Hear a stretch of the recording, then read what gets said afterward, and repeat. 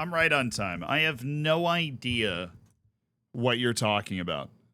No clue. I'm right on time. I'm so on time. We're about to, hold on. So on time. We're starting it right now. I can't, first simulation. Let's go, San Marino. Wait, you guys know the drill by now. There you go, San Marino. Have fun. Your forehead is now... I just cut that off. What was that even saying, dude? I'm gonna put that up there. My forehead is what? Say it to my face. McGuire, thank you for the 17 months. I'm currently in the Greek second division of my save with a club that is in terrible shape. Oh, no. Harder as I've lost all three of my strikers in the last year. I was thinking about making a 4-2-3-1 narrow with two attacking midfielders. Any suggestions for roles or style of play? Well, I mean, you just lost three strikers. So any, 4-3-2-1 narrow is I don't have any wingers and I only have one striker I like. Couple of good attacking midfielders though. I'm all for having a midfielder centric tactic. That just looks awesome. Will I still be doing this challenge when FM24 comes out? Maybe. Miss Travin, thank you for the 3 months.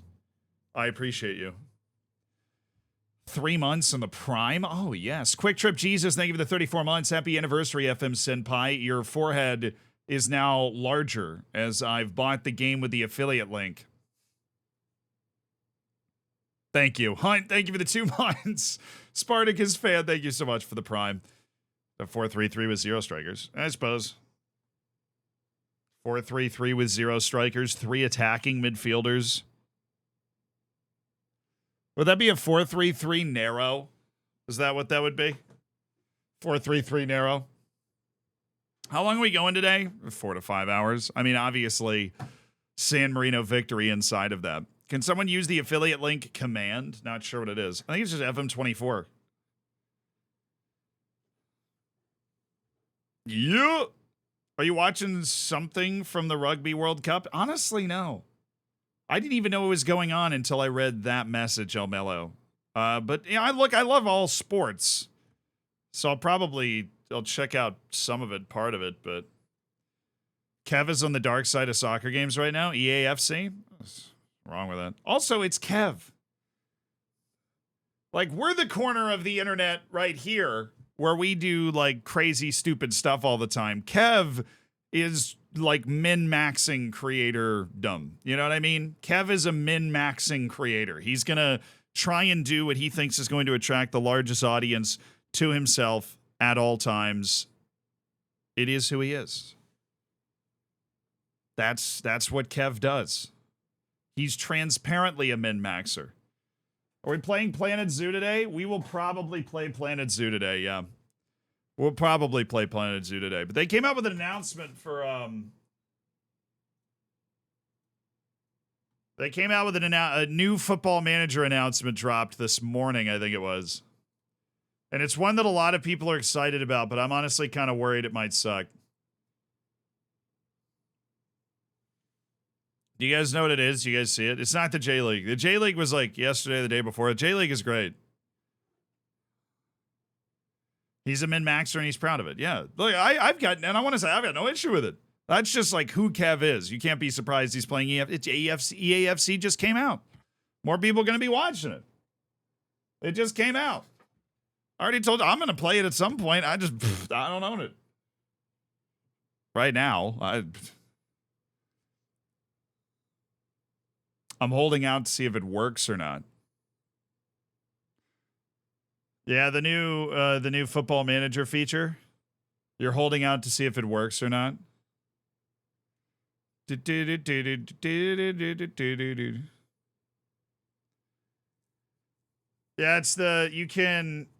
so the feature for Football Manager, so you know, you can hire an intermediary. This is what it looks like. You'll be in the agent feedback, on player discussions and stuff. And you can hire an intermediary. Yeah, I'm actually going to move it to the top left corner here as well. I think it looks better. So Offer via Transfer Room is also there. Transfer Room's like an app that syncs up. No, not an app. It's like a product, a website that syncs up teams that are interested in stuff and teams that want to get rid of stuff. I'm talking couches. I'm talking refrigerators. I'm talking Saudi Arabia. No initial interest, no problem. Hire intermediaries to find moves for your or your unwanted players. All right, they've got a big article. Now we've got to go into the article because last time we found the whole development thing in the article that they hadn't even freaking tweeted about. Introducing intermediaries and offloading players. Whether you're signing world-class wonder kids looking to offload players that no longer make the grade or anything in between, squad building is integral to every Football Manager career. We've heard your feedback in recent years that selling players can prove a frustrating experience, as often for many clubs and players during every transfer window. That's a little sass there, probably cooked up by Miles himself to be like, well, it's a frustrating process in real life, so how dare you complain about being frustrated in the game? With that in mind, our team considered what extra tools could we have in FM24 for players and AI managers to help with this aspect of the game. Okay. 123 seasons. Did I miss a stream? Yeah, we streamed yesterday. Kyle Korver famously traded for a fax machine. I do love that fact specifically. All right, so many areas of FM, we've leaned on our industry access to better understand how clubs look to solve problems of offloading players. All right. Using agents for better transfer market insight. They've been trying to push the agent thing for a while. Better clarity on how much you get for your players from trying to sell them. We've added a new Ask Agent about market interest. That's awesome. Why did they? I don't know if I would have led with that. I would have mentioned that in the tweet. That is good. So, you know, like you can ask an agent when you go to a player that you're going to buy, and you go like, hey, man, how much is it going to cost? How much money do they want in wage? So on and so forth. How was your run? It was weird. My brain feels fine, like my lungs are fine, but my body just feels depleted of resources. Ran 16.3 miles yesterday. Ugh. Depleted of resources.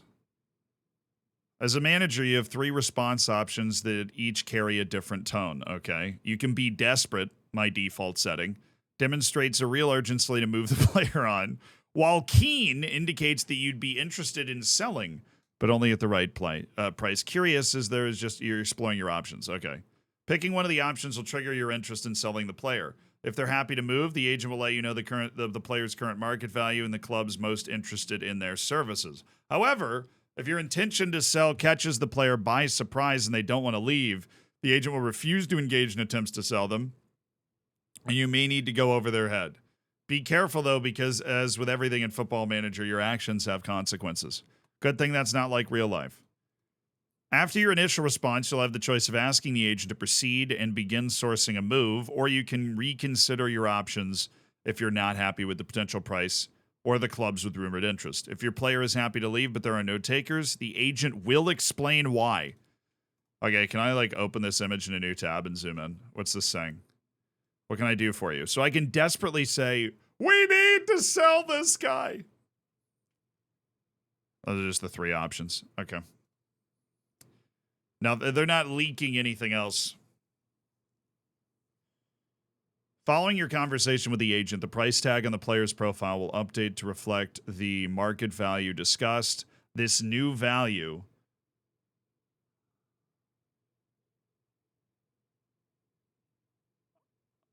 I spelt 1 wrong on the Discord announcement. I did, you're right. Good thing I just edited it so nobody else will ever notice. So the player's profile will update to reflect. Okay, so the new value will initially displays in a different color and will remain in a different color on the player profile until it expires. The period of time varies based on where you are in the season in and out of a transfer window. Okay, so they're trying to make player value better based off of that right there. It's important to note that while this new functionality will give you better clarity and potential fees for players you want to sell, it doesn't guarantee a sale every time, obviously. We've also made some upgrades to Ask Agent about availability. Quick chat, first introduced in FM22 to help the buying of a player. Minimum fee release clauses and expected contract lengths are included in a player's bullet point list of demands. You can also... Oh, sweet! If you're trying to build a club up from nothing, that's the news you want. Because you can go to an agent and they will tell you whether they're expecting to include a minimum fee release clause or not. That's awesome.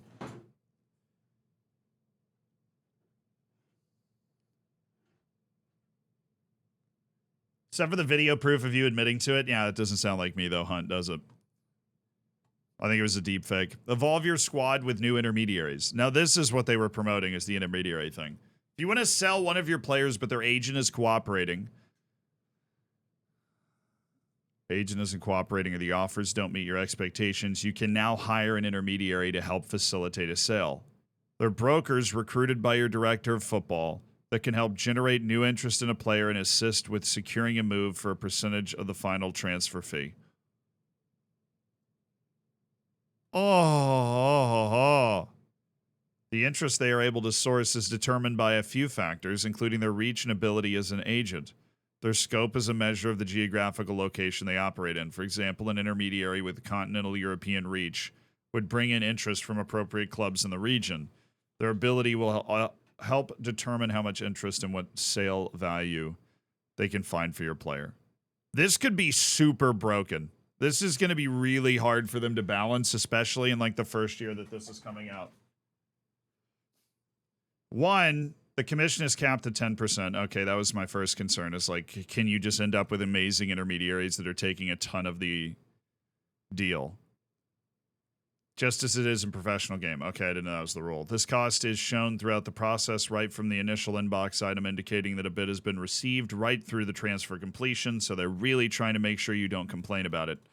Assessing your intermediary options is key. While the commission they charge is based on their reach and ability, someone better known but lesser skilled may well end up charging more than a higher skilled but less well-connected person. Another factor is the length of time they expect to spend gathering offers. Higher ability intermediaries will find offers more quickly, but understandably, their cost is higher. During the busiest transfer periods of the season, such as deadline day, this time is reduced, and that could mean that some lower ability intermediaries may be entirely unable to complete their work. Are we going to get like an attribute page for these intermediaries? Oh, I think they're showing it right down there. To use an intermediary transfer dropdown. Okay. So this is the curious spot. If the player's agent didn't want to help you sell the player earlier in the process due to their player not wanting to leave, going over their head to an intermediary can risk the player becoming unhappy and disrupting the dressing room. Conversely, it can also bring your sale options that the player's own agent wouldn't have even considered as being possible, as the intermediary may have better connections. Okay, so he's just like better than the agent then. English Premier Division. Pip pip cheerio, lads. Hey, San Marino did not win a match. I'm going to blow your mind. They did lose to MK Dons, but scored 2 goals in their passionate defeat to MK Dons. That's 124 simulations done. What's up?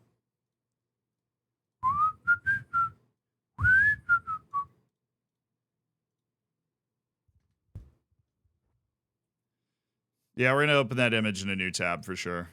San Marino, 125 is the charm. Goodness gracious me, San Marino. What are we going to do with you, San Marino? What are we going to do with you? So this is what it looks like when you're looking for a intermediary.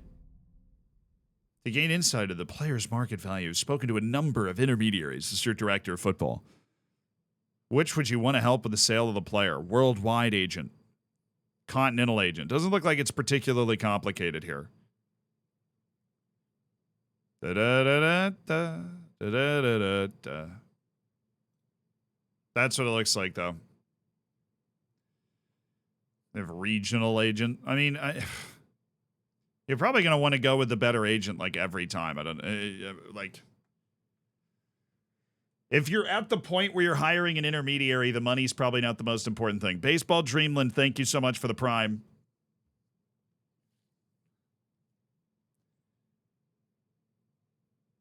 There's a cup win? You're darn right, Scott.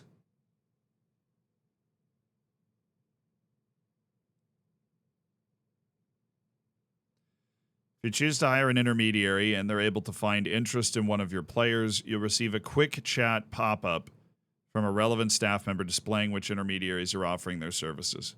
A preview of what they expect to provide and for how much. At this stage, the intermediary will give you enough information to make an informed decision without revealing too much. Once you've reviewed what each intermediary is offering, you can choose which suits you best and ask them to return with specific offers. Once the associated period of time has elapsed, your selected intermediary will return with the promised bids that you are free to accept, negotiate, or reject as you see fit.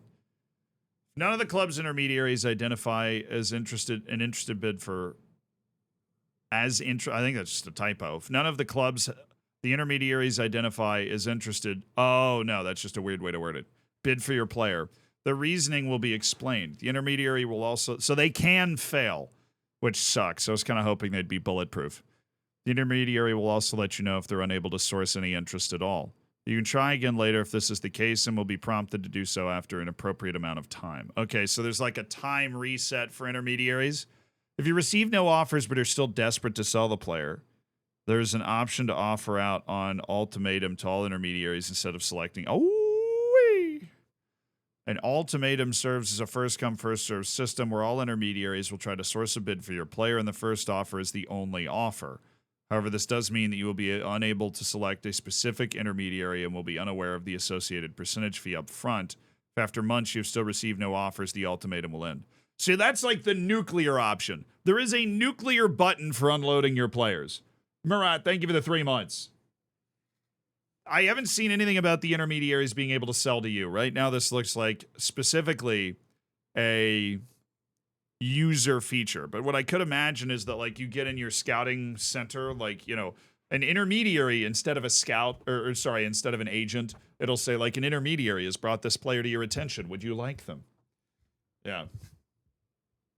That's how I imagine that could work. If you receive no offers but are still desperate to sell the player, there is an option to offer out the ultimatum. Should you cancel or reject a move sourced by an intermediary, both that intermediary and the associated club will be unlikely to make further offers for this player for a short period, so you'll need to think carefully.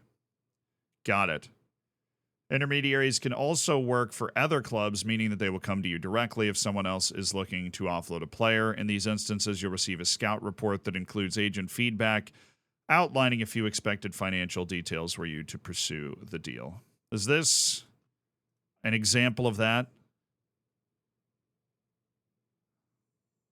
Intermediary Harry Dunn informs me that Birmingham City and Swansea made offers for Lenka. Okay, so intermediaries will reach out to you, but that'll feel much more familiar than working with an intermediary. That's also not the only change. There is offering out players via transfer room. As initially revealed in our most recent development update, FM24 will see the first inclusion of our new partner, Transfer Room. I feel like that was kind of what they were hoping would happen.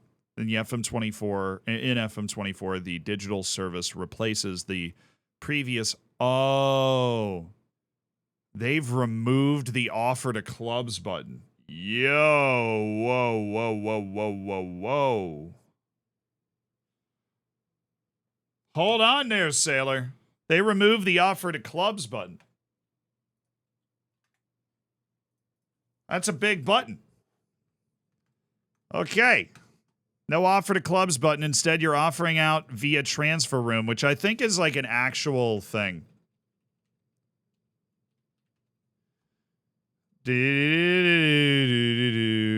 Transfer room. We empower football clubs to be successful. Yeah, I've heard of it before. I was trying to describe it earlier as like an app that helps accelerate your success in the transfer market. We empower football clubs, agents, and players to be successful in the market by giving them real-time market intelligence and direct access to a global network of decision makers. Sure, let's see the live demo. Really?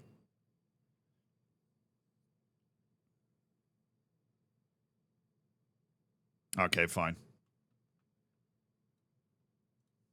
Fine, I'll fill it out. What best describes me? Other. Job title, YouTuber. Organization name, me. How did I discover Transfer Room? Blog or publication? Is that enough for you? We'll be in touch with you soon. Are you kidding me, bro? I just want to see the demonstration. And it literally goes, we'll be in touch. Thank you for submitting. We'll be in touch with you soon. Can I just watch the demo? Right? Like, I don't want to waste your time.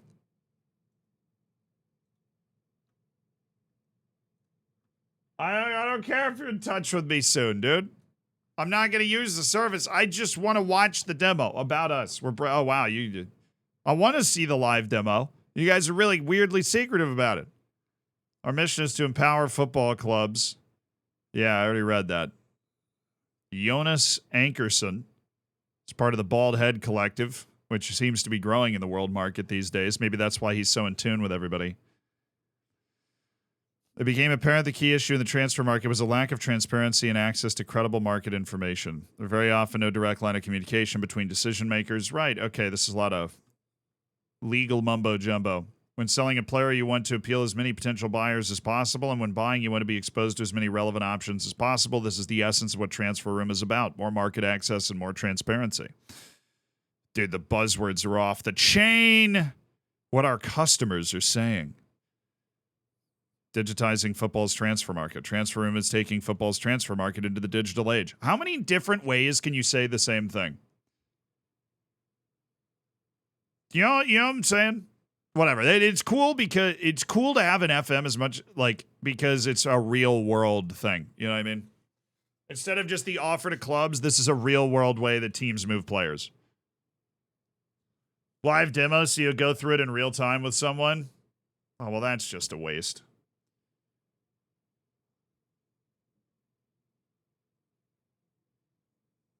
Yeah, but dude, I'm surprised they didn't use the word blockchain somewhere in there. In FM24, the digital service replaces offer to clubs. This is not an instant option, as the clubs won't all be online looking at the system every minute of every day, but your staff will collate the offers together for you and inform you of any interest in good time. Clubs are more likely to be using it at different points in the season and transfer windows, so responses may come in more quickly at some times than others. Something to note is that using the intermediary ultimatum functionality outlined above doesn't preclude you from offering a player out via Transfer Room. This is just the start of Transfer Room's integration into FM, with much more to come in the future. That means they were working on some other type of integration for Transfer Room, but it wasn't ready for this FM, so they're just going to bring it in FM25. So you offer out via transfer. So they really, really, really have changed the way that this works, I think. They've definitely changed the UI in here. Hire an intermediary, offer via Transfer Room. Cooking. Yeah, it looks... I think it's a change to the workflow also of like the offer out, because in every football manager ever, you were able to offer a player out, right? And then you would get a response immediately. Now you don't get the response immediately. Now they're trying to make it like intelligent and intuitive when clubs will be looking at it and whether they're interested in that type of player or whatever.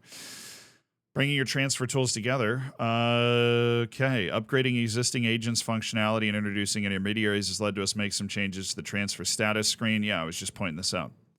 Clubs considering a move for one of your players will now be classed as having active interest or rumored interest rather than major or minor. You'll also now see a contextual reason for a club's interest. So, for example, I love how they make a big deal out of rebranding stuff. Football Manager does this a lot. Like, there's some cool features, like worthy feature announcements that are happening here, but they'll always be like, yeah, we've renamed some things. And that'll get like its own paragraph. I can't, oh yeah, they did that with, like, instead of line of engagement, they've switched it to like, press or whatever. Like, oh, we made it sound more familiar to the average fan. I'm like, that's a really, really, really tiny thing. If a player was not a club's first choice target in a given position, that would qualify as rumored interest. Okay. Agent feedback is still included on the screen in the top right. If you've not spoken to the player's agent about a sale, there'll be a discuss general market interest button. Alternative options allow you to hire an intermediate. Yeah, okay. This is all what you already said. All what you already said. The panel top right adapts the sale and transfer options depending on whether you're viewing the profile of the player you've loaned out, someone you've loaned in, or an opposition player. You'll notice these screens look a little different for MLS players as they now have more contextual information like the club they're contracted to, which club holds their rights, and who initially signed them to the league. Oh, MLS.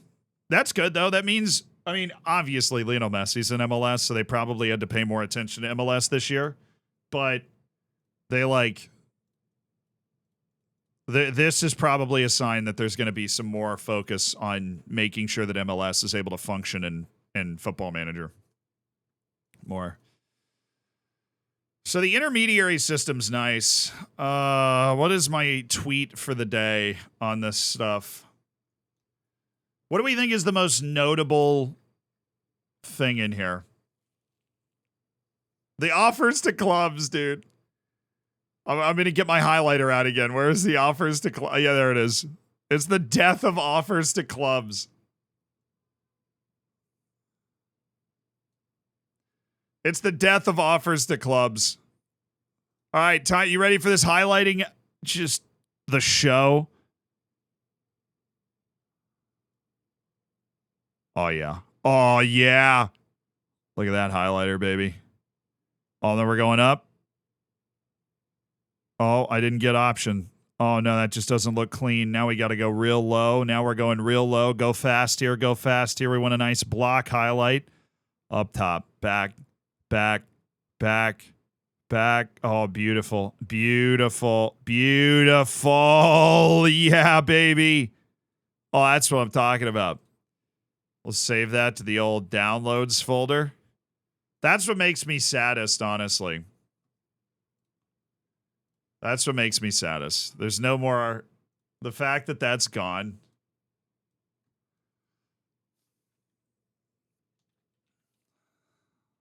Oh, yeah, what was that? A moment of silence for the offer to clubs option.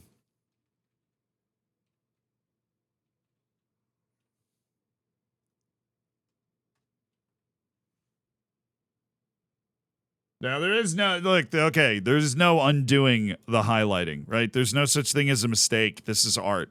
So you just got to keep, you power through the art. Sim done? Ooh, wow, I didn't notice. Okay. Really? It's a weird thing in FM, but you have to, like, copy 20 times for it to be right. Hey, wow, that was the worst goal difference since the changes to the database. Lost to Tranmere Rovers in the FA Cup. Woo, woo, woo, woo, woo, woo, woo. Lost trust in head coach. Elia Benedettini wants to move to a bigger club. So he's got that going for him. I think everybody's really, really, really excited. All right, that's 125 down. You know, no big deal. No big deal. Now, look, okay. One time. A singular time. That's all we need. My life is just an infinity loop of getting on to stream and just simulating San Marino in the Premier League. That's what my life is. That's what we're doing. A moment of silence for the offer to clubs option.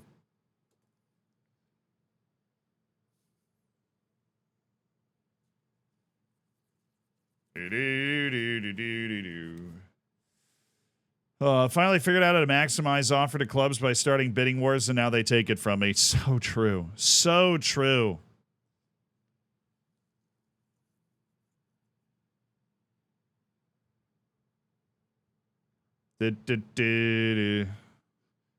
Moment of silence for the offer to clubs option.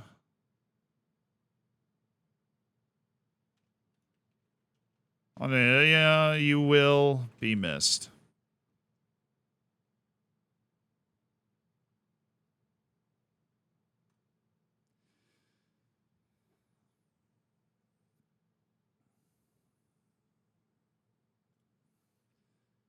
Also, if anyone ever wants me to highlight something for them, the bidding starts at $250. I think that's fair. If you guys, maybe if it's something particularly interesting to highlight, maybe then I'd consider a discount. But yeah, I think honestly, let's go to we're going to the Reddit today, baby. The Zealand subreddit. Who did we beat in the cup? It was Stevenage, the Carabao Cup. Oh yeah, Stevenage in the Carabao Cup. Ow. Ow. Owie. That hurt. Hey. Da-da-da-da. Hey. Hey.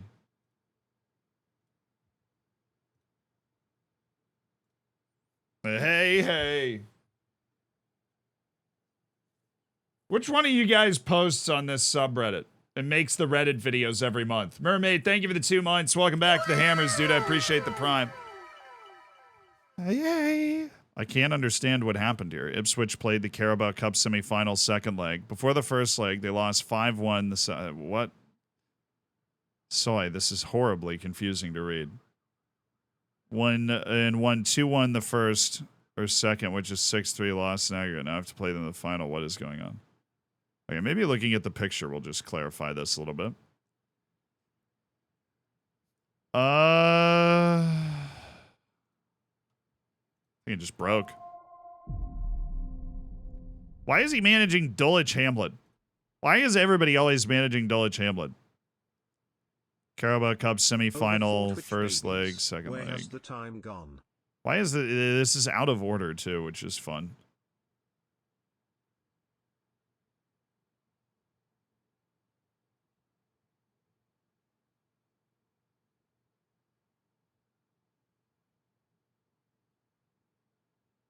They're pink. Fair. War given. Thank you for the 39 months over 4 Twitch babies. Where's the time going?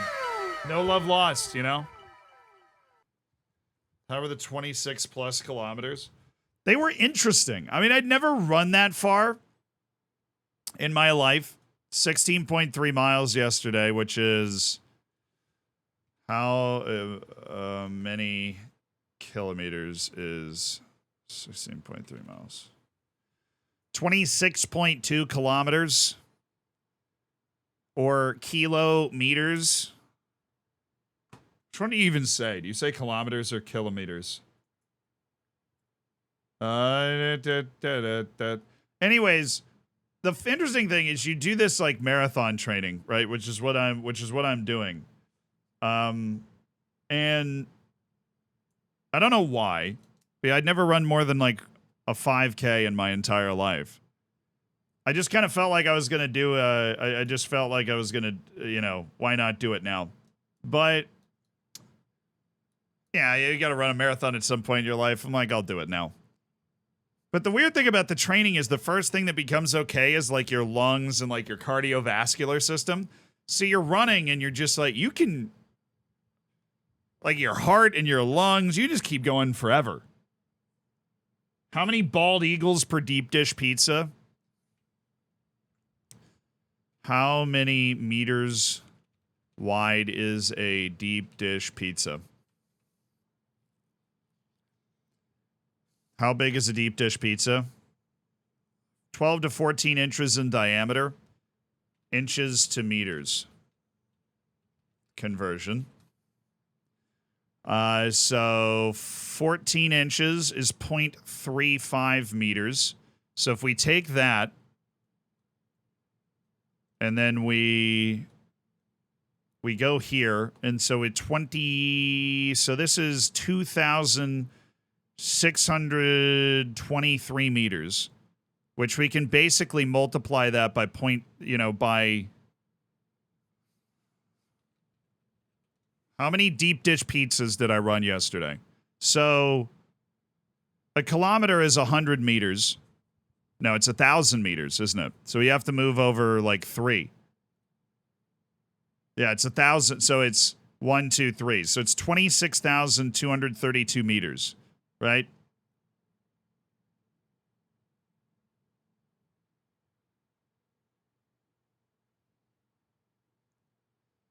It's not point. I forgot to hit enter. No, I mean 14 inches is 0.3. 14 inches, not 1 inch. 14 inches is 0.35 meters. Yeah. So a kilometer, how many meters? It's 1,000, but I just want to make complete sure. Are in a kilometer. It's 1,000, which means you multiply this by 1,000. That's 10, 100,000. So it's 26,232 meters is what I ran yesterday. And then we can basically multiply that. I mean, to simplify things, we can multiply that by 3. So 26232 times, a little less than 3. So let's say like 2.97. I ran roughly 77,000, let's say about 78,000 deep dish pizzas yesterday. I'm more comfortable with that than the kilometers. So I ran about 78,000 deep dish pizzas.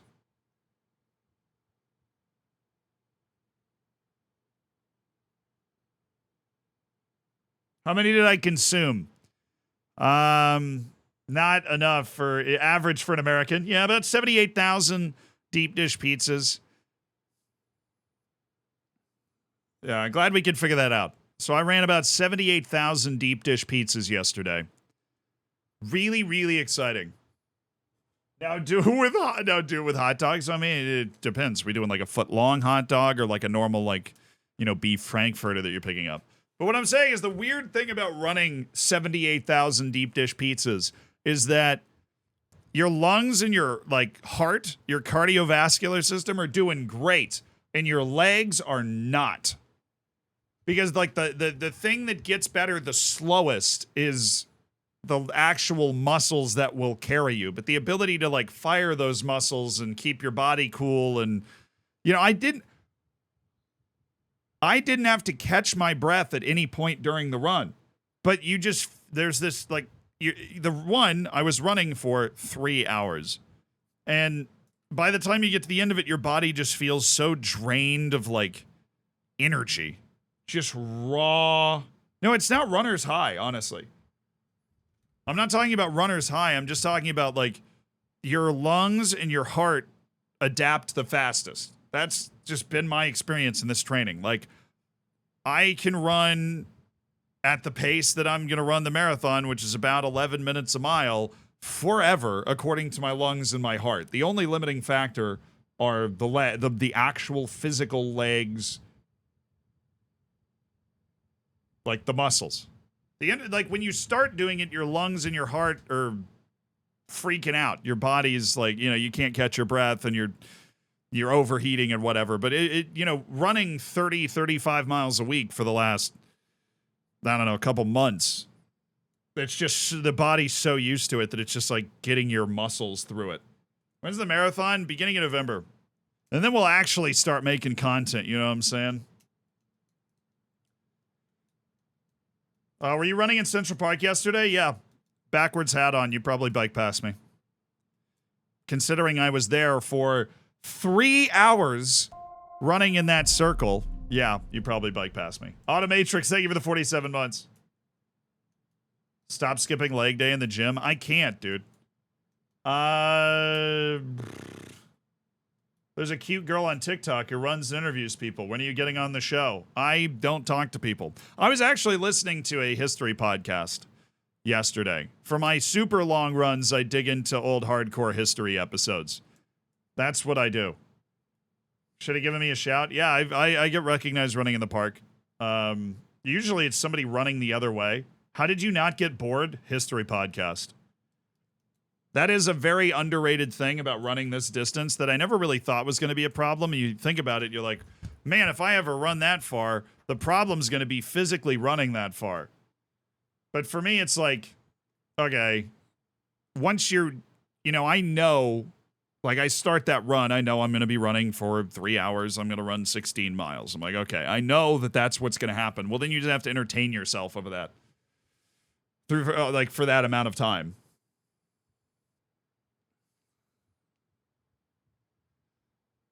Yeah, the boredom creeps in. Let's record a YouTube video. That's what we're going to do.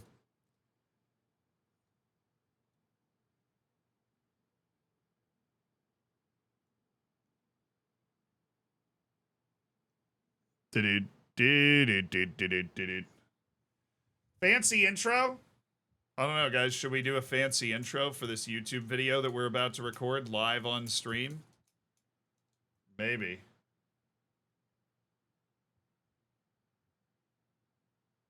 If you know me. That's to trust it.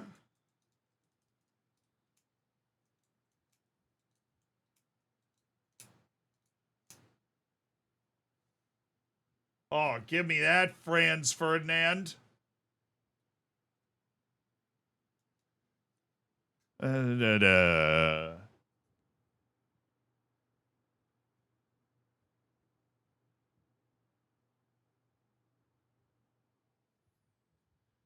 Won't be leaving here. Wait, whatever happened to Franz Ferdinand? They dropped one song and dipped. They dropped one song and then completely dipped.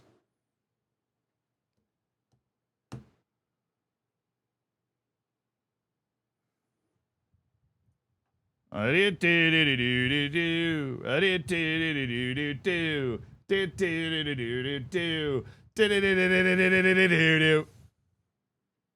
song now. I may have heard another Franz Ferdinand song, but this is the Franz Ferdinand song.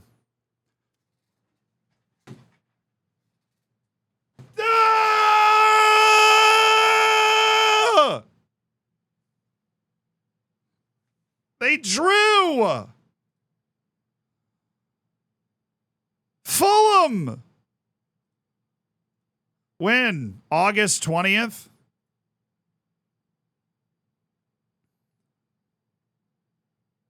A draw. A draw. Lads. A draw.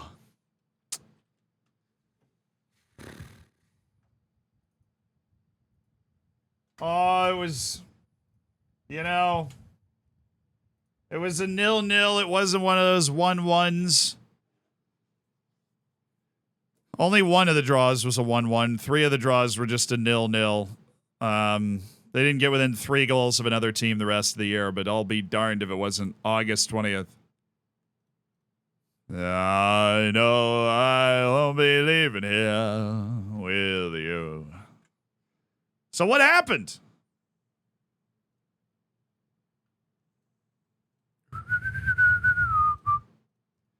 Bro, are you serious? The lack of ability to get the details and like watch the goal drives me nuts. Like, I have full detail level on. You can't save this stuff for a year. Ridiculous. Even with the save points that we have, I can only go back 2 matches. It's November 1st. I can only go back to the 20th of October and like actually even see the stats from the match. That's ridiculous.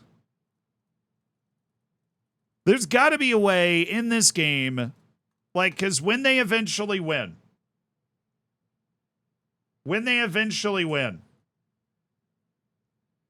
I want to be able to watch it. And what this discovery means is that I won't be able to watch it. When San Marino eventually wins a game, we will not be able to actually watch what happens. And if that, like, that hurts. And it's the same case. You can only go back a couple of days to see the box score. Even if you do the save every month, this is November 1st, we wouldn't be able to watch matches from the first half of the month. You'd have to do a save file every 2 weeks, and you can only roll 10 save files at a time. So we'd have to simulate half a season at a time.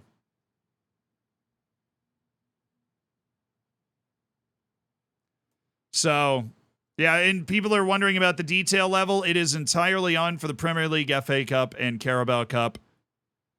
All competitive matches are on. It's off for everything else, but we have full detail level. Obviously, it's something we set up a while ago, but...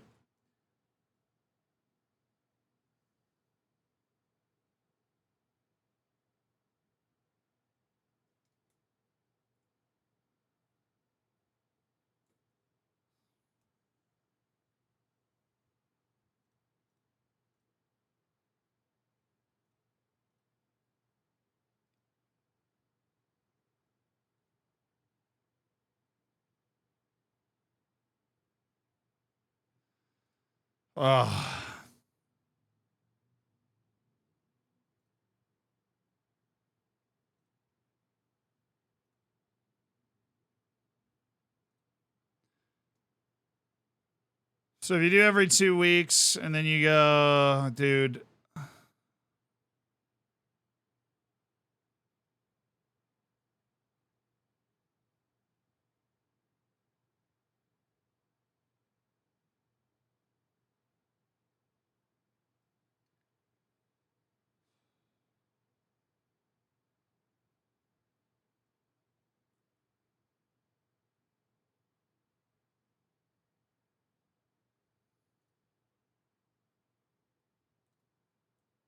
Two weeks, new file for every autosave. Yeah, okay. That will likely allow us to watch the highlights of the San Marino win. When it frigging happens, because they just drew a game again. Well, also, the number of save files we are about to create. I mean, we'll see. We're going to run it. It's going to take a little bit longer to sim because the saves are going to be getting created. But, like, mamma mia. How did you start getting into marathon training? I was at a bar with a few friends who were running the marathon, and they had an extra spot with the charity that they were running for, and they asked if I wanted to do it. And I had a little Dutch courage going on, and I had also, you know, kind of, I don't want to say it's like a bucket list thing, but you're like, all right, when if I don't do it now, and I'm like, I should probably do it at some point because it seems like a cool thing to do. When am I going to do it? So I'm like, all right, shoot, sign me up. So I signed up, and then you just start running.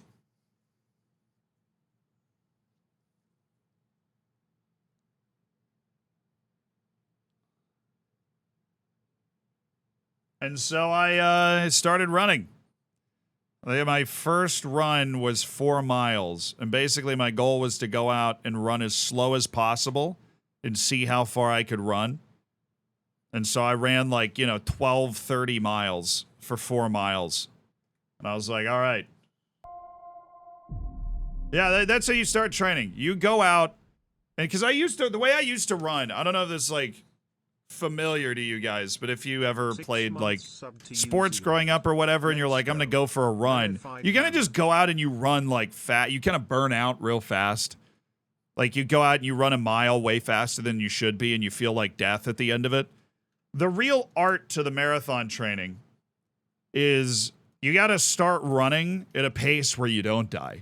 You got to go as slow as humanly possible. I have gone so slow that people walking were going faster than me. When I was at the FM event, the football manager event that they hosted and kind of invited everybody to. When I was at that, I ran in the Olympic Park or whatever it is. I ran 6 miles at an average of 12:53, which is glacial. I'm pretty sure I've walked faster than that when I was in a hurry to get somewhere. But I finished it. I was like, I'm going to run 6 miles today. I'm going to go whatever speed I need to go to run 6 miles. But yeah, the key to the running is you don't try to go fast. Don't try and go as fast as the person next to you, especially in a place like Central Park where everybody that's drinking kale shakes every morning and is in the best shape of anybody you've ever seen is running next to you. Right? I'm not trying to race that guy. I'm just trying to finish the run. I'm just trying to finish the run. So, like, how do you get started in marathon training? You go outside, you throw some shoes on, and you go, all right, I am going to run twice as long as I'd normally think I could run by going an unbelievably slow pace. And then, so normally, like, if I was going to go for a run, I'd run for about 1.5 to 2 miles, kind of as fast as I felt like I could, and I'd feel awful at the end of it. So I'm like, all right, I'm going to go run for 4 miles and try and go really slow. And then every single time, every single, like, week, you add a mile. And then eventually you get to 20, your last run, I think, before the marathon is supposed to be like 23 miles. And then, because running an actual marathon is so hard on your body physically that you don't want to do it a lot because then your knees and your ankles and whatever are going to break down. So before the marathon, you don't actually want to run a marathon. You just want to know that you can. And if you can run 23 miles, yeah, just jogging. Sure, yeah, it's jogging. Speed, it's not necessarily speed walking. You want to, like, be running, but it's jogging. And so you just, every week you raise the distance by a mile. And then your goal is the rest of the week to run shorter distances. So you run, this is all from Google, literally all from Google. You run 5 times a week. And you basically distribute it so that there's the long run, there's a second longest run, there's a third longest run, and like 2 shorter runs. And all of that, and the repetition of all of that, just like prepares your body for punishment and pain. It's really amazing how it works. My shortest runs now are like 5.5 miles. And I'll do those at about, a little over 10 minutes a mile.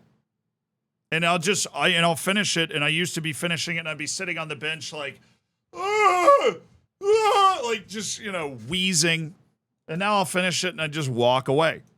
Like your body gets it's amazing how fast your body gets used to being subjected to that kind of torture constantly. Dude, I'm loving it. I have no eating regimen. I eat whatever I want. Running as much as let me explain something to you. Running as much as I'm running right now for this stupid freaking marathon, I can eat whatever I want. I can't gain weight at all.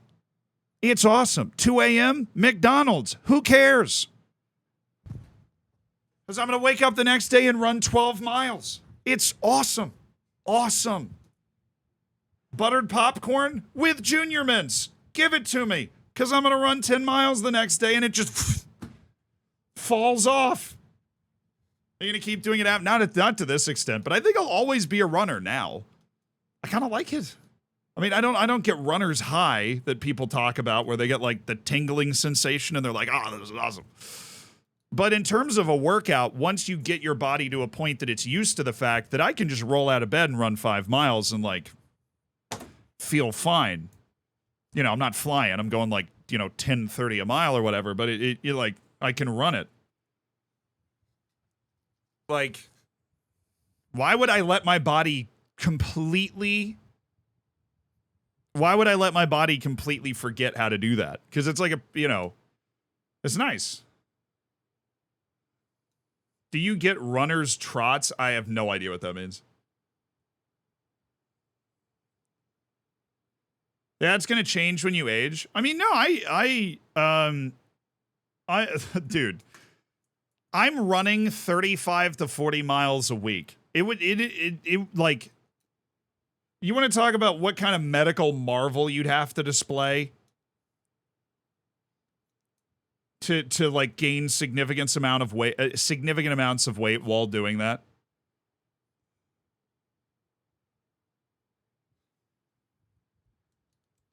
Bro, people overcomplicate weight. They do. People overcomplicate it all the time.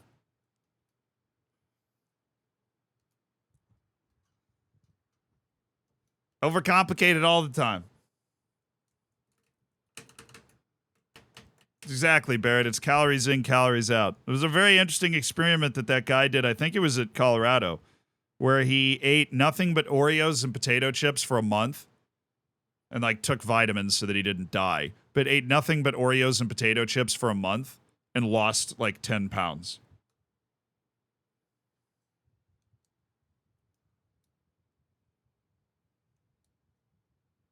It's not like it's I'm not a scientist at all. I wasn't particularly good at science. But I think that I've been around people in my life that have like, obviously everybody's situation is different. You need to listen to your own body, respect your own situation. But I think I've watched a lot of people around me in my life kind of overcomplicate the fact that if you eat more and you eat more bad stuff in greater quantities, you're just going to gain more weight. And if you do a lot, you stay active and you do a lot of stuff to kind of burn that off. Obviously, medical conditions are different, or they're separate from this, but you do a lot of stuff to kind of burn it off, and, you eat less of the bad stuff, or just, I think a big problem, I have this problem in Aces and Spades. I eat too much. I've always eaten too much. When I order takeout Chinese food, I get the side of wontons. You don't need that. Very often, you don't need the side of wontons, especially in the United States where servings are like, how many mountains of food do you want? Best personality for head of youth development? Model citizen, always. I do love the wontons. Look, I love the wontons, I'm just saying. Yeah, I think I think that if you scientifically broke it down, particularly in the United States and probably a lot of the Western world, basically all of us eat a lot more food than our body actually needs. Like, do you ever get halfway through a meal and then realize you're eating for pleasure?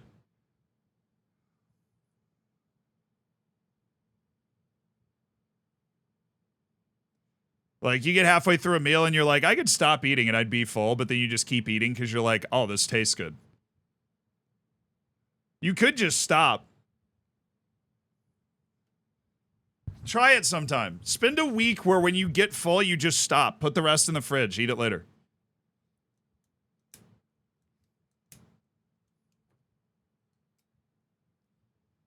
If you're worried about your weight and you also start noticing that, just when you're eating, like, tune in to the stomach. Notice when you're full. Just stop.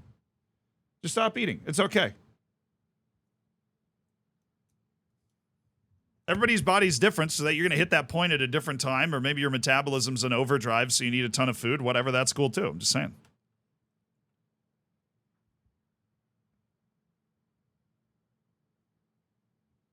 I'm still in shock at how tall you were when I met you at EGX. Yeah, I'm 6'2", and apparently I look short on the internet.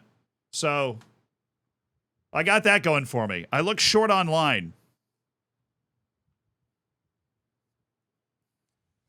You guys ready to record a YouTube video live on stream? Because I'm not. I'm going to get some water, and then we're going to check out the funniest the Reddit has this month. Throw it back!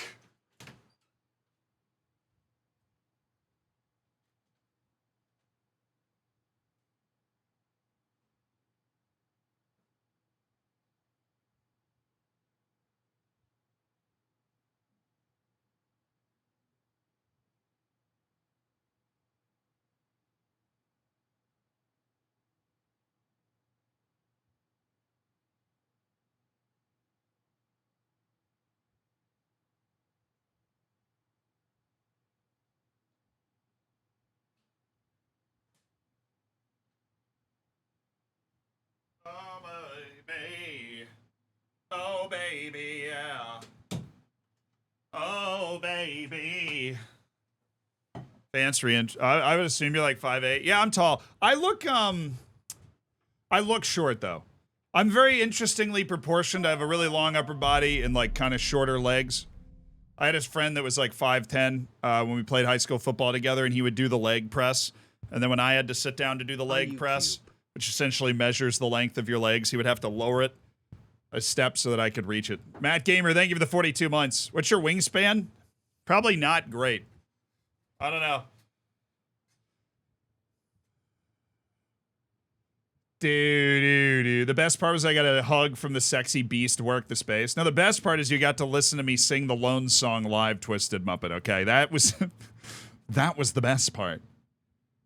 I thought you were like 5'4". Yeah, I get that a lot. I generally just startle people. Like at the NYCFC game, I got off the elevator and the dude like working the elevator recognized me, and I just walked off and he was like, "Huh!" I was like, "What?"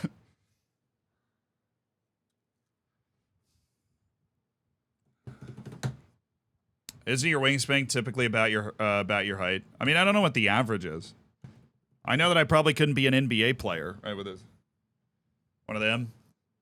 All right, we got to set a timer. What? Oh, the simulation's almost done. We'll start filming the video after the simulation. I'm 9'7". This totally checks out, dude.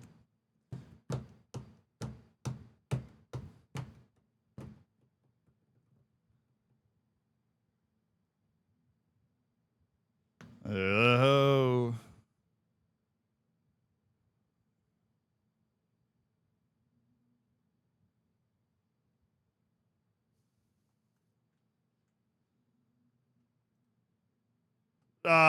You know, the goal difference was a lot better. And they only lost to Leicester 1-0. Scored a lot of goals, too. Had the lead! Oh, they had the lead!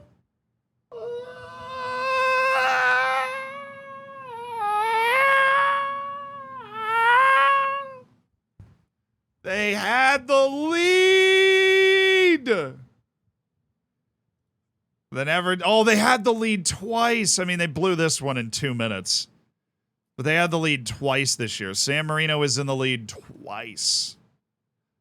Wow, that is complex. Okay, but you know, worth it because we'll be able to see the we'll be able to see the highlights from the win, dude. Totally worth it, home slice. I'm actually 5.3 deep dish pizzas, the metrics that matter. Those are the metrics that matter. There's just some kind of way out of here to the street. Down. Are we good? We're saved, I think. No, we're not. Oh, I saved it as done. It's not done.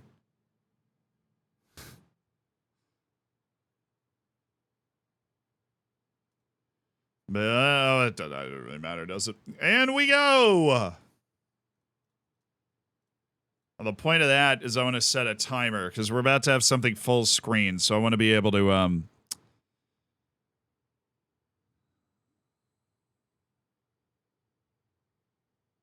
you know, flip back from it. Oh, Kev, I hope you had a good stream, man. I heard you went over to the dark side. I was doing something. Chat, I'm sorry. I hope you had a good stream, Leluja. Were you playing the AFC? How was it? Is it the same or is it the same? Is it the same or is it the same? Anybody that came over for like man like Kelvin, is it the same? I forgot we did that thing we called it, Kelvin. It has women now. I know. I've seen the best part of the internet be like, why does Trinity Rodman have the same strength rating as Adama Traore?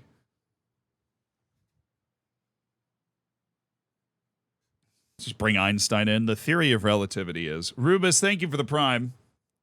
Enjoy the bacon. Enjoy the emotes. Make sure you get in the subsection of the Discord.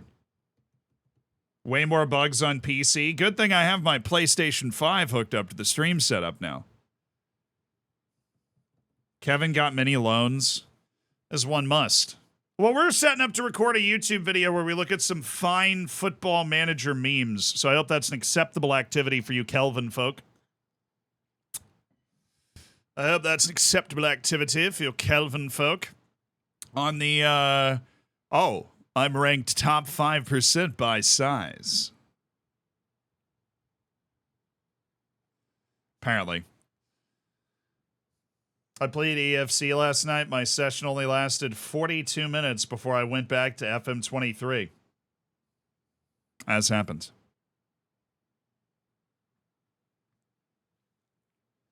Remember, this Reddit thing will be a video, so do video things where I will give you a bum slap. No, I know. You'll actually be a bum slap. Did my head editor just threaten to spank me?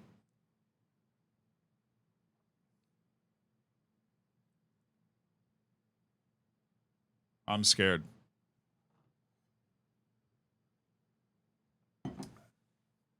I think you'll be satisfied with the various things that are recording, so we'll be okay.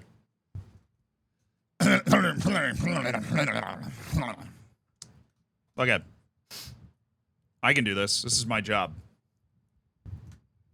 Turn the music off. Don't worry, it doesn't go to the recording, so we can just listen to tunes no matter what. And life is good. The music is just there, you know what I'm saying? It's just there, chilling. Nice, I know. I forget that sometimes too, Schuber. Then I get reminded. Why does the white Reddit background not bother your eyes? I mean, normally, I just didn't really know there was a Reddit dark mode. Yeah, but we always film it like this. So I'm gonna... I get that, though. I have everything else in dark mode. I just didn't know that there was a Reddit dark mode.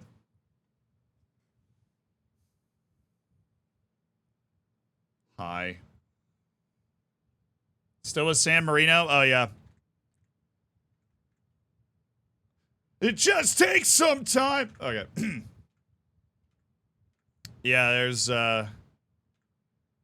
San Marino powering along. Today we're going to take a deep... You guys just make me so nervous. Oh, my God. I mean, why would you not like dark mode? I just like dark mode. I think this probably looks better on YouTube for the actual video, but I just like the dark mode. The YouTube stare. I'm blushing, guys. I can't stop it. Stop it. Okay.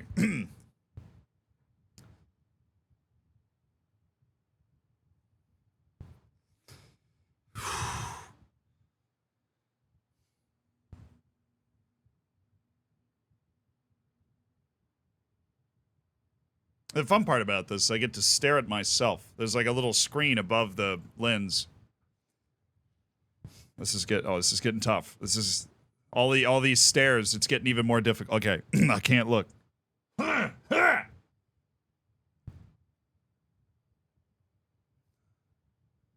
approximately 0.1 of Zealand's foreheads tall. Wow, you're really tall.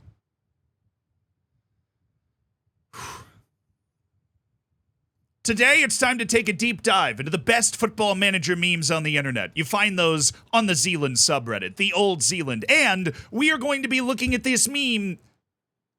No! No, why do I... I don't know if we'll ever be able to do it, chat. Where is it? All right, take one, part 3. Take one, part 3. Here we go. Take one, part 3. All right, it's always take one. It is always take one.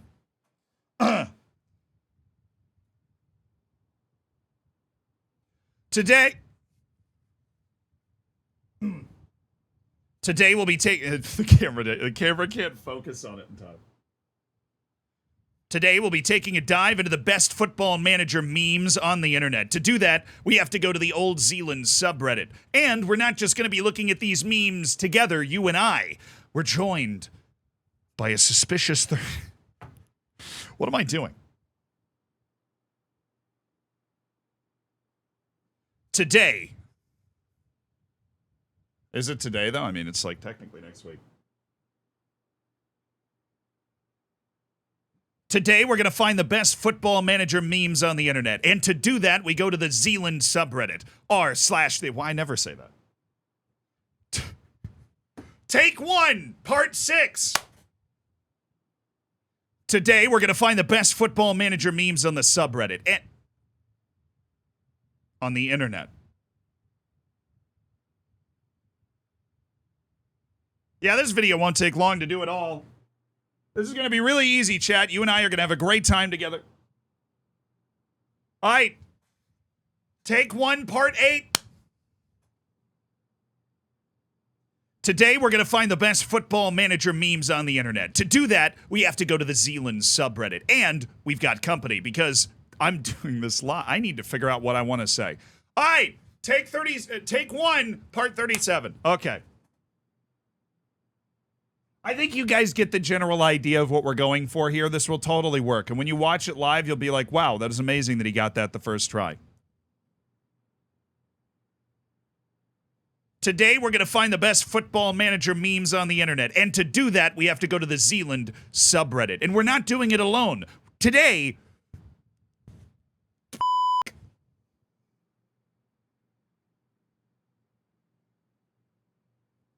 Today, we're going to find the best football manager memes on the internet. And...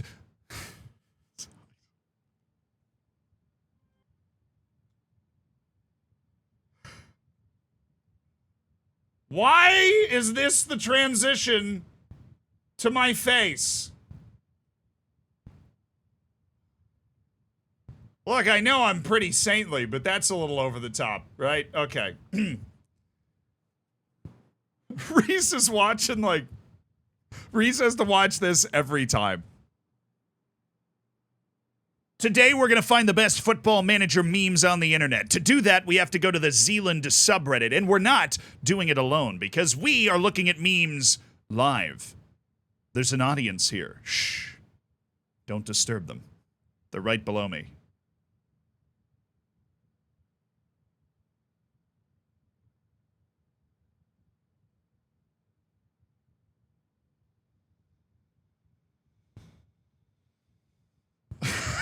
Yeah! Yeah! We did it! That's a take! I'm disturbed. We did it, chat! Yes! Oh, 5 minutes until San Marino's up. Yep, looks like the timer's right, so let's start looking at memes, chat! Well, this isn't actually a meme. I'm interested in this, though. This is honestly killing FFP, maybe fuel for a Zealand video. I'll take any free ideas you got. RWDM, a very small Belgian club, has just signed a player for 25 million euros. They sent him on loan to Olympique Lyon with an obligation to buy. Lyon could not sign any more players due to financial fair play rules. RWDM and Lyon have the same owner. It's honestly so on the nose. Sportsa reports transfers don't get any stranger. Out of the blue, RWDM smashed the Belgian transfer record by paying over 25 million for top talent Ernest Nuama. Only the Ghanaian is immediately rented out to sister club Lyon, which could not finance the purchase itself due to financial fair play. That's awesome. Because that's so cheesy, I have to respect it.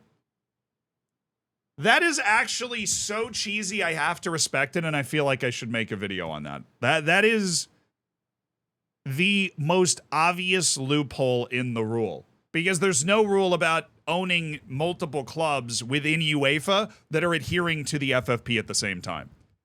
Can you even blame them for that? Yeah, Todd Bowley taking notes. Didn't Todd Bowley just buy, like, Strasbourg?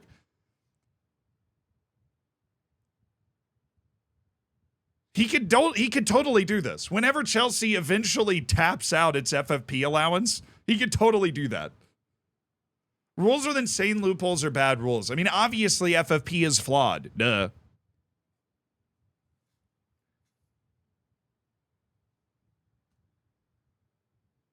He's already doing it, probably.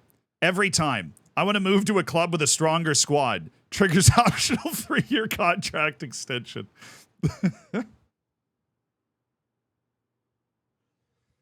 You know what this meme is missing is, like, the aura of power off of the reverse card, like,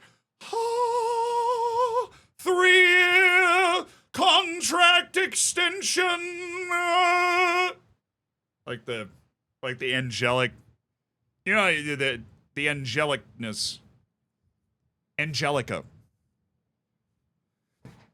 They're tough to get into contracts, but when you get a 3-year contract extension into the contract, you're set for life. Upvote. What I love about the new GAN face pack is realism. Okay, we tried to get all of these faces out. It is very difficult to do it. We tried to get all of them out. There is a new face pack that should have more of these removed that's going to be uploaded soon. Very human.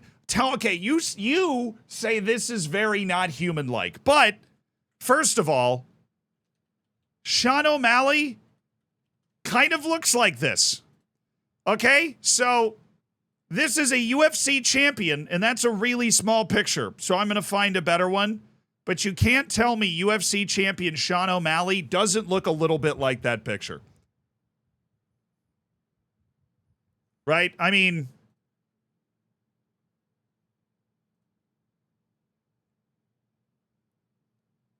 this dude is a current UFC champion, and he kind of looks like that. So, I get that you're trying to dump on the Nugan face pack, but Uno reverse card, right? I can see it now. Yeah.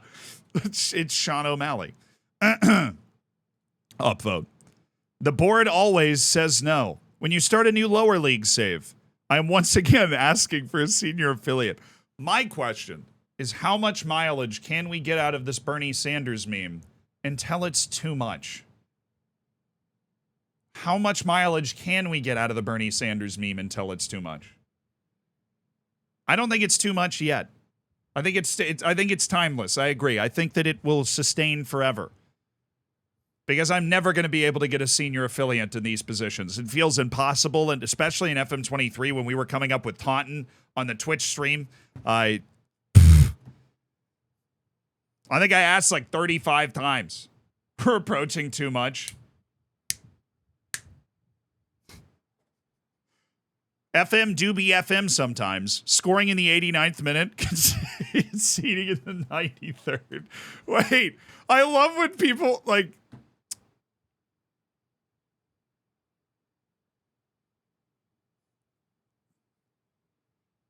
Two moods. I've got two moods playing Football Manager, and they are encapsulated so perfectly in this meme right here. They are wonderfully encapsulated in this meme right here.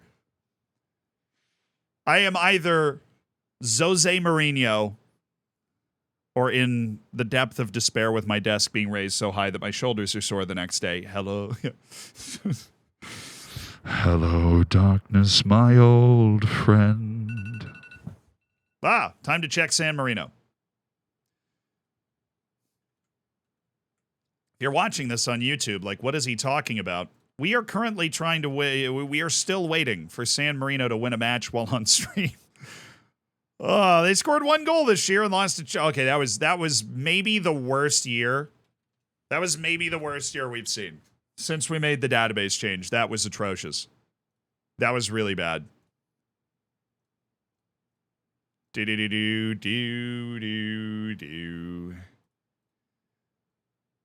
All right, season 129. Give it up for season 129. What's poppin'? Season 129, baby. Season 129. Just like we never left. Let me set the timer.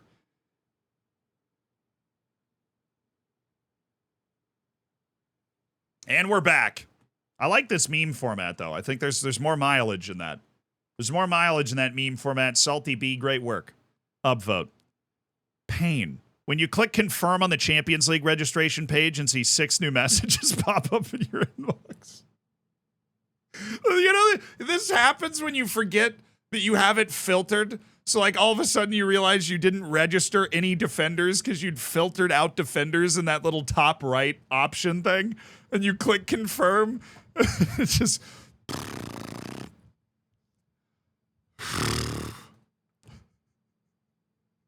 That's good. That's good.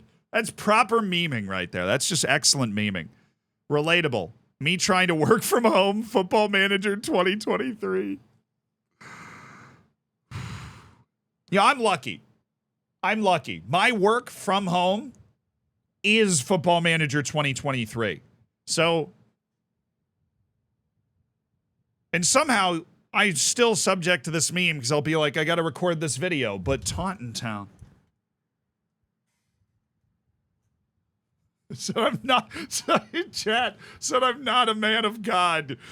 Yeah, the work from home, not getting done today. Football Manager 2023, on the other hand, that is relatable.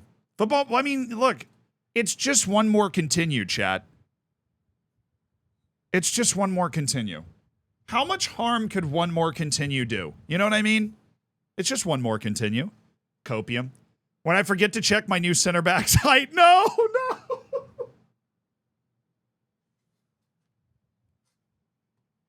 I didn't think about the meme potential of me raising the desk when I forget to check my new center back's height and it's the talking forehead from the end of the San Marino video.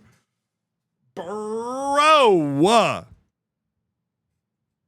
Oh, Reddit's in form. The Zealand community. The Zealand Reddit is in fine form. This is over a 7.0 so far this month. Look at that forehead, too. You imagine if I had normal sized forehead, you wouldn't even be able to see me at the height the desk was at that point. I'd be invisible. Every single time. Me, newly promoted to the Prem. Holland. I mean,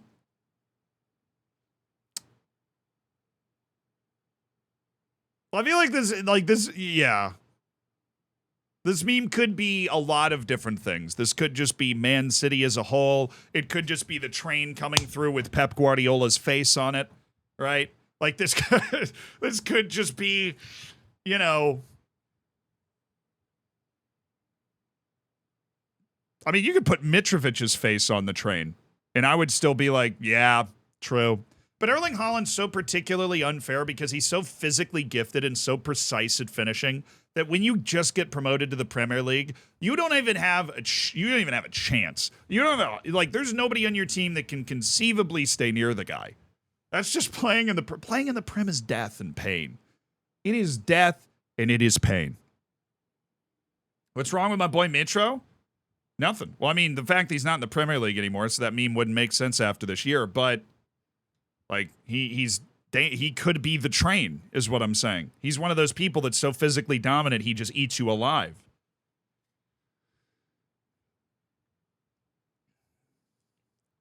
I think I should get a Nobel Peace Prize for getting all of my players from these nations to work together. Well, this is going to be good. All right, we've got Portugal, Montenegro. Okay, this is just going to be like the entire... This is going to be the former Yugoslavia. We've got Montenegro, Macedonia, Serbia, Morocco and Spain and Portugal all having fun together because they have a wonderful relationship. Slovenia, former Yugoslavia, Scotland, so we'll file that away for later. Denmark, throw away. Bulgaria, Croatia, of course. Couple of Germans, why not?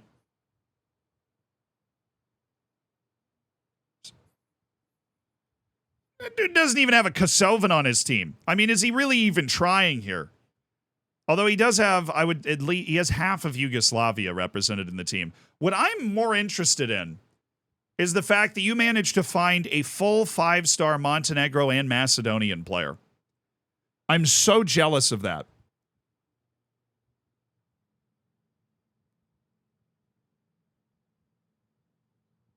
I'm so jealous of that. Yeah, I mean, he's got the Serbia-Croatia, but that's kind of the old joke. You know, that's like, you know, they can't even play each other. According to FIFA's rules, like if Serbia and Croatia make the final of the World Cup and have to play each other, they have to like forfeit the game. They're not allowed to play. Which is interesting. I've always secretly been rooting for that to happen because I know that isn't exactly what they will do. They'll probably just make them try and get over it. It'll be the craziest match you've ever seen. This dude's in 2054 also, which I gotta respect. I respect the diversity on the team because he has no country with more than 2 people from it. 2 Germans. And one of them is a terrible backup goalkeeper. This is an incredibly diverse team with half of Yugoslavia on it, so I don't know about a Nobel Peace Prize, but I definitely respect whoever did this. They did a really good job. In the Dutch league? Yeah, there's no Dutch players on that team. Somebody, I mean, it's 2054. The world gets weird by 2054. When your wife asks you to explain Football Manager, you don't win. You just do a little better each time. You know what this reminds me of? That whole "Are you winning, son?" And then the response from the son in that meme is like, "Well, I couldn't have won or lost. I actually spent the last 3 hours just hiring various members of my staff, but thanks for asking." Like, you don't win. You just do a little better every time. You usually lose. You usually don't accomplish anywhere near what you're attempting to accomplish, but you do a little better each time you play, so it's okay. San Marino, dude, this is the San Marino save in a picture. This is the San Marino save in a picture. You don't win. You just do a little bit better each time. And eventually, you might just win. Eventually. Goodbyes are always the hardest. When your favorite player turns 25. I didn't notice. I started laughing. I didn't notice the kinetic gun. When your favorite player turns 25. Oh, tragedy. Yeah, I mean, this is Leonardo DiCaprio as a child right here. It's a traumatic upbringing. That's why he's able to portray so many different dramatic things. He understood the assignment early. No, 25 is too early. For me, it's like 28, 29.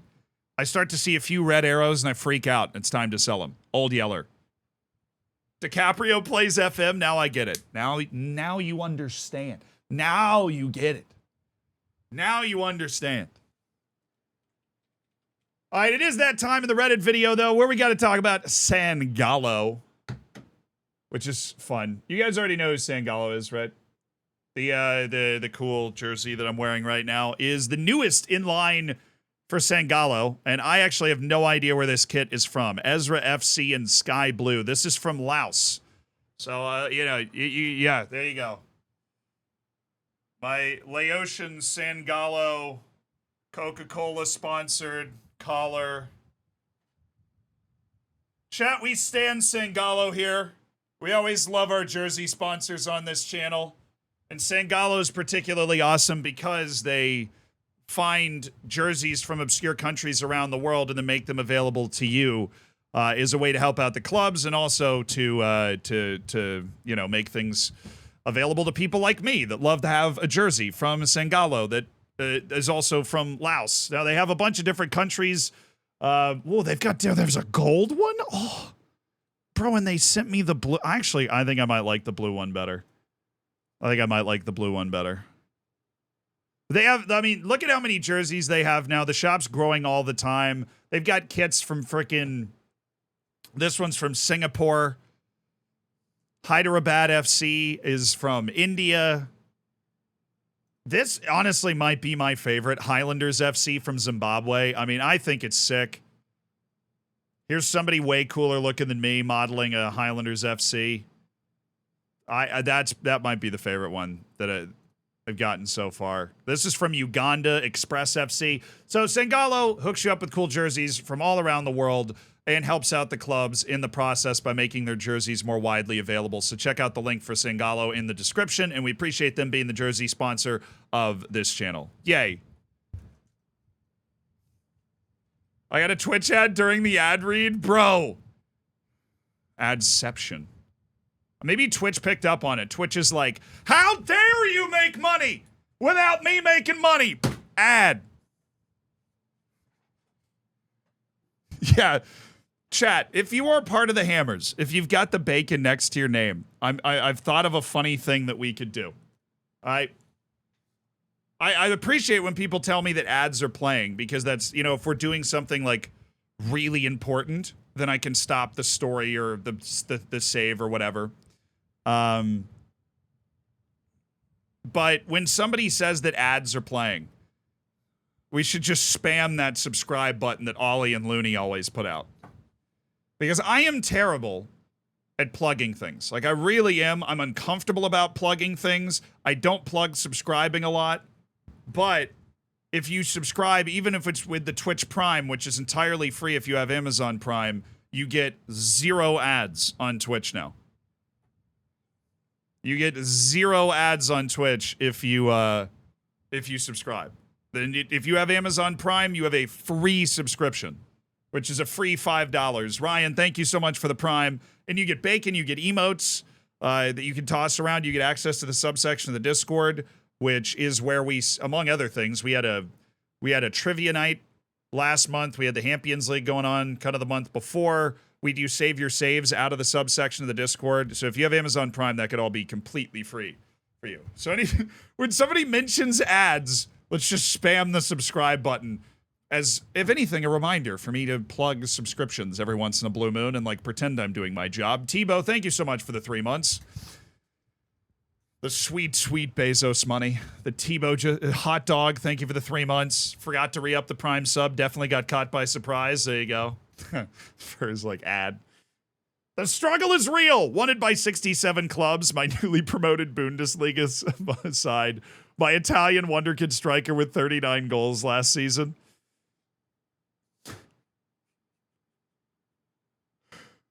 Where did you find this image?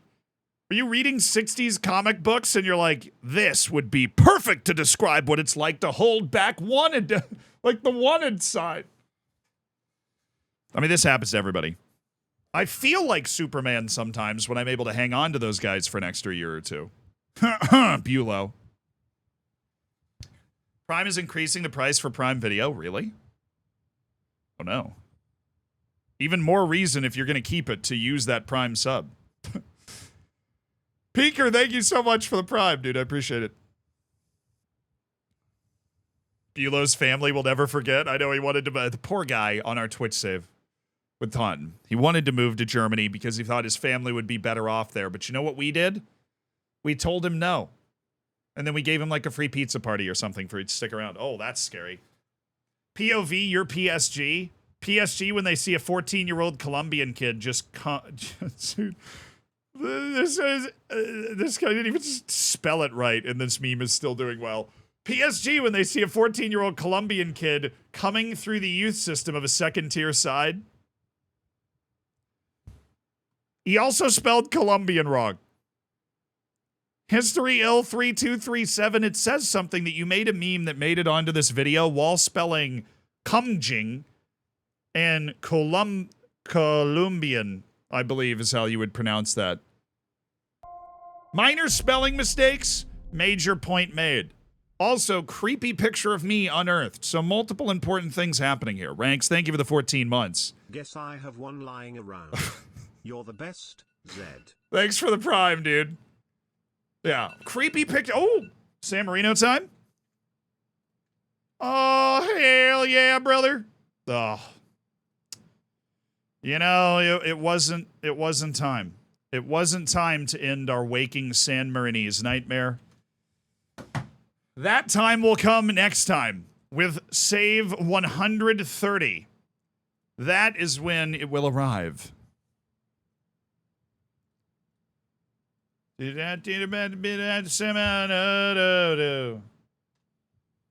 right, we've done what? 129? 129 seasons of San Marino. Only 3-0 to Spurs. How bad are Spurs? I mean, Spurs has totally gotten relegated as part of this experiment. That has happened. Oh, all right. Onward and upward. Give it up for season 130 of San Marino in the Premier League. It will happen. All right, get that off my screen. It's going to give me a virus. When you have a small budget, but your scout recommends someone out of your price range, my scout. Me on a £2 million transfer budget, Messi. This used to happen for me with Mbappe. Who else normally pops up in this? This used to happen to me with like Mbappe. They'd be like extremely doubtful interest, but it's not zero. Giroud, Hazard, Bellingham. No, Hazard. Honestly, if Hazard's in the next FM, it's probably that. Yeah, I think they might be talking about Lingardinho. I got recommended Foden for 6 seasons. 6 seasons. Foden's usually not one because he's like dedicated to stay where he is, but Messi's cousin, maybe. Yeah, it's his son, actually. It's, what's his, Mateo, right? Attributes on Nugent's be like 193 centimeters, 6 jumping reach. 163 centimeters, 16 jumping reach. The randomness of this is, yeah. I mean, this is the whole, like, the wingback thing where you'll have like, a fullback that's really good at crossing, but their first touch is like 7. Or they're short. Oh, what is that? Is that mass in reverse? That's the Mateo. This is how FM used to be before they changed the jumping reach to jumping reach.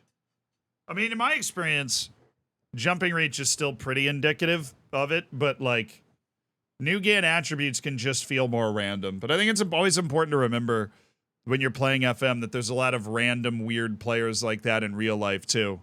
Like whatever Fellaini's attributes were in real life are definitely not normal. It's always the bigger clubs for some reason. The player I want to sell. The bid? I'll give you £5 and some gum. Well, hey! Good picture of me, by the way. Might be my new Tinder profile picture right there. First off, this is going to change in FM24 according to the stuff that we were just reading about. I don't know if this video is going to come out before or after our features review, but there is stuff in FM24 that is going to change this process, finally. Because in FM23, honestly, the transfer market felt the worst that it has in a very long time on FM. And £5 and a pack of gum, I would have taken for some players, and I couldn't get it. So, £5 and a pack of gum. I mean, he got 20 leadership. Me signing the contract with my 16-year-old Ukrainian wonder kid. Topical. Current events. Also, any meme that has old Joe Biden doing stuff in it, I think is funny. And what I also think is funny is he's like just staring off into space. Like, here, focus. Hey, okay. Welcome to London. This is rural Austria. Enjoy your new club. New FM, can it just be November now? Tartan Hero, thank you for the 6 months. I'm already itching for new FM. I mean, it'd probably be out a little before that. I would say like maybe mid-October. We'll see. Maybe the roof was nice. Sure was. Your Wonder Kid will never be safe. Do you think you saved your Wonder Kid from Bayern, but all of a sudden Madrid makes an offer? Nobody expects the Spanish Inquisition!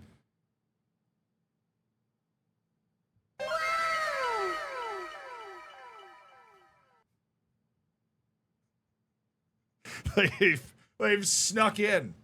Honestly, Real Madrid doesn't do this to me as much anymore.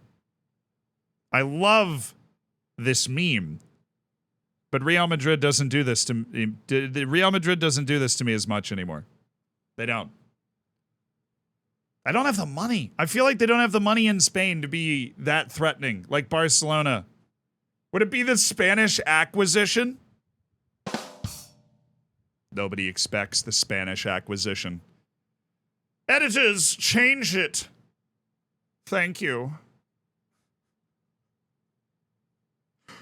Well done. You should join the Zealand subreddit and post your memes, dude. Would you like to play in front of 5,000 people rather than winning the Champions League? Me when my scout advises me to sign Erling Haaland for my League 2 side. Apparently this is a regular experience for people this year. I don't know if I ran into it as much this year. I feel like it's been more helped out. Like it's been pushed out of the game. Thanks, I hate it. That ugly guy, thank you for gifting a sub to Talus deserved it too. An excellent joke wins you a gifted sub from that ugly guy. Welcome to the Hammers. Enjoy the bacon, enjoy the emotes. Make sure you get in the subsection of the Discord. You beautiful person. Have you ever seen an indirect free kick at FM? Honestly, no. Nice webcam. I've been playing Football Manager for about 9 years. Obsessively for about 6. I've never seen this. Have you guys ever had... Why is it a vertical photo? I mean, they clearly just took a picture of their monitor, all right? We'll get to the Stone Age camera work later. I've never seen this. I mean, I suppose it's incredibly rare in real life, too, but I just figured it was something that they basically didn't worry about putting in the game. I really hope he's about to take the kick, too, because the goalkeeper's just standing outside of the goal. And so I really hope that he's about to lay this off to no one. The goalkeeper comes sprinting back in and makes a spectacular-looking save on this dude trying to drive the ball home. This is FM heritage right here. I've never really seen that before. Interesting. Confident goal. He's baiting him. It's like a penalty. He's baiting him to shoot on target when, he might shoot off target if he wasn't standing there. I didn't pay you to just watch the game. Me bringing in a player as a sub would have preferred to stay on the bench. When did Homer Simpson have hair? Well, I guess Bart's a lot younger here. Would have preferred to... I've always been weirded out by would have preferred to stay on the bench. How was running yesterday? Felt good. Sore today, but I'm all right. When he was younger. Thank you for... I guess that's the common sense answer. I'm pretty sure Kolomowani deserves the unprofessional personality for FM24. Randall Kolomowani on Frankfurt when his transfer to PSG was at a standstill. I don't care, let them find a solution. The Frenchman had assured some of his relatives that he would never want to wear the Eintracht Frankfurt jersey. Yeah, here's the issue. Football Manager can't really give bad personalities to real players because then they'll get sued for making the player look bad. Like, you ever notice that there are never really bad personalities on players that are real? So they just give them a balanced. Yeah. So that's why so many real players just get a balanced personality. That's why the new gens are so much more fun, because they can get personalities like spineless. You can't call a dude spineless in the real world. Holy shit! Oh, it's a video. It's a video. What we got?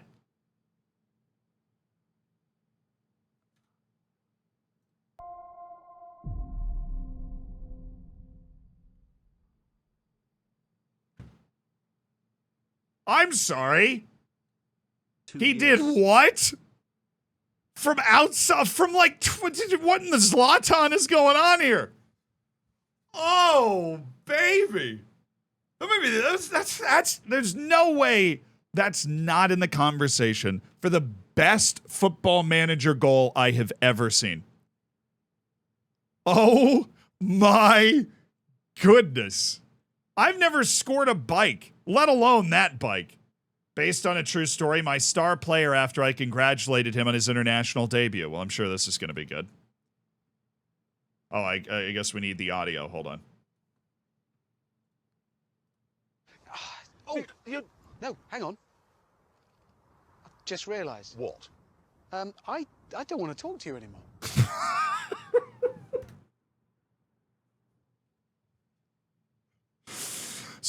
So true. So true. This is the way. I think I know what this is. I think this is awesome too. I love this show. What show is that? One, this could apply to every person-to-person interaction in Football Manager. That's Top Gear. Thank you. I love the memes from that show, and I've never seen it. I'm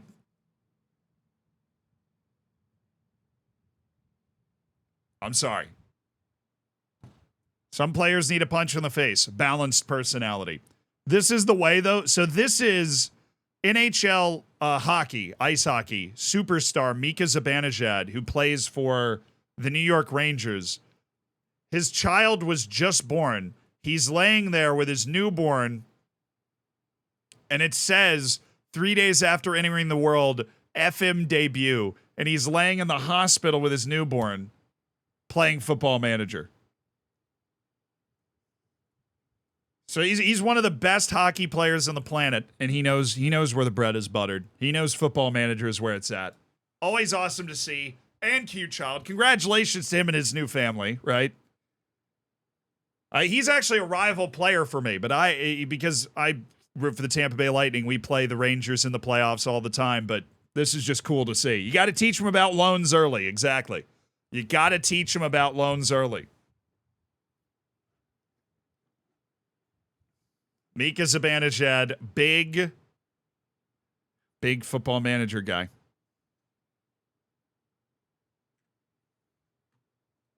That is a very wholesome way to end this month's run through of the subreddit. Oh, God, I have to actually do something like semi-scripted again. This is going to take a year and a half. And then it ends up... I just can't do it. And that seems like a nice, wholesome way to end our look through some of the best Football Manager memes on the internet. Subreddit, I'll see you soon. If you enjoyed this video, subscribe. If you want to watch more memes, there's a video right here of me doing this exact same thing, but without them. So say goodbye to them. Bye! Huh.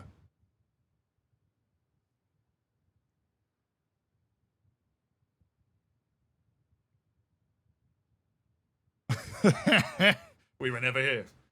We were never here. Bye, YouTube. Goodbye, YouTube. Did you guys have fun? Did you guys have fun? I think we might record the Reddit video live every time now. It's just more fun to look at memes with more people. And then you guys get to see what it looks like when it's all put together, because the editors go ham on those things too. You had a good time? That's awesome. No, that was fun. Where are we in? Oh, dude, and the sim is almost done. I love the subreddit. It perpetually, like, blows my mind that there's a subreddit of 16,500 people just posting about Football Manager and stuff. Or in me. That always blows my mind. And is very, very neat. And then, you know, and then we keep the wholesome train going and San Marino wins. It's a spoiler, though? I think the average Reddit video, we do one of those, like, roughly every month. Just to, like, you know, hang out with the community, kind of, on YouTube. They got, like, 90,000 views. And so, the majority of those people are never going to be here. But, also, if you're in the subreddit, you've probably already seen all of the memes. If you're in the subreddit, you've already seen the memes. We're just looking at the memes, having a good old time. Do you have the energy for that after removing 77 failed takes? I'll make sure it's worth it. Reese is like, I'll make sure it's worth the click. Ooh, Reese, are you doing this one? I think Gadget's done the last couple, and Gadget's gotten a lot better at editing for, like, the main channel and stuff. But Reese is the OG. Reese is the head of the whole editing team. If Reese is on a video, you know it's about to be fuego. Oh, dang it. Gadget's locked in the basement. True. Gadget's working on something else right now. Thank you for the 11 months, my brother. I appreciate it, Benji. Enjoy the bacon. Enjoy the emotes. Yeah, we only lost 1-0. That happens more often. Only a 2-0 loss in April. Normally, we don't do that well here. All right, here's... hold on. Let's stand up. Rise and shine. So 130 wasn't the one. I think we always knew that 130 wasn't the one, you know what I'm saying? Like, I always had a feeling that 130 was just, it wasn't, you know, it probably needs to be an odd number, first of all. So I'm going to go with 131, and that's just what we're going to do. It is amazing how many seasons we have simulated. Got a good feeling about this season? Give it up for season 131. Oh, yeah. Oh, yeah.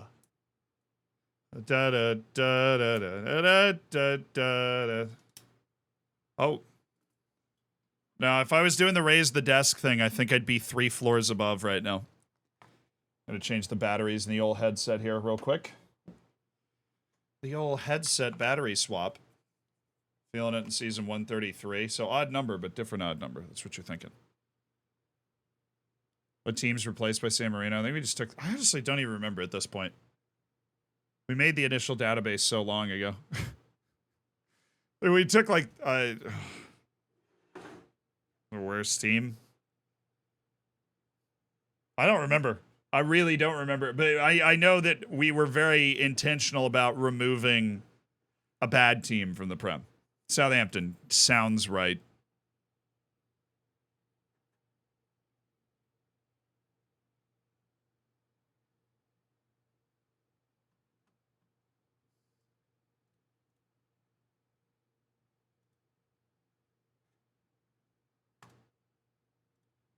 The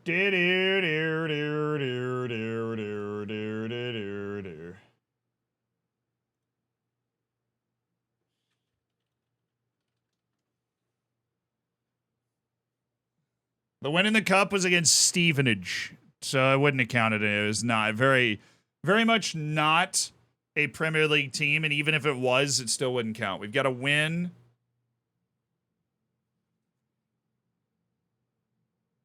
We've got to win a Premier League match. Those are the rules. Okay, here's what we're going to do. We are going to play Tennis Elbow Manager 2 through the French Open, because I would love to play our first major with our excellent San Marinese player. And it also allows us to keep track of the save in the background. After we play the French Open, we will then play Planet Zoo and relax. And we'll be waiting for that San Marino win, baby. So we've got one more warm-up tournament. And then we have the French Grand Slam with our 18-year-old San Marinese guy. We're playing the Chiasso tournament in Switzerland on a challenger circuit, and then we're into qualifying for the French. So we'll see how that goes. And then we'll play some Planet Zoo. All of this, of course, while continuously simulating San Marino, of course. Who are we playing? Mirza Burkic, who's the number 4 overall seed in the tournament. He's 241st in the world and would be the highest ranked player we've ever beaten. He's got loads of stamina. A weak backhand. Bit of a soft serve. We're just going to have to beat this guy. He's not going to be easy. He's definitely a consistent defensive presence. This is not an easy first round match, but we've had a couple of good tournaments in the challenger circuit, so let's see what's up. I am controlling the player, for those that don't know. One set. That's all it takes. Spin that back to the corner. All right. Sweet. This dude's the number 4 seed in the whole tournament. We got this. What did we get 2 tournaments ago? Did we get to the quarterfinal? I can't remember. Or no, we got to the semifinal. We've been to 2 straight semifinals in challenger tournaments. But we can't take that big step to getting to the final. Frustratingly enough. Come on, I thought you were a defender. Now you're trying to hit winners? Oh, that was a banger. Yikes. Does the challenge end if I win a Grand Slam with a San Marinese player before San Marino wins a match? Unfortunately, no, but that would be sick. This is our first season playing on tour. We're 18 years old. So we managed to get off the future circuit and into the challenger circuit. 2 challenger semifinals in a row is good, but we need our breakthrough where we, win a challenger tournament. Hopefully this is that tournament. Although our ranking is high enough to get us into qualifying for the French Open, which was our goal. That'll be the first time we've ever taken part in a major. As obviously we started playing right at the beginning of this year. After a year of training at our facilities. Oh, yeah. Alright. Opening game, easy enough. I gotta find it. His serve's not that good. Get up. I almost got aced moments after saying that. That would have been brutal. Oh, oui, oui. Does he play golf games? Yeah, I love playing a PGA. I don't have the newest PGA Tour game. I've heard it's kind of bad anyways. I have PGA 2K21. I play it with friends. We'll just, load up and play a course. Dude. Should have gone up to the net faster. Buy PGA 24 and play as Bale. I love the fact that he's in that game, and I love the fact that for Gareth, he's able to really embrace his love of golf. He's become something of a golf celebrity. This guy's kind of kicking me all over the yard, though. The new golf game's better than the old one. I don't know. I'm not somebody that keeps up with golf games a ton. But, you know, I like to think I watch all sports that are popular in the U.S. Regularly. Like, obviously, I didn't know the Rugby World Cup was going on, but, you know, I watch golf, I watch tennis, I watch basketball, football, football, so on and so forth. So, surprisingly easy win there. Damn, he's got a forehand. Yeah, no, this guy's just all around a good player, and I think we don't have the normal advantage that we have and we love to use of speed and stamina on this guy. This guy is a grinder. He is a defensive player too, so this is probably going to be one of those test of will type matches. Oh, cool. We're just working our way back into this game. Trying to put the pressure on. Oh, I love PGA Tour for relaxing. It's a great, you know, grab a beer with your friends, gaming at the end of the week sort of game. Perfect for that. Hammer time, baby. Oh, I'm there. I'm there. I'm there. I'm there. Oh, nice little forehand. Go pick that out. Oh, I hit a terrible shot there. Oh, I got some spin on that, which is good. Oh, my goodness. Oh my, he's trying to end the point. He's trying to, oh, no way. Oh, no, he got it. No, what a point. Oh my God. I'm like nervous for this point to end, dude.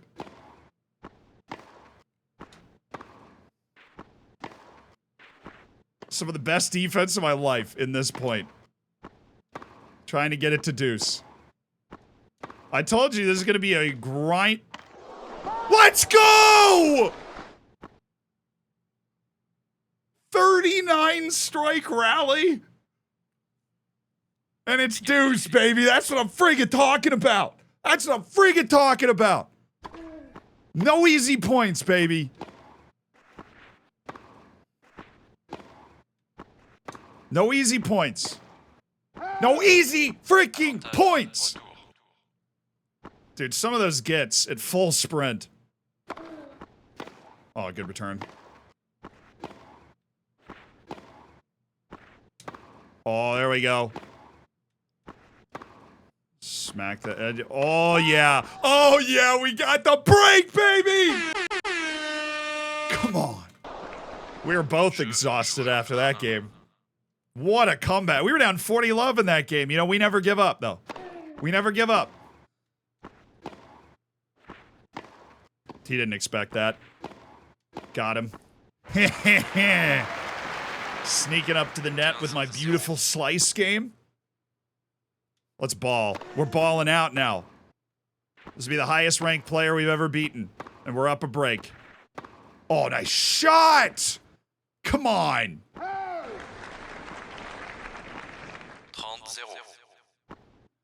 I can feel the flames on my heels. Oh, that guy got screwed by that point. But you know what? We'll take it. 40-0. Yeah, this is why we are the reincarnation of Andy Murray. We are the grinder. And we love clay, baby. Because we grind on this stuff. Oh, beautiful slice. No, terrible volley. Better volley.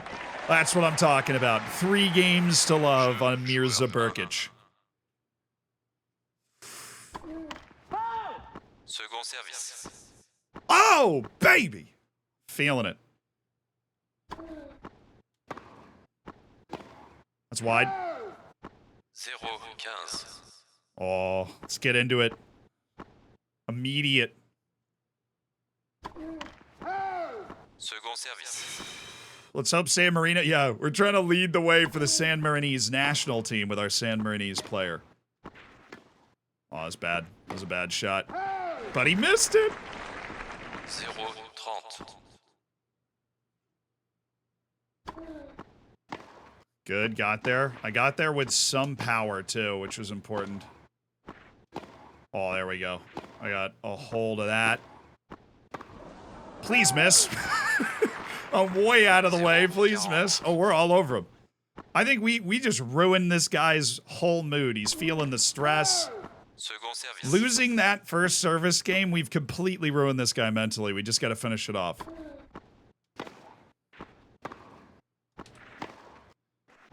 Shouldn't have sent it back to the corner. Oh, that's a better shot, though. Oh, there we go. Let's go, baby. Broke him at love. What's up? You're what, 241 in the world? Second Yeah, service. well, welcome to the San Marinese Thunderdome, bro. Bad serve.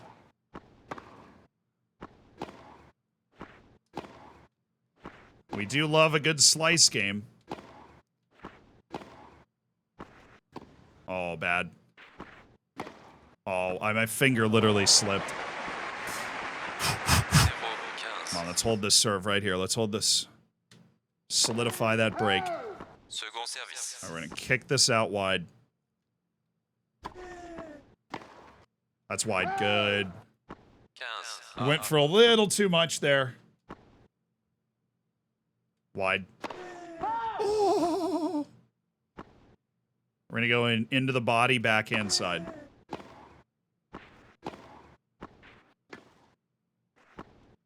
Was not expecting down the line. I haven't used that much. All right, we're going to backhand slice to his backhand a couple times. Oh, he ran around it and went for the drop shot. Not only was I super there, he missed anyways. 30-15.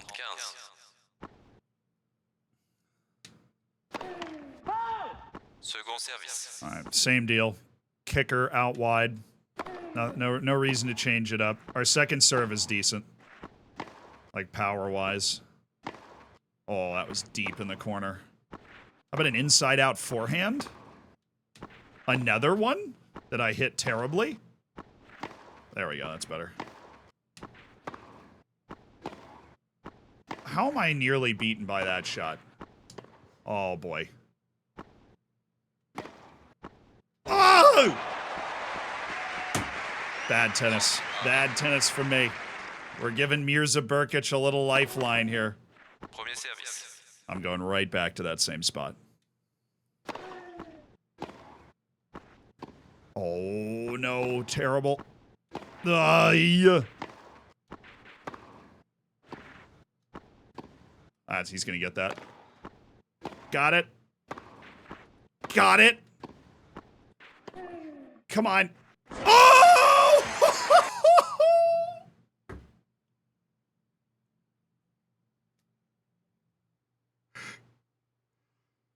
Oh, my goodness. 40-30. Oh, baby, I'm cooking with the sauce today. Mirza Burkic. He's going to be replaying that point in his nightmares. How did I keep that alive? Down the... Oh, that's just bad. Oh, my goodness, dude. Strike the ball. Already missed. There we go. We've won the first 5 games against the number 4 seed in the Chiasso Challenger.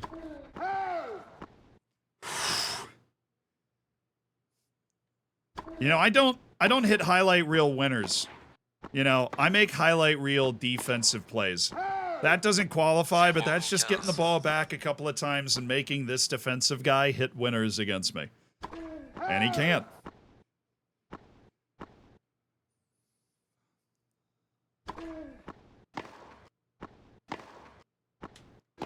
Oh, there we go. That's a smooth shot.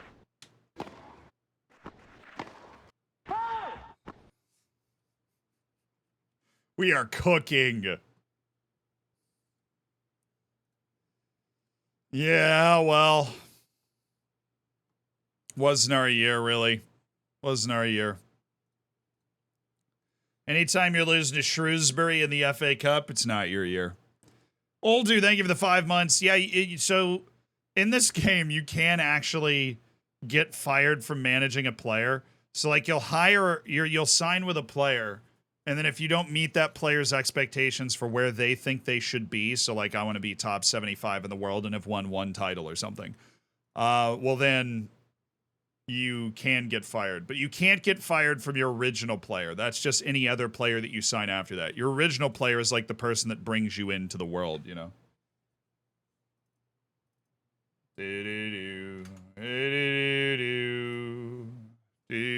You finally got a win? I mean, yeah, in a cup, but 0-30. we did not get a win in that season, unfortunately. So we're on to season 132. Give it up for season 132. Oh, that's a shot. Well, that's annoying that I didn't get that out of my body enough. Well, I'm there. I'm there. Of course I'm there. Oh, baby. Playing our way right back into the point. That's wide. This guy's gotta be losing his mind, dude. Losing his mind. Second service.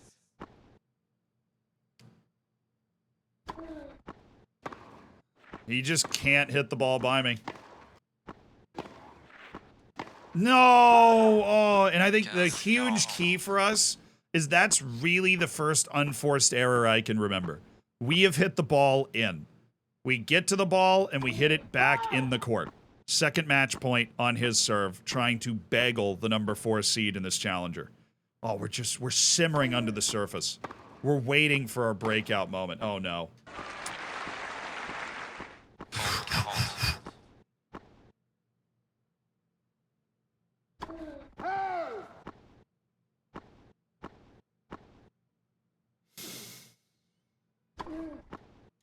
Oh, good shot.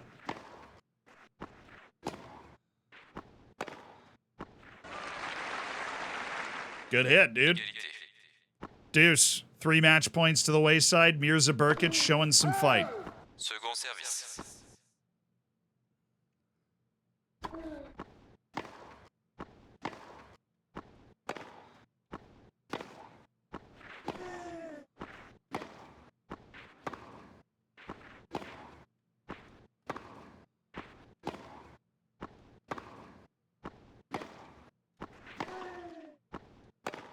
Oh, I freaking jumped the wrong way. Avantage service.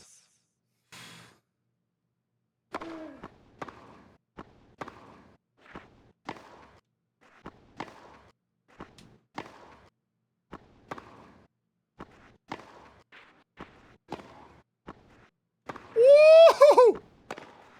Oh, you hit the line. Those are well-played points by Mirza. Now we gotta serve it out. Man, I thought we were gonna run away with it with the bagel. Look at where that circle was and where it ended up. We had like a 97% chance of hitting that ball in. All right, we gotta focus up here.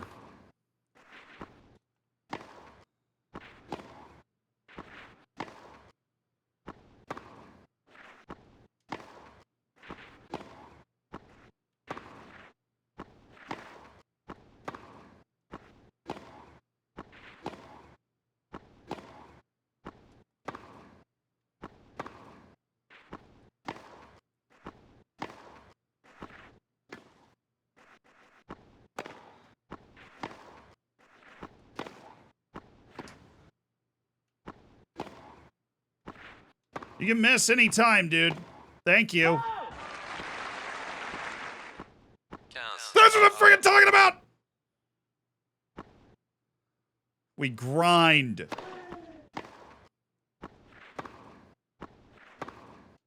Dude, I'm so bad at that volley. Oh, I'm still here. Thank God. 34. Oh, I'm so bad at the first volley, putting it away. I need to get better at that. Okay, he hit that. Okay. Oh, right on the line. There we go. Come on. 15.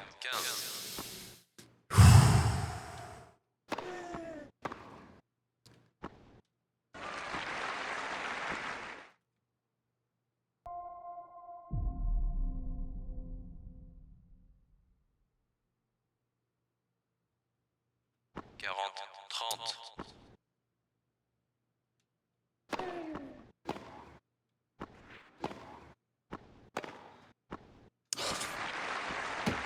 Oh my goodness, dude. We've had 5 match points. Can we just do the deed here? Alright. We're gonna skip up to the mid. Oh, I'm gonna double fault. This is what I'm gonna do.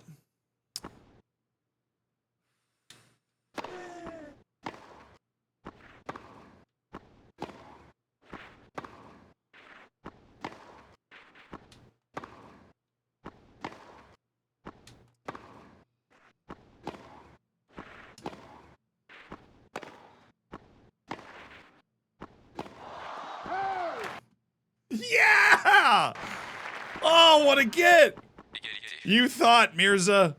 You thought. Wow, that was a mammoth serve. Oh. Good. Gonna get that deep. Let's go. Avantage service. Oh, finish line-itis. Yeah, that we're getting a little bit of that. 6th match point. Second service.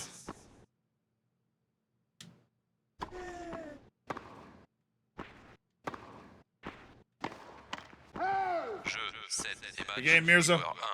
Good game. See you later, homie. Round 2 of Chiasso. Wild card Cassio Vespero into that second round. And we're playing another dude who's not nearly as good as Mirza Burkic, at least when it comes to his rankings. So that is excellent news. We are going to start to rest, though, because we got the major coming up. Oh, this guy's not nearly as good as the other guy. Terrible at the net. Doesn't have a particularly good return of serves. Got a decent drop shot and a decent serve. Speed and stamina, I mean, they're below ours. Like, we should take this guy to school. Rebo. Round of 16 at Chiasso after a big win over the number 4 seed, where he suffered from a mild case of finish line-itis. 15-0. If we play as well as we played in the last match, this dude's going to catch the hands. I think we can play a below-average match by our standards and still be comfortable here. I don't think he's got enough weapons to threaten. But the concern for me is that I am not excellent because, you know, the way we play, I am not excellent at putting points away early. Like that. That's an atrocious shot. Like, this dude just going to keep this ball in with outrageous amounts of topspin. And I'm just... Yeah, he's kind of running me around a little bit, but he's not good enough to hit enough of those balls in. Are we winning? Yes. It's the first game. I'm serving. I just won it, so we're up 1-0. Now he's going to serve. And if we win on his serve, it's called a break. Because you're supposed to win the games that you serve. That's the normal rhythm of a tennis match. Is you win the games on your serve. The games are essentially 1st to 4, win by 2. Except the scoring is really weird, so it can look confusing. But like 15, 30, 40, and then deuce as if, you know, you didn't win by 2. But if you just reassign all that confusing stuff with 1st to 4, win by 2, that's how the scoring for tennis works. And then you need to win 6 games to win the set, but the set is also win by 2. So if you both end up winning 6 games before somebody wins by 2, then you go to something called a tiebreak, which is, stunningly, 1st to 7, win by 2. And you just alternate who serves. So that it's fair. Of course. I go for the big, steamy winner and just blast it away. Do I know any of the history of the tennis scoring system? No, I do not. I have no idea why they score it that way. Both my parents played tennis, so I always knew it from a young age, but if you don't grow up watching tennis or having it explained to you, the scoring specific, it's a pretty simple sport overall, but the scoring specifically is just really confusing. Oh, this dude's out of breath. And he's gonna miss, because he's out of breath. We've just worn him down, as we always do.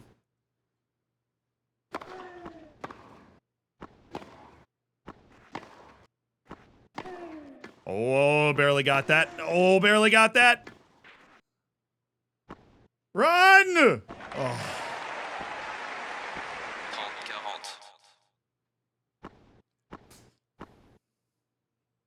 30-40. Banana crazy, I know, but explaining that would have made it sound more complicated.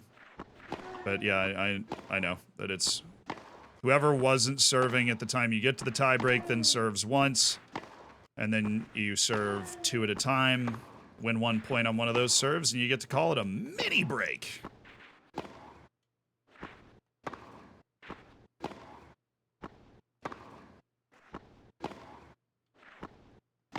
Dude. This dude, I know exactly how this dude got to the round of 16. His top spin is nuts. You get in these long rallies with this guy, and he's able to drive you so far back because the balls he's hitting are just kicking up so high on the clay. This topspin's crazy. I don't hit with a lot of topspin, so I'm hitting flat shots. All right, I'm gonna smoke this one, dude. Avantage service. I go for the big old winner and I miss it. So now it's advantage to this guy, which means he is 1 point away from winning by 2 here. If I win it, we go back to deuce, which means we're both 2 points away, which is what happened. Égalité.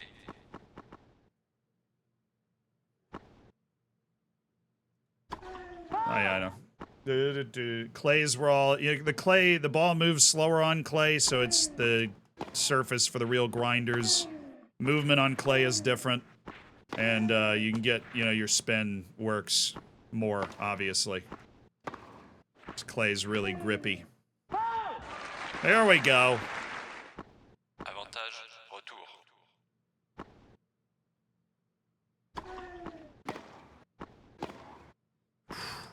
There we go. See if we can spin it at this guy more.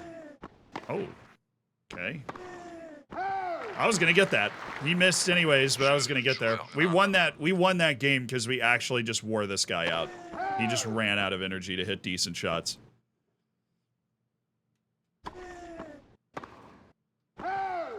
Sweet.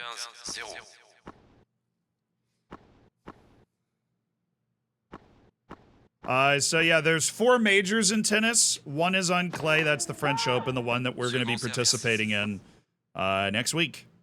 And then there's Wimbledon, which is on grass, which is the rarest surface. There are other surfaces. There's like indoor carpet. There's different types of clays. But yeah, then the Australian and the US Open are played on hard court.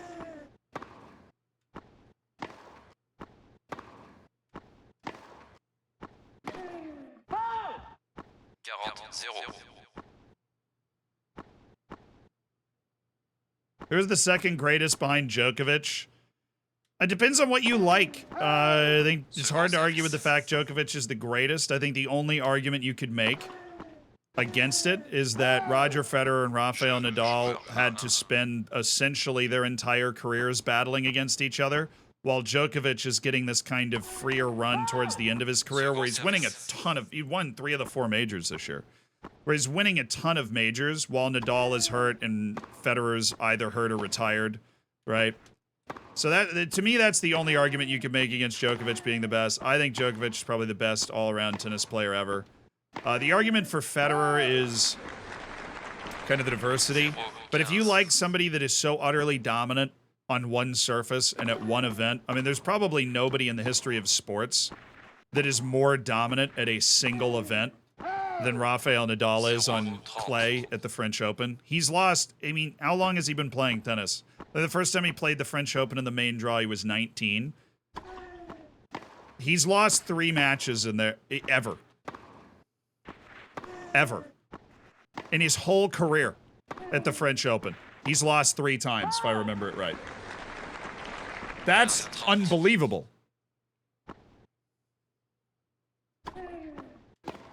I think he's won like 4 times as many majors at the French Open than matches he's lost at all. Like he has like 12 French Opens and 3 losses. He's won the whole tournament 4 times as many times as just losing a match at that tournament. He has 14? Good God.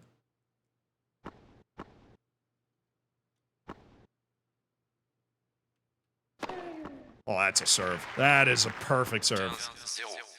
Yeah, meanwhile, I'm just keeping this ball in until this guy decides he wants to lose. Oh, there we go. 30-0.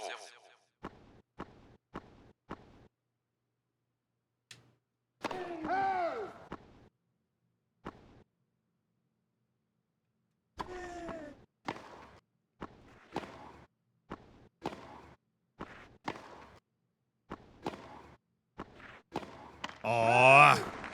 Didn't get to it. Who beat him those 3 times? Somebody said I think it was Djokovic twice. I think Federer was the other one. Or maybe it was Robin Soderling. For some reason, I remember the Swede Robin Soderling having one incredible year where he definitely beat one of the big three at the French Open. It was Soderling. Oh, yeah. It was Robin Soderling.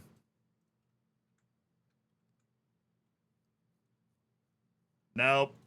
Nope. A big nopers. Oy.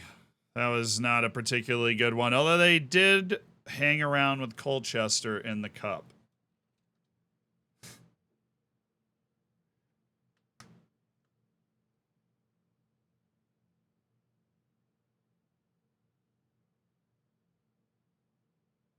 So Federer never beat Nadal at the French. That must bother him. A competitor of that great esteem, it must really bother him. He never beat him at the French Open.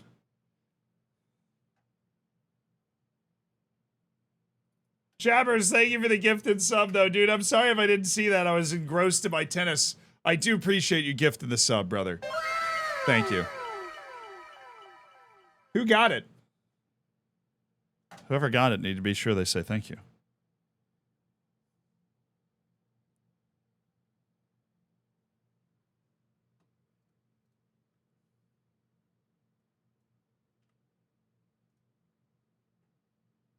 What tactic is Pep using? It's actually Jose Marino.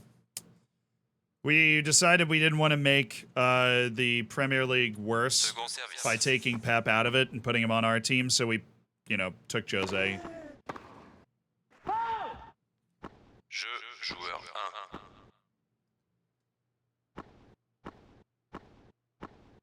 They said thanks? Awesome. We all just have such good manners. Well, Jabbers, then I was late to say thank you. Thank you for the gifted sub. Tim Hinman, best of all time. Nice. Yeah, Mourinho's been the coach since 108, the 108th season. So Mourinho's coached him for 23 seasons now.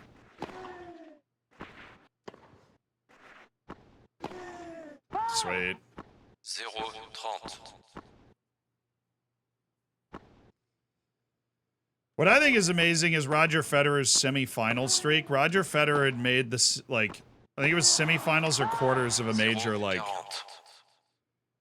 an unbelievable number of consecutive times. There's the quarters. There's 42 straight times or something when entering a major he'd made it. Federer is probably the most consistent player. Djokovic and his spell of dominance the last couple of years will take it. We just ran this guy over. That was not even close. Him and his topspin befuddled a guy who was 605th in the world, a wild card in the previous round, but we just ran him over. All right.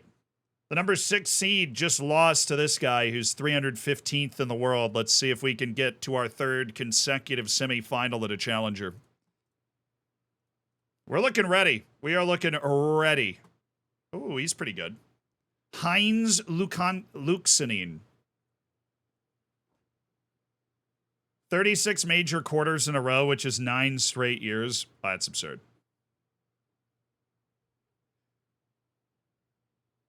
Because the draw's random. I mean, you have the top 32 players in the world seeded, but players coming back from injuries, guys that are 33rd, 34th in the world, you can be playing them in the first round.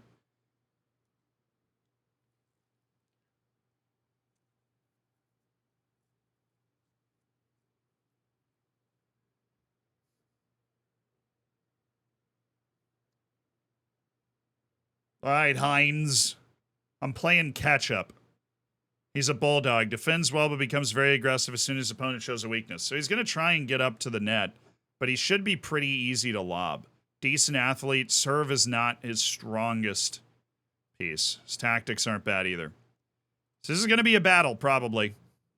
We got to be ready for it. We know that forehand is softer when it comes to the power, so most of our second serves, we're going to want to go over there.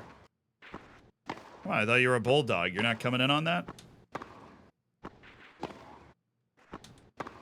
Oh, I was a little out of my reach.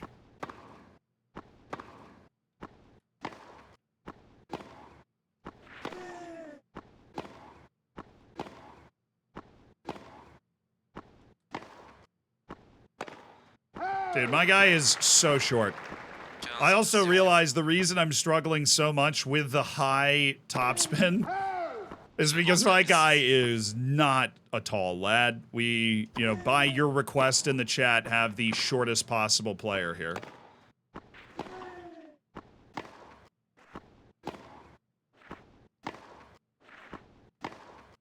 Good, got on top of that one. Good. 30-0. Okay, baby. Let's 3 straight semifinals and a challenger. Surely third time's a charm. We got a solid draw, a chance at the breakthrough. Dude, what am I doing? Move my feet. Getting distracted by the future. I need to just focus on beating Heinz Luxanine. Because as much as I'd love to pretend that the way we've played these last 2 matches is somehow gonna... Oh my goodness. Means we're fine now. And we're gonna be blazing through everybody at the challenger level. That is not the truth. Oh.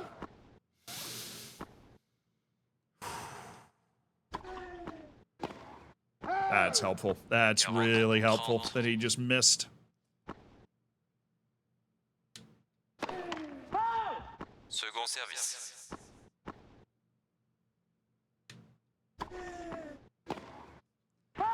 All right, opening game is ours. Joueur 1-1.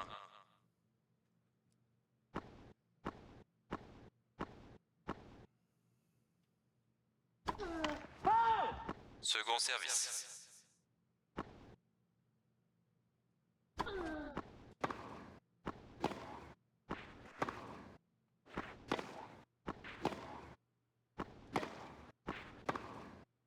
Good, we're keeping these slices deep enough that he can't get super uppity about it.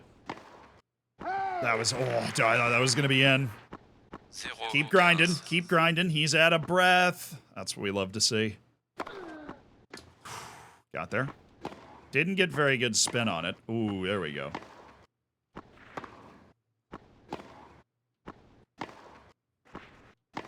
Wide. Let's go. Let's go.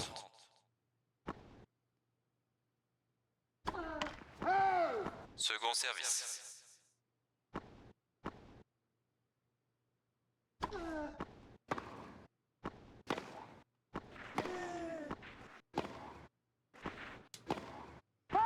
Dang it. 15-30. Does this game have new gens or is it completely linear? No, it has new gens in it. You can go, I think the career's like 25 years or something. And then it forces you to retire. But yeah, it generates new players. Dang it. 30 all. Got it. That's perfect. Exactly what we're looking for, and then I just completely mishit it. 30.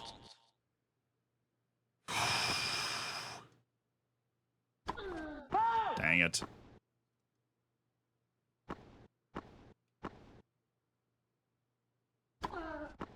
Alright, back to the corner. Corner again. Not quite. No, I didn't hit that very well. Yeah, I know I've got the take the ball early sort of trait. I just don't think I know how to use it. That's a heck of a serve. An even better return, and I just completely mishit the overhead, so here we are. Full credit to this dude for that return. We're gonna stick him in that corner on his backhand.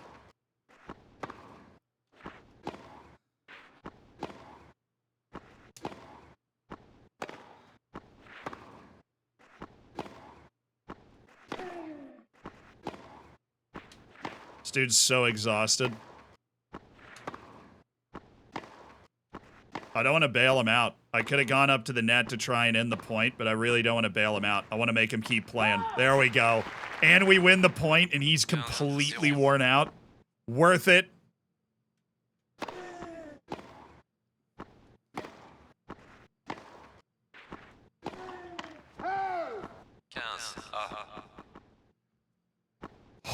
It's a dud.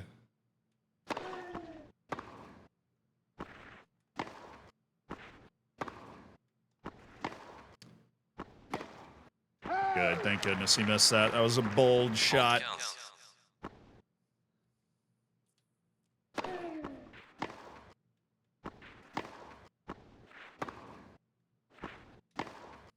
I didn't bring that near close enough to the line.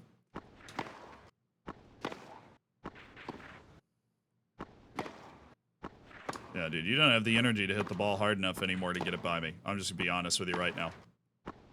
I am impressed by his defensive chops, though, and then I gave him the point by hitting a terrible shot coming up to the net.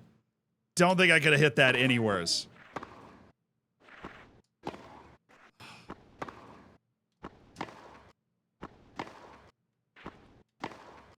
He did not expect that. This dude, I wish this dude sucked more. I wish he was worse. It's like playing a ball machine almost. Oh, that was going away from me.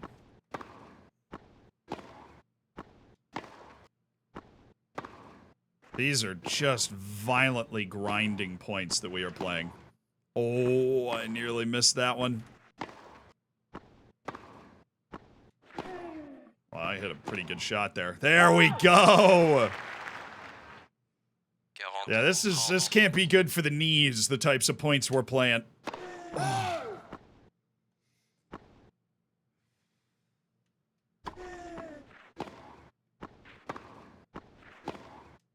No, I always freaking come in too soft with the first volley and then I have to like scramble around. That was good though. That was good though. Come on. Come on, Hines.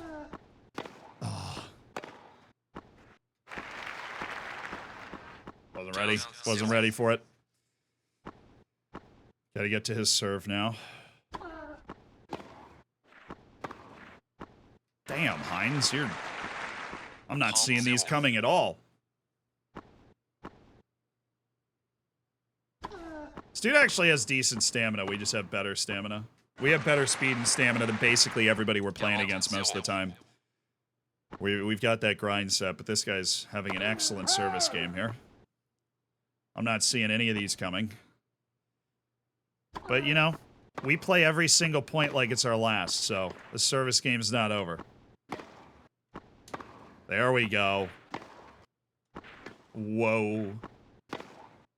Excellent depth on that shot by Hines. Oh, okay, there we go. Got one back. Just gotta make this guy keep playing. Nobody wants to play as long as Cassio Vespero.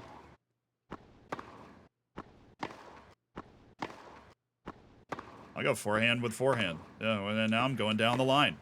No, I'm not. I'm mishitting the ball. Giving you a chance to end the point, which you didn't take.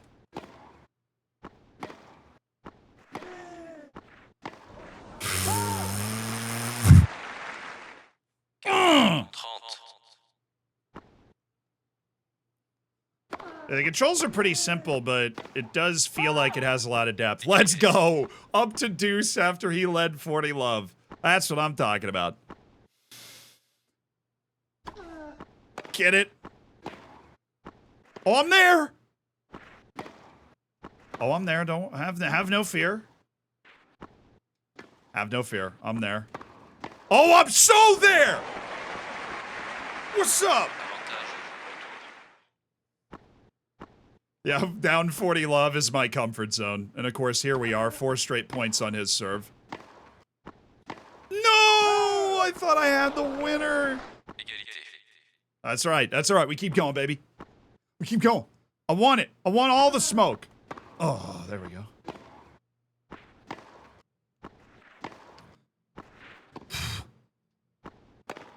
No!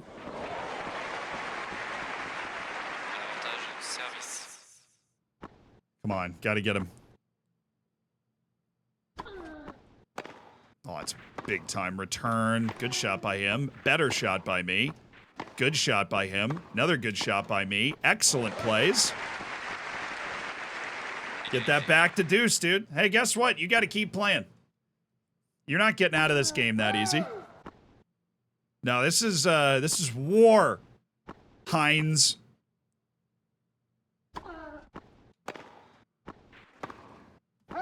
Come on! Avantage, retour.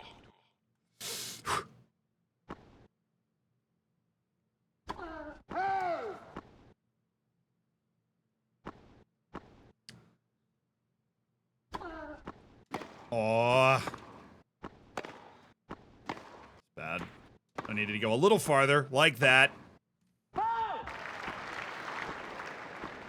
joueur 1. What's up? How we doing? How the frick are we doing? Oh, that's stupid. I really shouldn't have even been trying to hit that. But now now the sauce is being prepared. Second service. He can see a semifinal and a third straight challenger.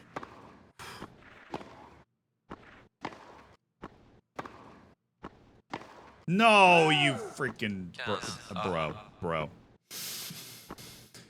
Come on, move your feet. Move your feet. Oh, that's a serve.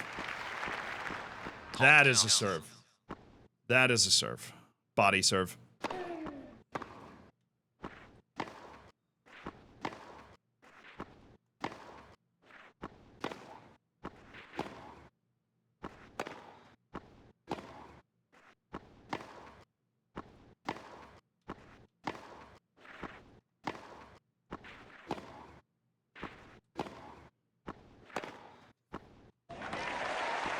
Dang it. That was all bad positioning by me there.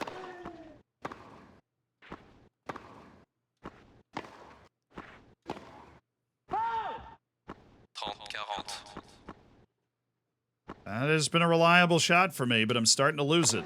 Naturally. Second service. All right, boys. Break point. Let's play a good one. Let's keep this away from the lines as much. Just play the way we know we can here. Oh, there we go. He was not expecting me to drive that back towards the corner. Big response. All right, after this point, we've got San Marino. Oh, yeah? Oh, yeah? Oh, yeah?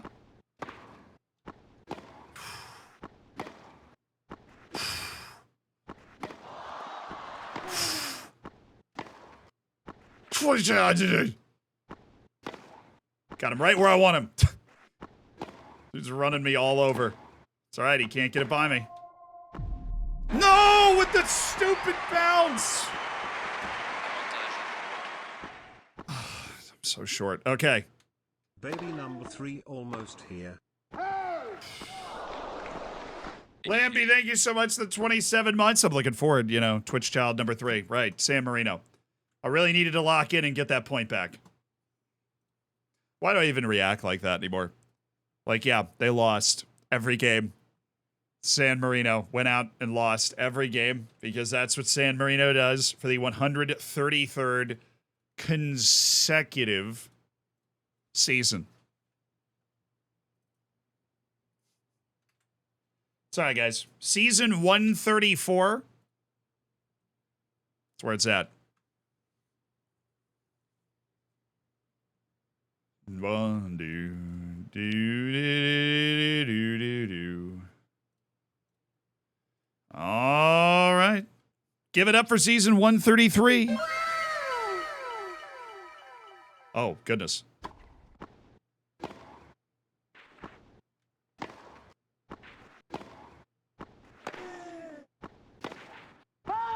Thanks for missing. Avantage service.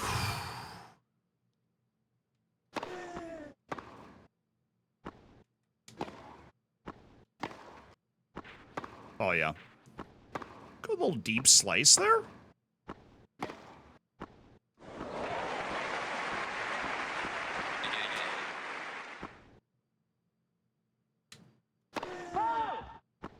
Dang it.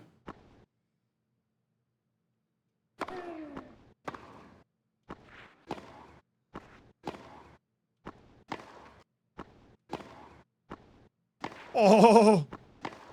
And he missed! Avantage service. Thanks. 'Cause I was probably not getting to that next one, dude.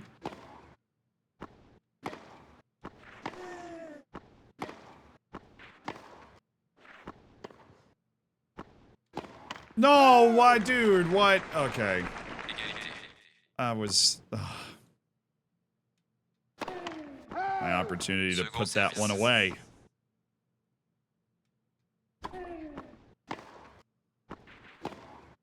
Good. Cross courts.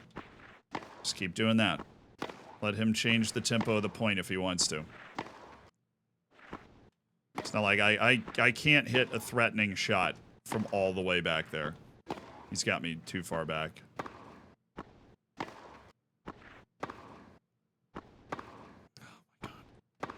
This dude's just lobbing it up. There we go. No way. Oh, I was like, dude, there's no way he just got that, hit it early, Avantage service. got it up over the net.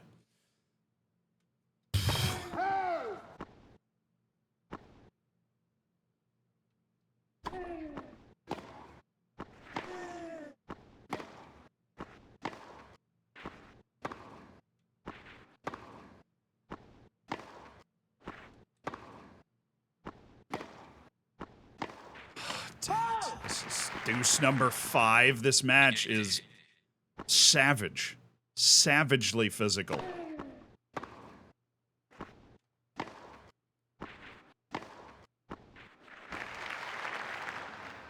Avantage retour.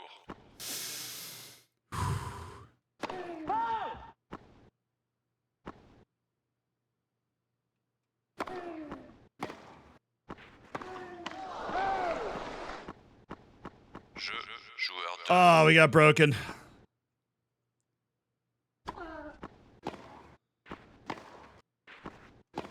As happens. Where was that? The whole last freaking game, bro. 0-15.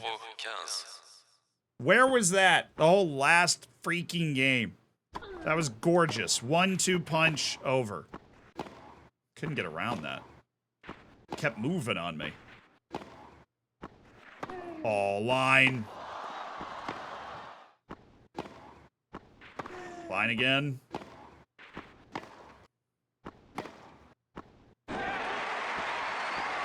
Well, that was a point. 15.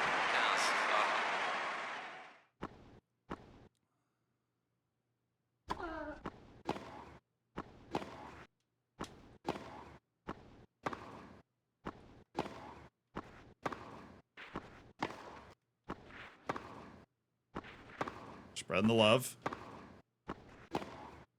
There you go, making this guy run. He does not want to run. There you go.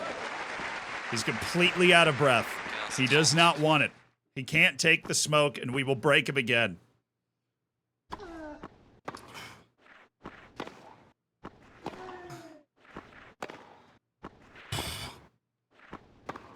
Dude. 30.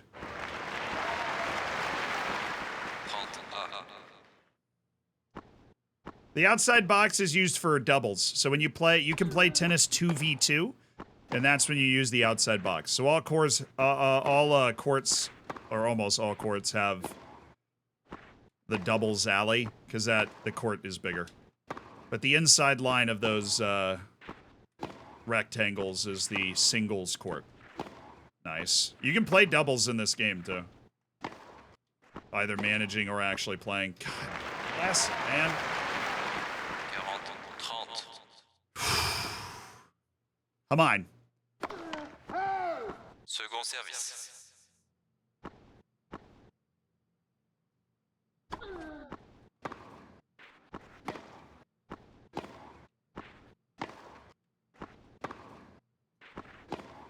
Yeah, he went for it. He went for that cross-court backhand that he likes to dig out. I've got it. If I'm going slice to his backhand corner, I've got to make sure it gets deep into that backhand corner.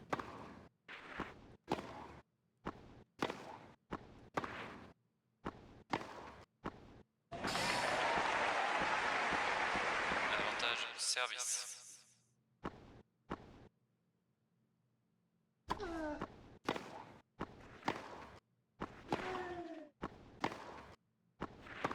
That's not deep enough. Barely got there. That's deep enough. He can't do any of his fun stuff from back there. We're battling for that one break point, dude.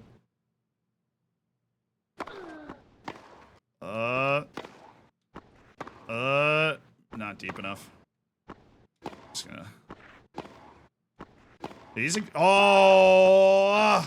so out of breath. He's exhausted, like, right at the start of every point.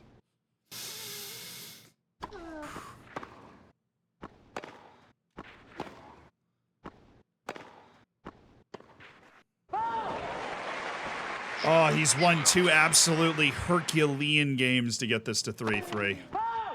Second service.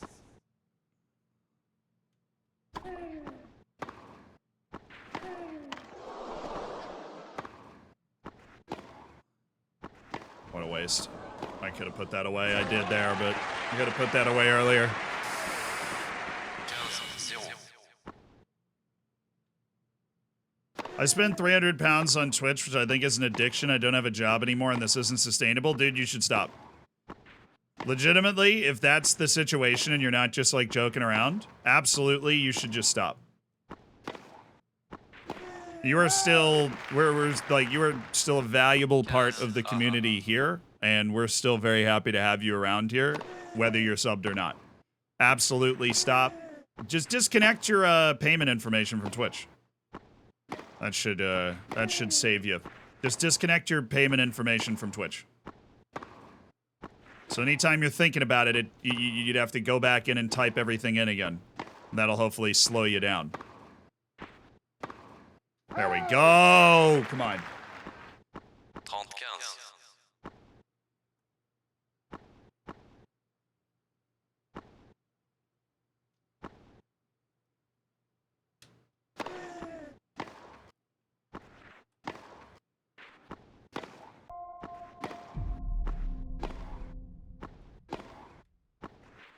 Oi. Hello there. Oh, goodness. Dude, there's so much topspin on that. I had to play it as an overhead because I'm so short.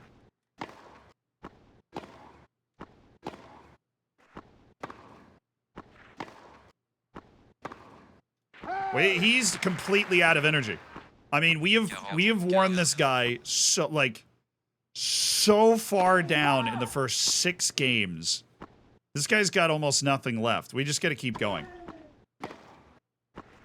I mean, his first shot of the return was you see that like smoke come off, not smoke, but like remnants of the ball. That means they're trying to hit a power shot that he's too tired to hit. It's actually brilliantly played, even though this dude's exhausted. Drop shot, passing shot. I didn't get there early enough to do anything with it, so I just had to kind of hit it back to him.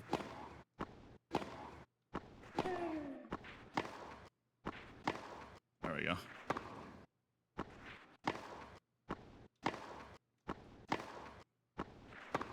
Sweet. Finally got back to winning a game. Now we break him and hold our serve, and this is it. And it's over. He's so exhausted. I mean, we've been playing for 48 minutes, dude, and we've played 7 games.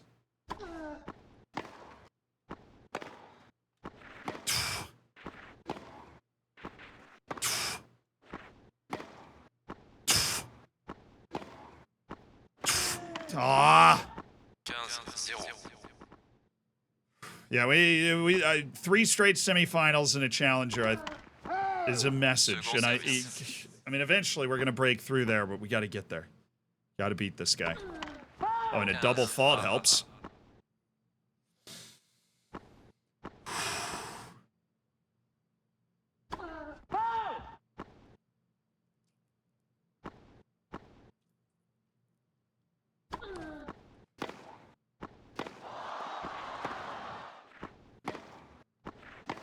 Oh, great angle. Oh, my goodness. I literally sat under that for too long and was steering it to the right for too long.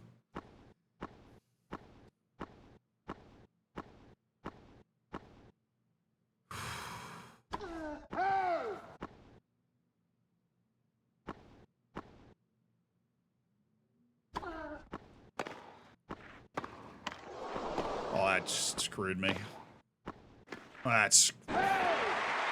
I was lining up a normal shot, and then it took a weird deflection, and I just had to fight it over the net. All right, come on. Oh, it's out. Okay. 30. Let's get this to Deuce. Let's make him fight some more.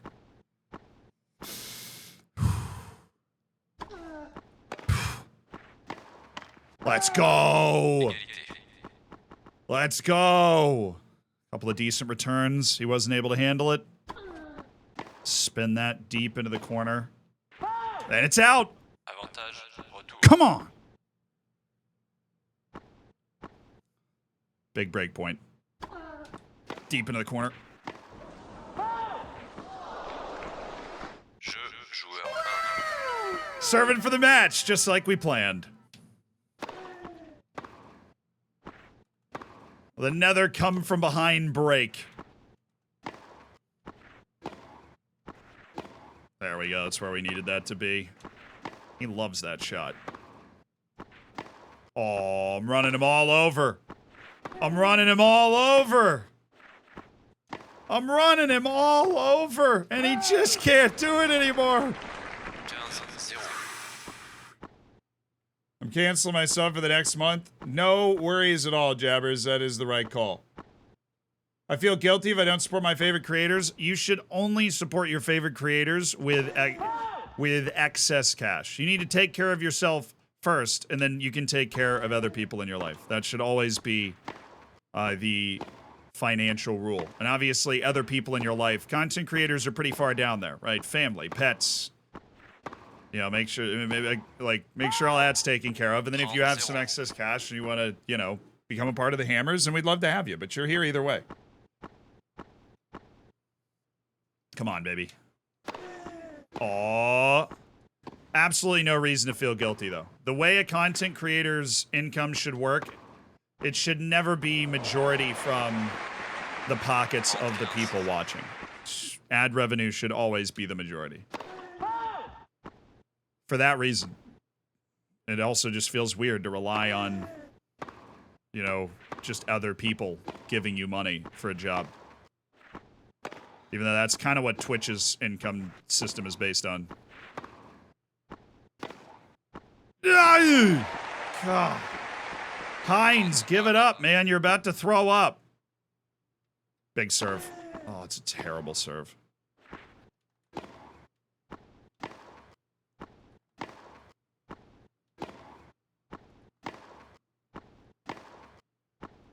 Need to do more with that shot. No, bad. I was ready for that cross court. That's where I thought it was going. There it is. Wear him out. 40. Make him know he's in for an outrageous fight. Now up the tee and let's end it.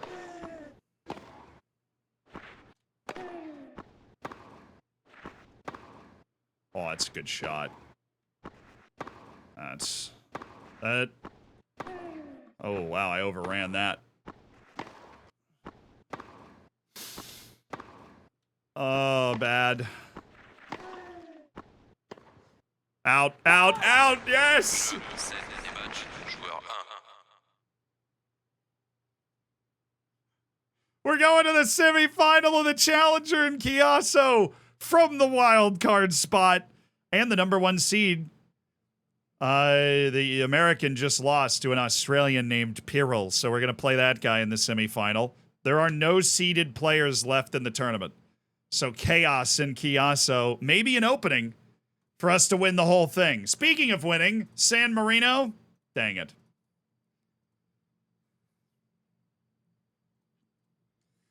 Oh, man.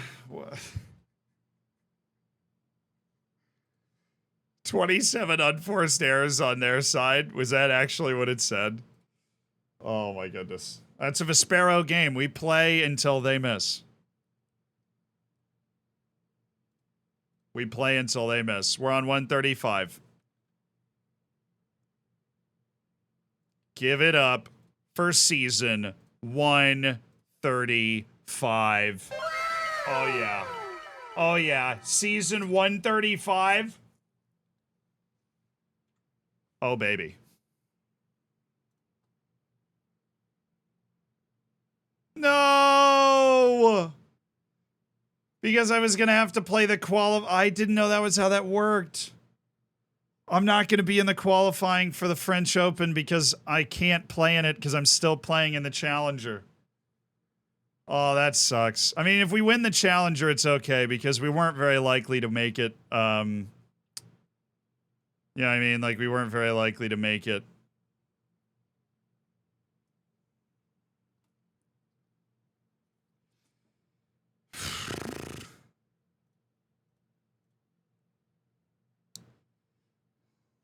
We'll do that and then try and get into the UK Slam. We'll put one more challenger on our calendar between now and the UK Slam and see if we can get in. Ye ol' Wimbledon. Ye ol' Wimbledon. All right. Amor Paril, a 27-year-old Australian who's 292 in the world. He's a defender, but his speed and stamina are nowhere near mine. His serve is soft, and the consistency of his forehand is lower, but the power is higher. So, no, the power is the same. It's really just consistency of his forehand's lower, so we want to hammer that in rallies. All right, but looking at that, we should be able to put a good match together. Like, this guy's good, and he's a defender, and those people thrive on the clay. He's also very tall and looks to have mega topspin, at least based off that first return. Hello. 0-15.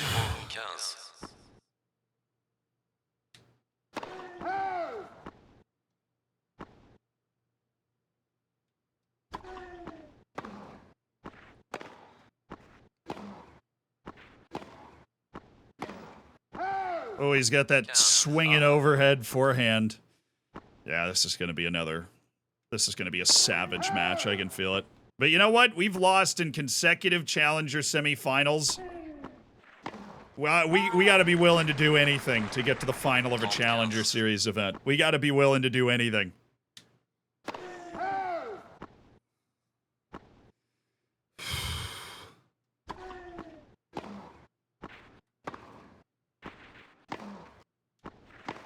Bad shot. I invited him in to have a swing there.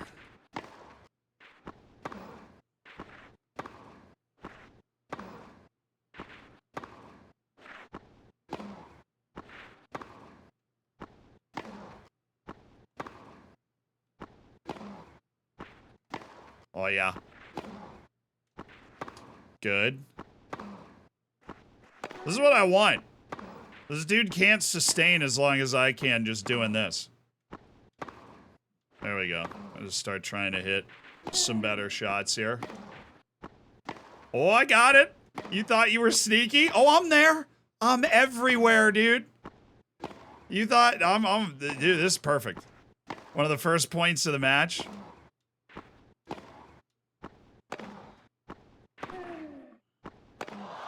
Let's go! 42 strike rally ran him out of breath early in the match.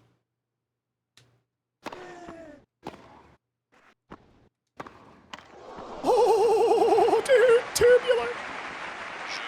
Double event, thank you so much for the prime. All right, we can get into his serve. This dude's not a big server. So basically, his serve shouldn't be much different from our serve in terms of competitiveness. It's his ground strokes. See? Just like that, right there. 0-15. Get into that serve. I want to play in a Challenger final.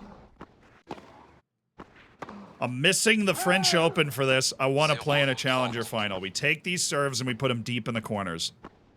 And that's what we're doing. Perfect. Absolutely annihilating this guy's serve.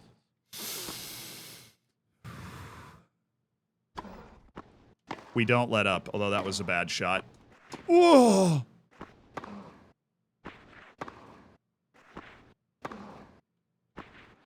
Dude, his topspin. Boom! Freaking go! Ads. Ads. Info, thank you for the tier 1. We have the solution for the ads. But info, welcome to the Hammers. You now have no ads. Oh, nice. Great memory, chat. Excellent work. 15-0.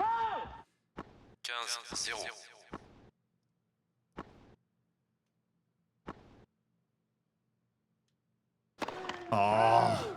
Second service.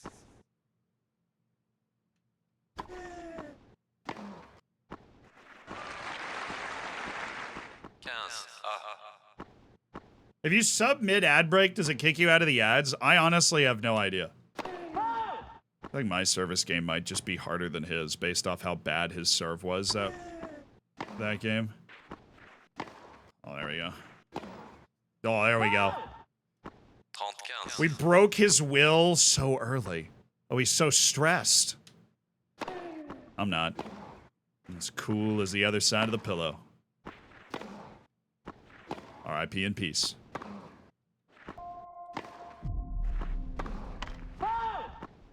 Beautiful. Pebble Senior, thank you for the 20 months for the Prime.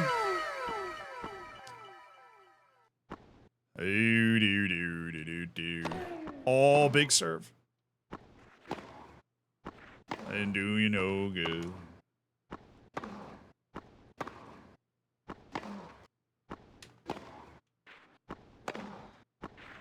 Oh, yeah?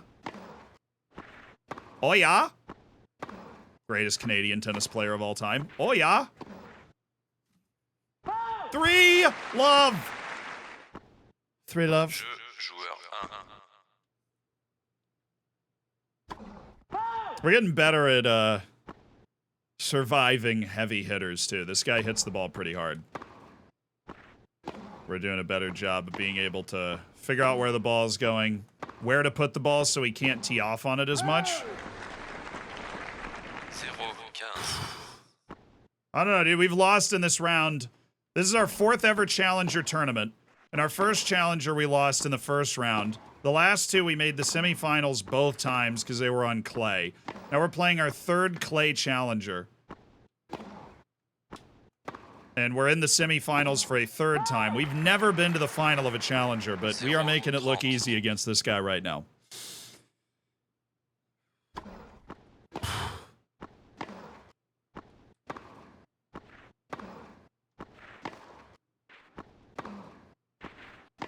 Oh, man. I'm crushing that shot. That just takes so long to... Ugh. 15-30. Went to the French Open qualifiers. We missed them. They're going on right now in the game, but because we're playing the Challenger the week before, and we made a deep run, we actually aren't able to get the France to play them. So we will not be playing the French Open this year. We hope we'll be able to get into the qualifier for Wimbledon.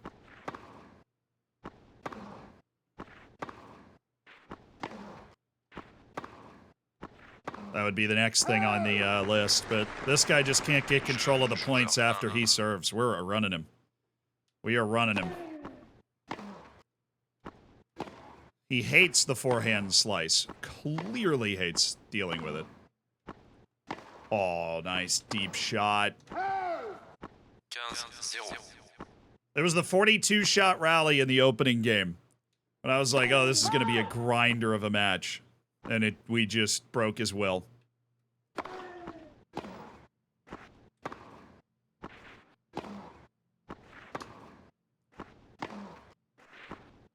Oh, I overran that.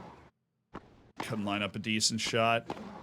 I mean, just, you know, keep...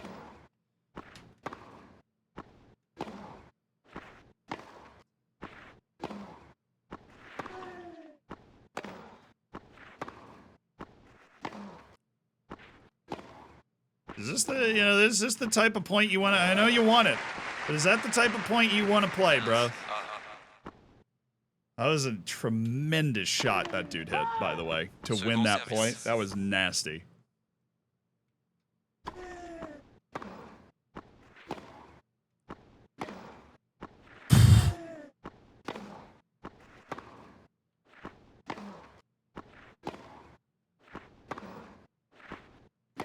Dude, why did I go? I went for the howitzer. I went for the full power. It's not my game, you know? My game's the consistent strokes, like that one. Right back into the corner, win us the point, settle it up, 30-all.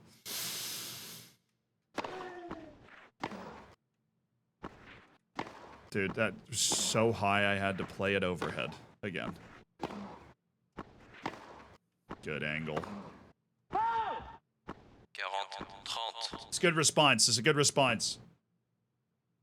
Have I ever lost a game? Yeah, we've lost in this round of a Challenger tournament the last 2 times. Granted, we have not lost today. Because all we've played is this tournament, and obviously we're still in the tournament.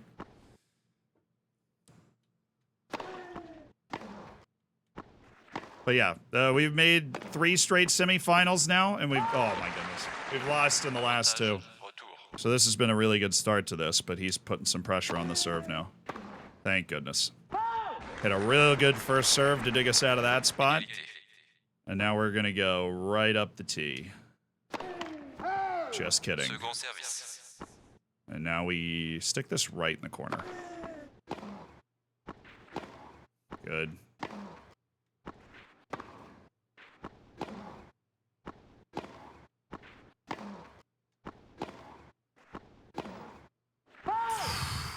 Avantage service.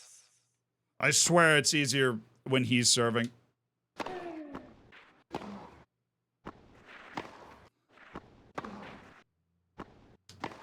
Really? I normally nail that shot.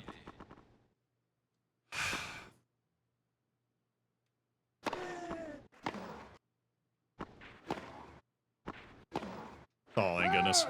Just a bad miss hit by him. All right, we settle in. We settle in. Take a nice deep breath. Zing it straight into the net, just like we planned. And now we're going to serve it up the tee with beautiful accuracy. Okay, now we'll put it right where he doesn't want, which is the slice down to the forehand. He gives us a shot we can take control of. Perfect. 5 games to love, just like that. 0-15. God, guys, you know, it smells like a final in here. It smells like we might be headed to a challenger final for the first time ever. Oh. Alright, we need to get a little bit more angle on that shot. We can't just hit it right back up the middle. This gives him a little too much to work with. Get it back to the forehand. It's his less consistent side, so we'll give him spin to deal with over there, and that is an unnecessarily good shot we just hit on the line. 0-30.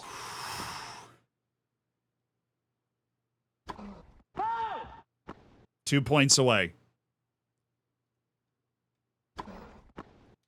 15-30.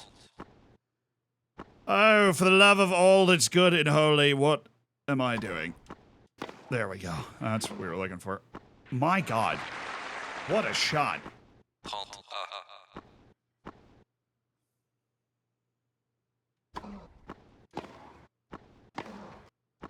All right, dude, chill. I don't know where this is coming from, but I can play against it. I just mentally wasn't prepared on the last point.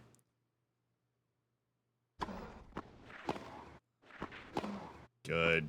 Keep it low on his forehand side, and he just doesn't have enough. That was bad, though. We don't need to bring backhands into this. My backhand, sure, but...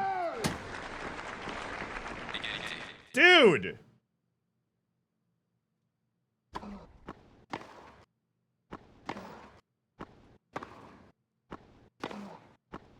Come on.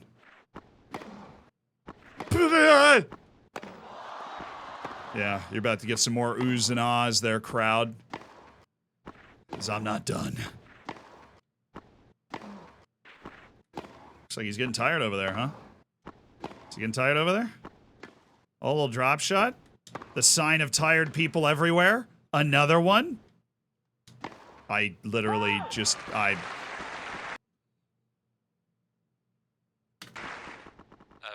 service. What am I doing? Why'd I let it drop? Am I okay? No. I let him win a game. Jeu, joueur 2. It just died. It just died. It didn't move, you know? It didn't move.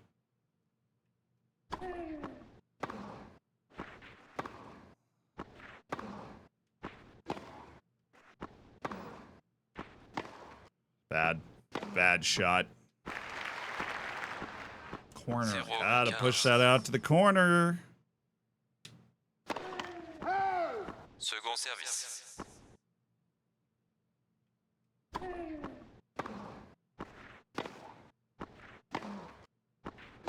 Good. We like that shot. When he drags us in, oh my goodness me. Thought I was there. Well, things are getting interesting in this match. They're not getting interesting for San Marino. The last couple of seasons have been incredibly bad. Like, really bad. The last couple of seasons have been really bad. Not even close.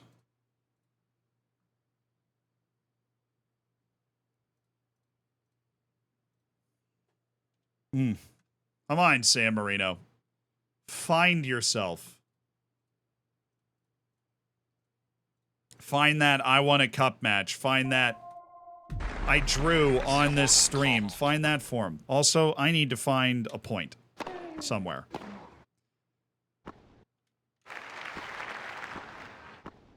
Zéro 40.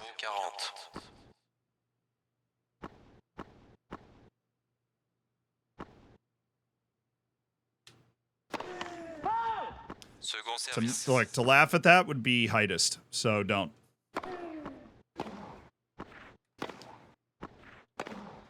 You guys know I love coming back from down love 40. Normally it's not on my serve, but let's do it here.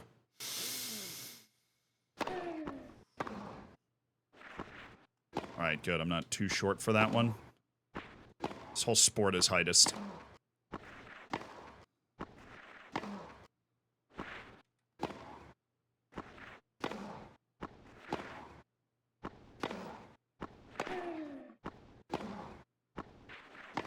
How did I get that? How on earth did I get that? What synapses awaken in my brain when I go down love 40? Let's go! Let's freaking go! 30 40.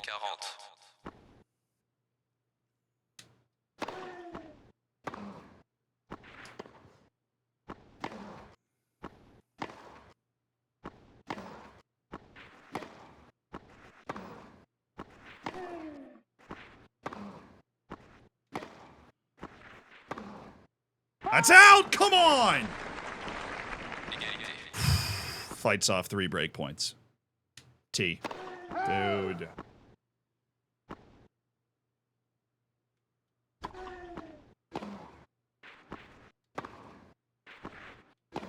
That's wide. Let's go. Avantage. Let's go. Service. Match point.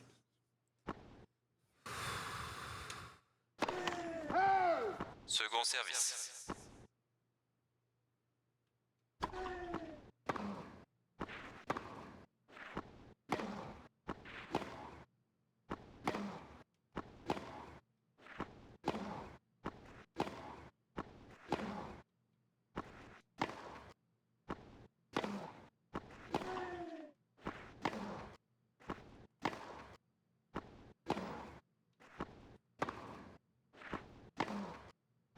Keep it on that forehand. It's less consistent. He will miss. Or he'll at least give us an opening like that to start to take control of the point. And then he drives a steep with a ton of topspin, and I can't do anything with it. Such is life. Of course, this is the last point of the match. No! Oh, I was talking, dude. I was talking. Deuce. Second service.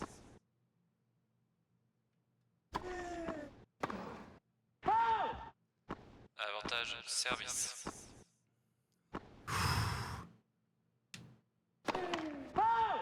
Second service.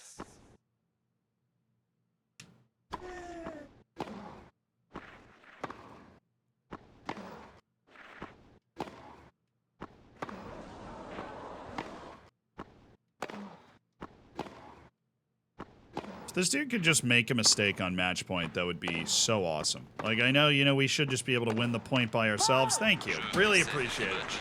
About frickin' time, dude. About frickin' time, Amor P-Real.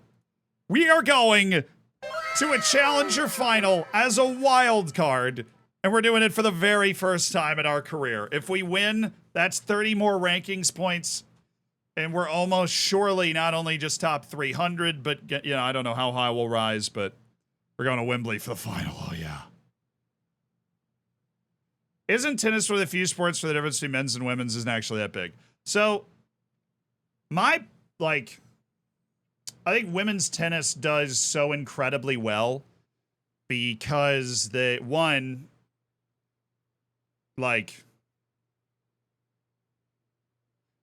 play all the same tournaments.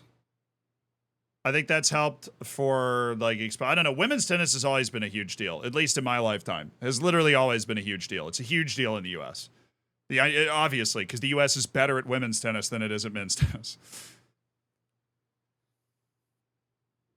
But, I think the reason you're asking that is because, I think comparing men's and women's sports is often stupid. But tennis is arguably my favorite women's sport to watch, I think. My favorite men's sport to watch is soccer, basketball. My favorite women's sport to watch is probably tennis. And then probably Women's World Cup and stuff.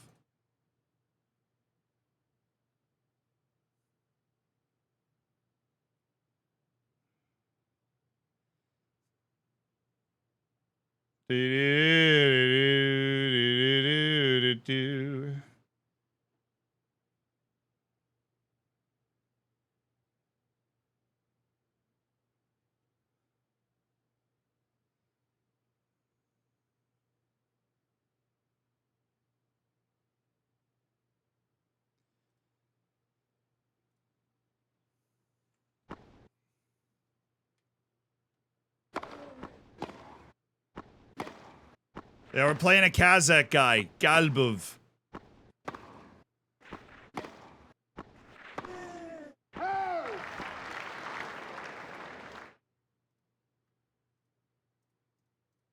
Is there a way to see his player page now that we're here?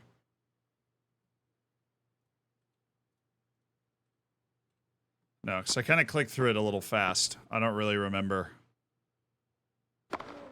what he looked like. I can't believe you just missed that. Do I like F1? Yeah, I watched Drive to Survive, so I understand the players and how the sport works and everything, but I don't keep up with it on a weekly basis. I am now conversational in F1 in a way that I wasn't before I watched Drive to Survive, though. So we're playing a Kazakh guy, Galbov, in our first ever Challenger final, which is the tour before the top one. We've already made it out of the futures to showing clearly that we can compete in Challengers. Now it's about bringing home a trophy, which would be I think our third ever title. We won 2 futures tournaments, if I remember right. No. Okay, normally you're right, but this time you're actually wrong because what I meant when I was saying, I know the players, I'm not talking about, the same way you'd use the phrase players to describe the players at the club. I'm talking about, when you're investigating the mafia, you're like, oh yeah, I know all the players, all of the different teams and team managers and, the drama behind the scenes. I know all the major players. I know, whose reputation is what and so on. Oh, wow. We actually managed to get back into this point.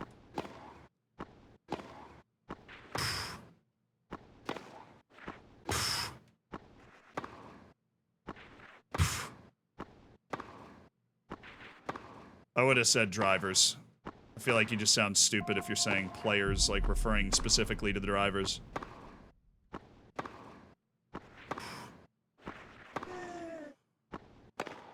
Over 2 years of being subbed. And this was just while waiting for San Marino to win Kappa. Nice. Oh, what a shot. Look at this dude. Oh my goodness. I had 1540 on my racket. Royal, thank you for the 25 months.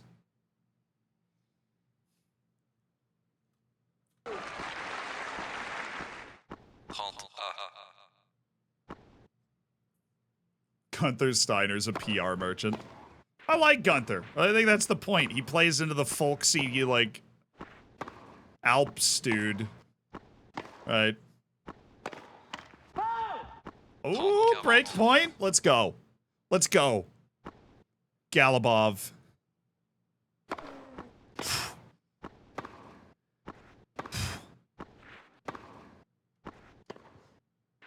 Couple of unseeded dudes trying to win a tournament. Big opportunity for both of us.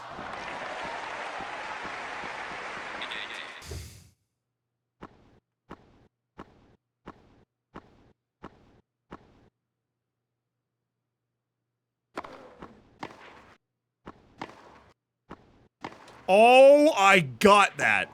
Are you serious?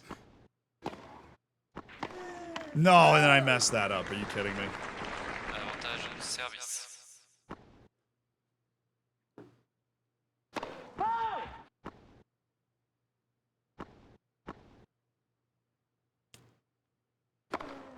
I don't think Gunther... Oh, wow, that was unlucky that we missed that. I don't think Gunther's overrated because of Drive to Survive.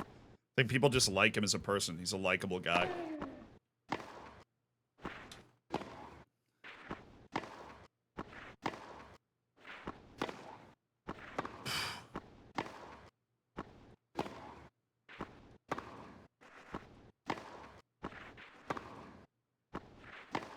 Oh, I mishit that.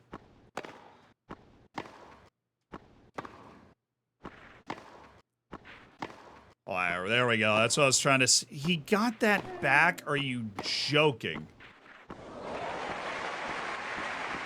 0-15. Because no joke.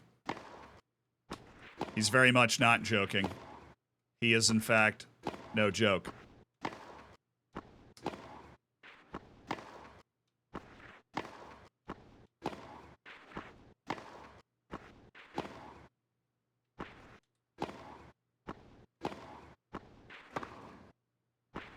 That was a good get.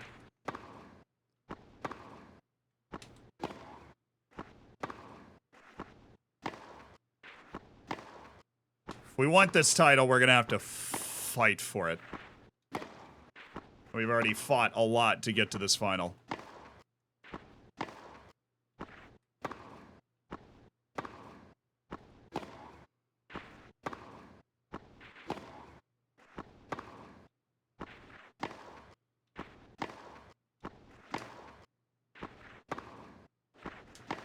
This is insane.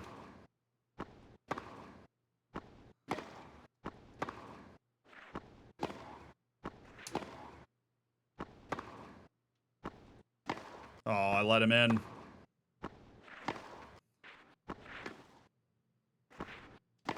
No, my goodness. That was 51 strikes. We're down love 30 here.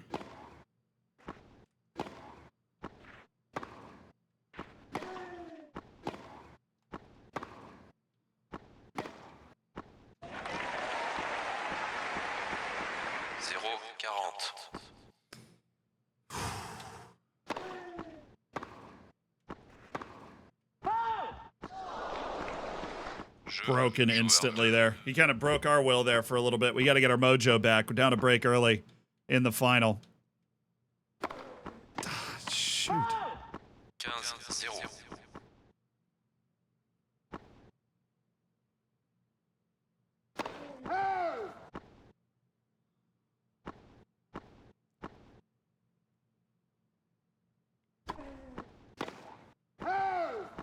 We're getting unlucky, too. We're getting unlucky.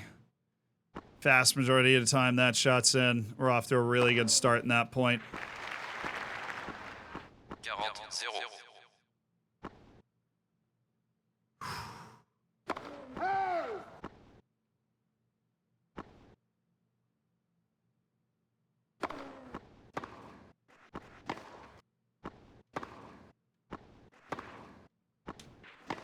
There we go. That's me hitting winners. He got there, though, dude. He freaking got to that ball and almost got it in. All right. That's the standard. Any ideas on potential clubs for the initial FM24 save? Maybe even just a continent you're looking at? That's an easy shot. I hit that shot all the time. What am I doing missing it? No, I don't have any plans yet, like Second laid out or service. anything. Faux real, thank you for the 10 months.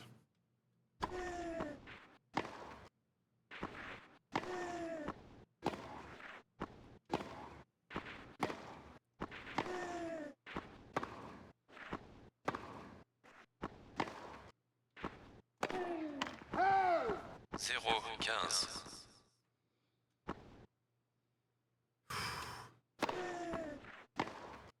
There we go. There we go. We've got to win this game. We've got to hold our serve here.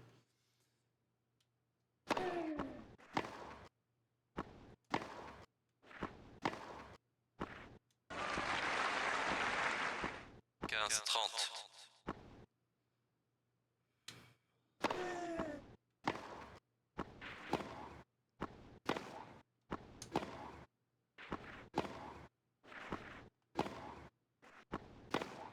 There we go. 30 all. Fine. That's like the first time I remember this guy missing a shot.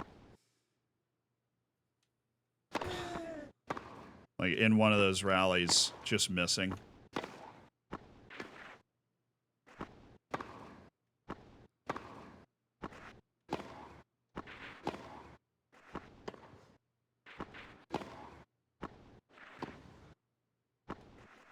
No! What? How did I miss that? The whole circle was inside the line. Oh,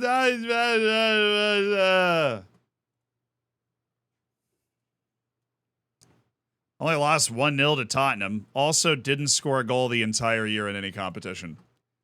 But did only lose 1-0 to Tottenham.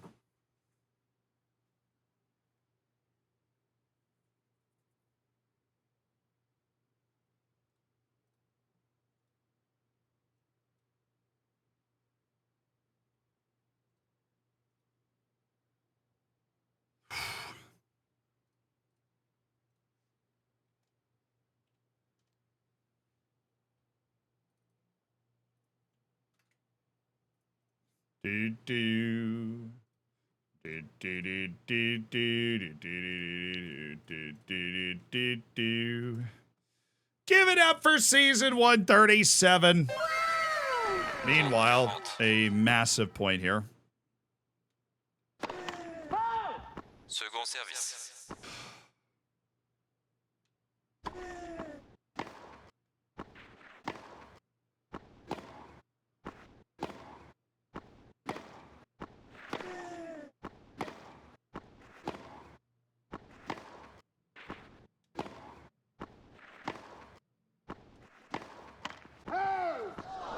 I mean, I don't know if we just woke up on the wrong side of the bed today, if our consistency just said we were going to be bad, but we are missing a lot of shots that we normally make.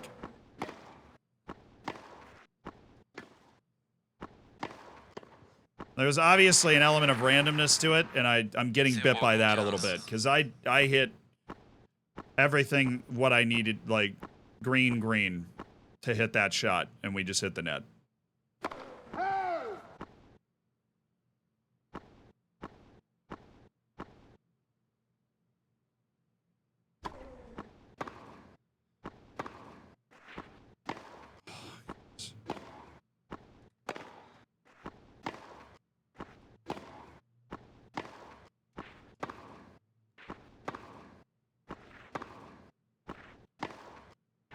Okay, a little love. Zéro, 30. Down 4-0 in the final. Let's do this.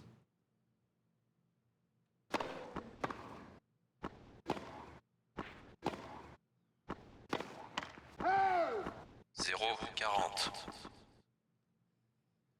Things change. Momentum shifts. Well, I was off the hands. Let's go! Jeu, joueur 1. I do have him right where I want him. We get that break right back.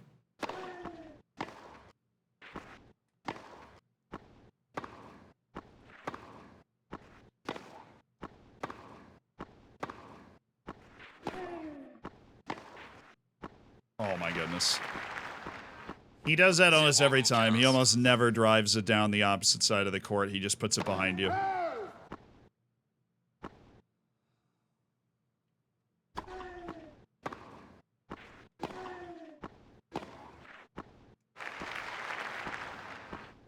0, Just playing bad.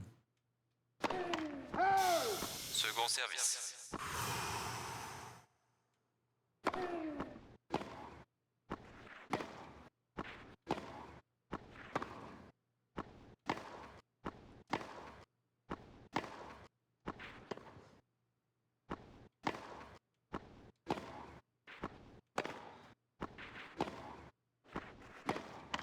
Sweet. Needed to win that point. Probably, you know, need to just string a couple of points together. Second service.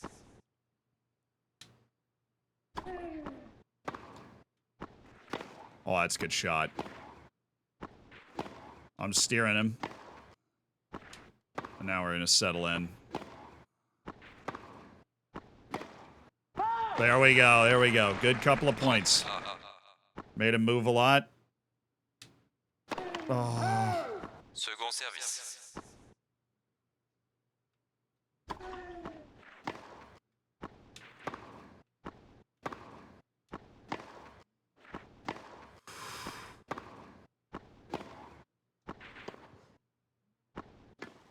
He missed it. He missed it. Let's go. 40, 30.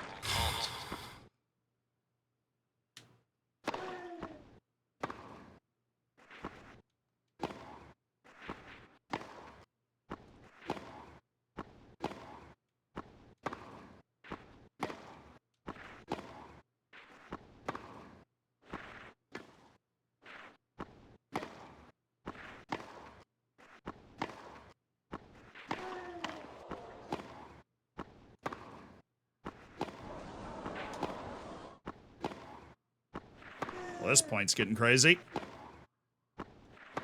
Oh, I hit it.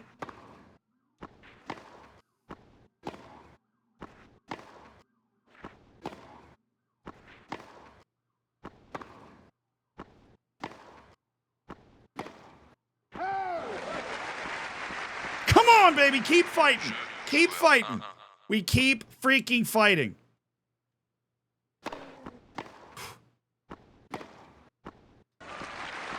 Ah.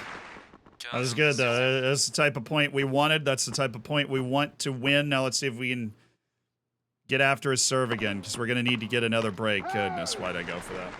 Haptic, thank you for the 27 months.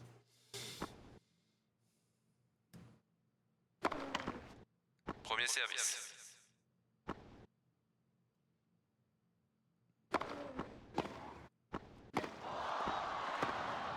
Got it over.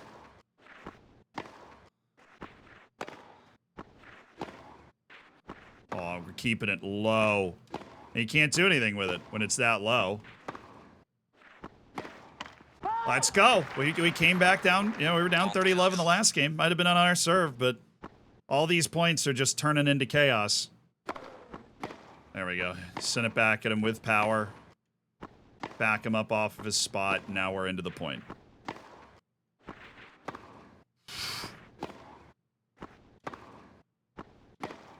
He missed it! Yes! Come on, Golubov.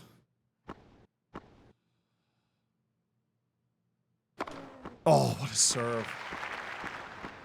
40,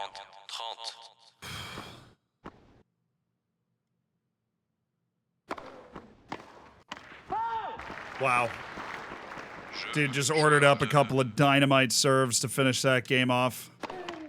Now we gotta hold our serve and then see if we can put pressure on his serve again.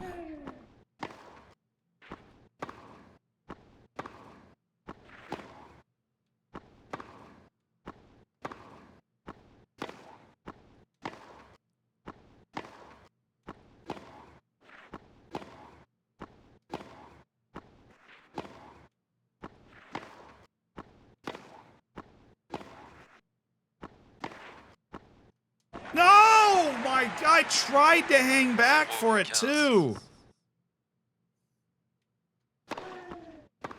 The angle on that was absurd.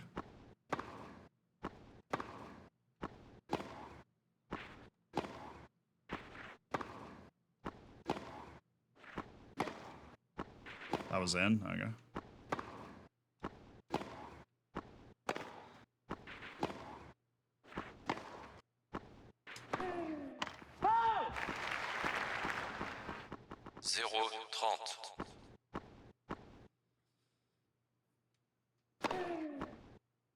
Terrible serve.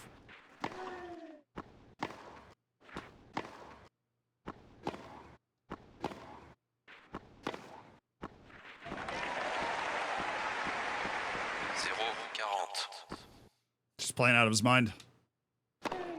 Hitting lines.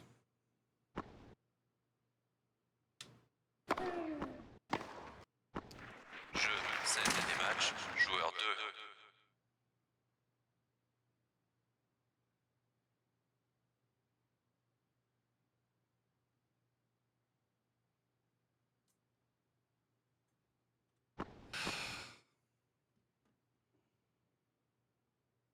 Dang it, dude.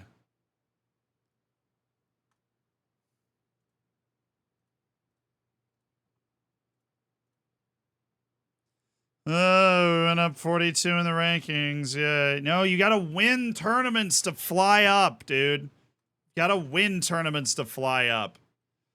Ugh. Not good enough for Cassio here. 2 semifinals and a final. Just win the tournament. You can get to the final. Oh, what are you doing? What are you doing, Cassio, to my soul? What are you doing? Oh.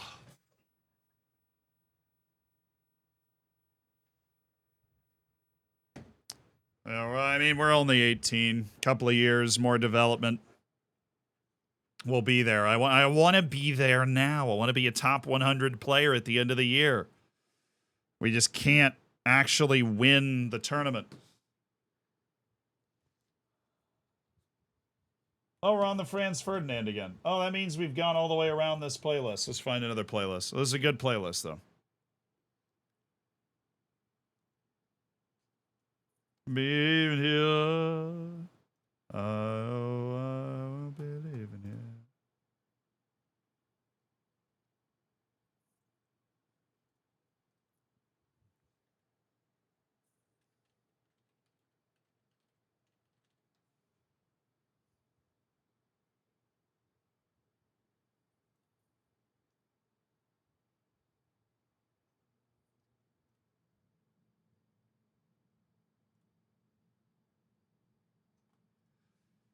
We got some classic rock. Now, I know it's time for Zoo. I just wanted to let the simulation go, but we can start playing at Zoo. Relax a little bit after our crushing loss in the final with Cassio Vespero. I really thought when we got that back to 4-2, I thought it was ours. And he just ran us over.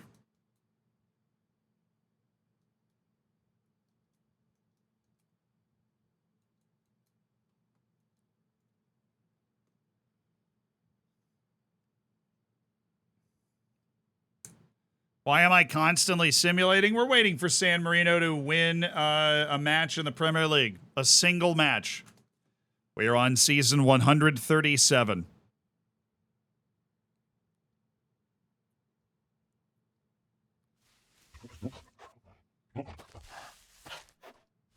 Hey, buddy. What are you doing here? Okay.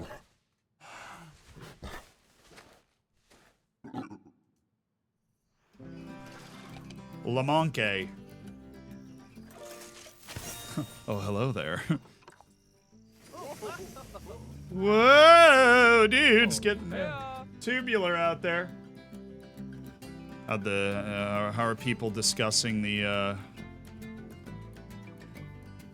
9 likes in 3 hours? Oh, okay, it was glitched. Never mind. I can't help but feel these, we'll turn off Planet Zoo for a second. I can't help but feel these intermediary options are simply more things in the game that I'm going to bypass. Oh, the transfer. No, I think these are, I actually think these are going to, we're going to use these things. These have to do with the transfer market and everything. This is my tweet earlier about the offer clubs option is gone. Now the transfer room is a thing. No interest in 6 players. Yeah, true.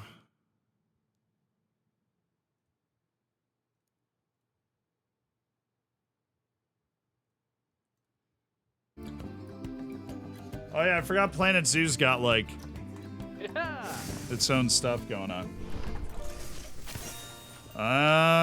Yeah, I'm back for the first time in a month or so. Only have 367 animals in our zoo.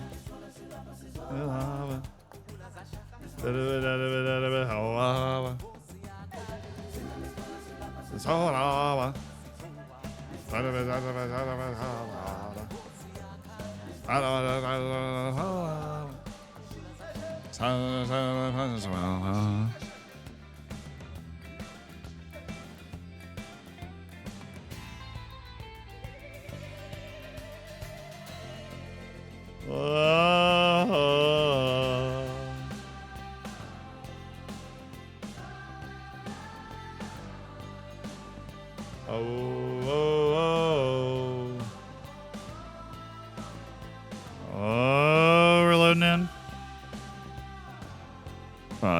Paused for a second. I thought it was about to snap into it.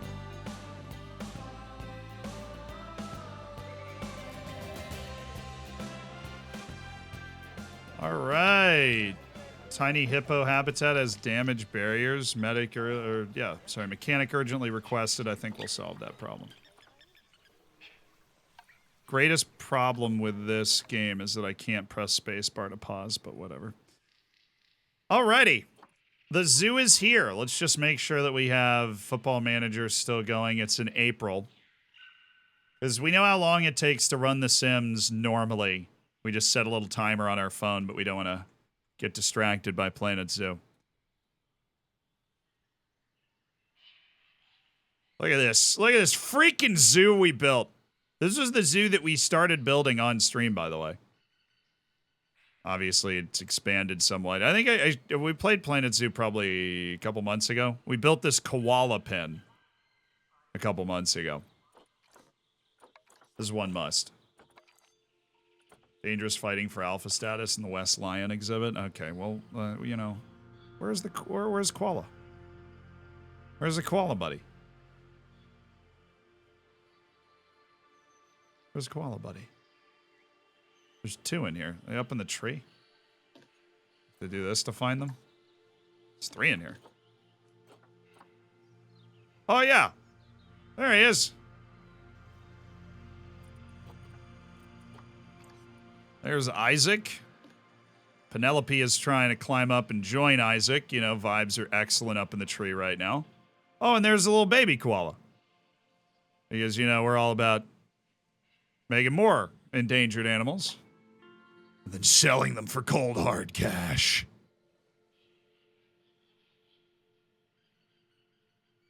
Yeah, a little baby. We should have babies in basically every animal we have, but there's little baby koala. That would be William on his way up the tree there. Or maybe that's a little too high. Okay. All right, hold on. Wait, the barrier's broken in the savannah. Who the heck broke the oh my goodness, they did break the Somebody fix the barrier! Good God, man, how many mechanics do we have? Okay. Just trying to look at a cute koala and the barrier goes down. All right, like, what? Come on. Okay.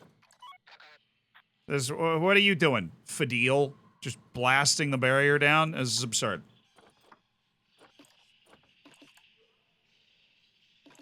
The broken barrier in the hyena exhibit. Oh, well, that just means they clearly haven't serviced the savannah.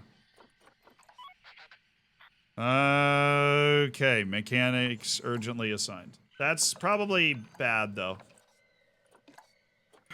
Dangerous him fighting for Alpha in the lion exhibit. Let me clean that up real quick. So we have 2 male lions, which is a problem. Oh yeah, don't worry. They're all albino because we flex on people like that. San Marino, is Planet Zoo a good luck game for you?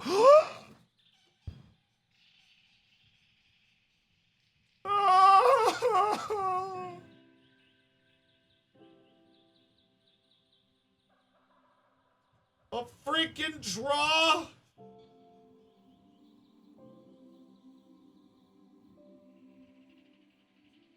Oh, dude. Oh, and it was 1-1. Oh, it was 87th minute. No.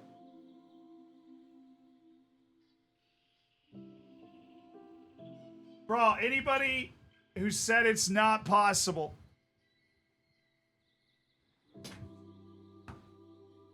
Anybody who said it's not possible. Just look at that. They were 3 minutes away. At home against Bournemouth. Nicola Nani gave him the lead. It's like one of the 3 goals they scored all year. Well, they lost. Dude, what is Tottenham doing? Why is it always Tottenham that's like kind of... Oh. It was almost 137, lads. We were so close. By the way, mods, can we, or Isle, I believe if you are here, can we change the title to put a parentheses at the end of it that says kind of playing Planet Zoo while it sims or something?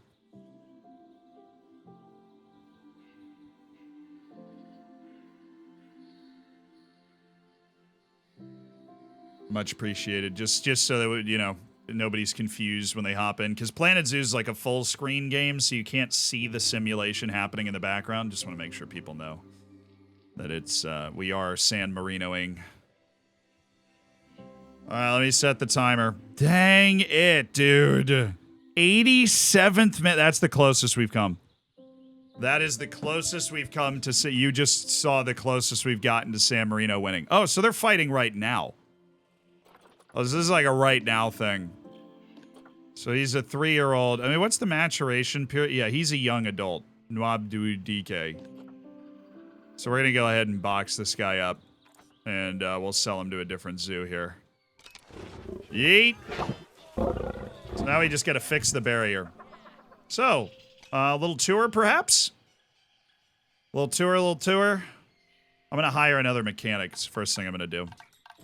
And I'm going to assign him to this freaking savannah cage because it keeps breaking. This is not the first time.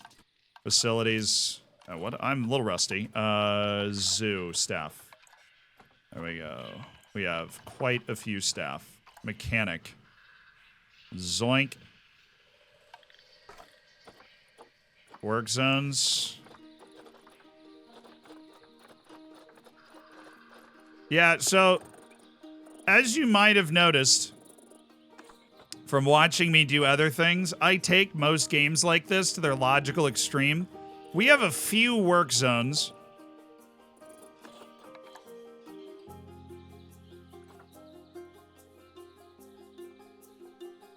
$44 vets, 60 keepers. Mechanic. The mechanic I just hired.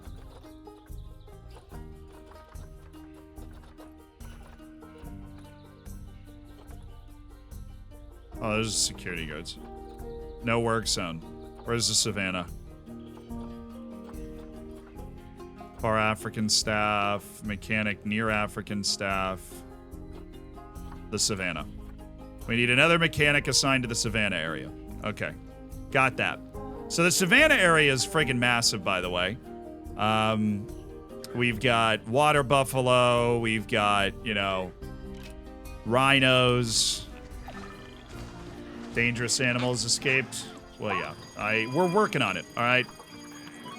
Emergency animal capture for $1,000. Yeah, I got it. Come on, guys. Get the freaking... This is so embarrassing. Normally, okay. Get the tranquilizer guns out. Well, I didn't necessarily escape as much as we needed another mechanic on the savannah area, so... It escaped into another... Oh, goodness. Oh, boy. Oh, Lord. Oh, God. Oh, God. Oh, God. Oh, no. Oh, okay. We're wasting money here, boys. Can we... Come on. Can we please... fix the fence? So now the vets have to come along and we've kicked our emergency active... An animal died. Oh, no. Oh, 2 meerkats died. Aw.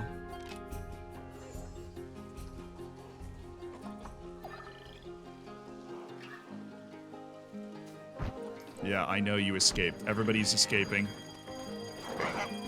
Oh, good. We got... Okay, they caught the animal. The meerkats died. Let's call the vet. Sleep tight. Little homie. Sag. Alright. So the tour, now that we've managed to fix the fence and put down, you know, tranquilize like 5 animals that tried to escape. So this is where you come in, you know, you're just meandering around. Aren't you able to do like a walking tour of the park?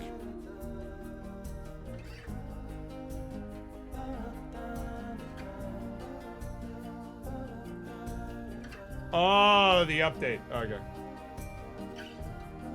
So we do need to update, and I'll move the counter so it's not in the way of all that stuff. And very importantly, we got our 5th draw. There we go. So the mirror. Can't you do it? You can do like a walking thing in the zoo, right? Finish some research on the dingo. Sweet. Big dingo guy myself. See if I can figure out how to do that walking tour. Somebody matured also. Plain zebra. You know, Cappy's overcrowding? How?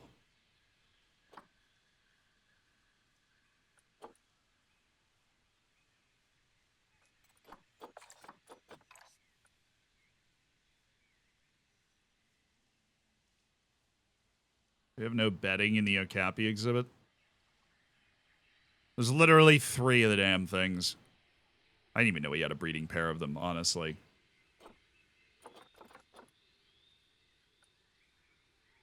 First person camera. I suppose that's nowhere near as fun. All right, do we take care of the... We have the 2 meerkats that just died on the spot. Let's just go. So you walk in, you can go right. You go into the Africa section. We've got a whole group of these bad boys. I forget what they're called. Oh, where did he yeeted himself? Oh, climbing around. Anybody up here? No. Mandrills? What are they? Yeah, mandrills. Where's the dude? There's the dude. There's the mandrill. Hanging out. You know, he's all vibes. This is a very popular exhibit with the mandrills. And then there, you know, you keep going along, you're puttering along, you're like, ooh, look at all those incredibly well-hid staff buildings back there. We've got aardvarks. Oh, he's going into his little hole here. And I think I can enter the burrow camera. There's our buddy. Just some, you know, very, very, very creepy, stalkerish burrow camera for our aardvarks. You know, he's checking in for the evening. Having a good time. Yeah. You gotta love aardvarks. They're very shy, though. So the crowd noise is a problem sometimes. We have to do, like, one-way glass so that they don't know people are watching them. And, of course... Oh, dangerous fighting for alpha status. Dang it, a male croc matured. Let me go get rid of him real quick. Lacroix. Who's the older male? Because that's the one. Okay, so it's you're the 14-year. It takes 14 years for these bad boys to mature. So he's 75, 88, 186. 75, 88, 186. They're literally the same thing. How old do they die? How much more of this croc do I have? We'll get to the crocs. They're cool. Age is there 72 years. I got probably like 20 more years of old Panuta, so let's just...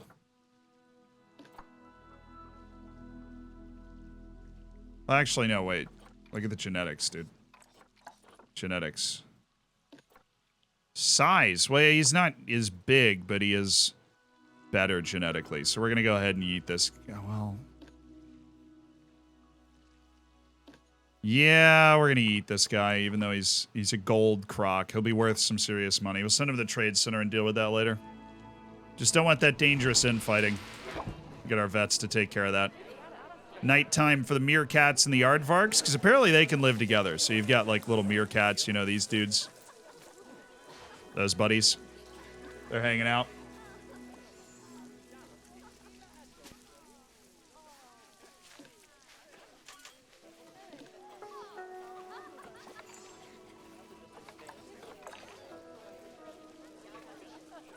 Big fan of the meerkats. A lot of meerkats as well.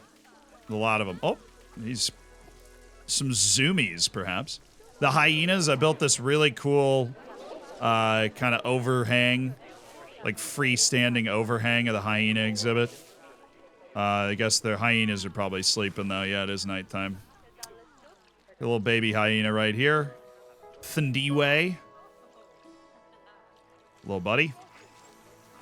Strong little buddy vibes from Thindiwe. Some excellently well-hid staff areas back here that they totally can't see from up there that they totally can. The zoo is packed. Oh, I go hard. Whoa. Who's inbreeding? What? Thompson's gazelle's inbreeding?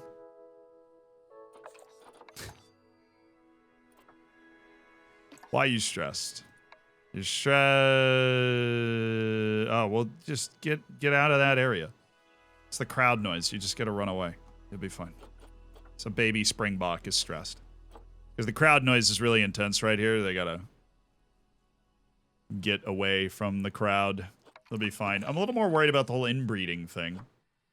What is it? Thompson's gazelle? Okay, sort that out. Always something. Thompson's gazelle. How many male Thompson's gazelle do we have? A few. We have two... We have one adult male. Take me to it. Okay.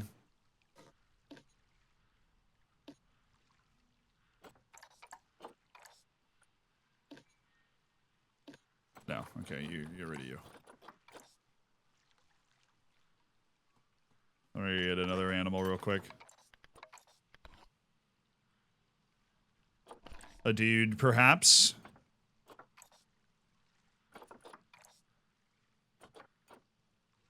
Really? You're trying to get... he might get it. Oh, that's for a girl. Oh.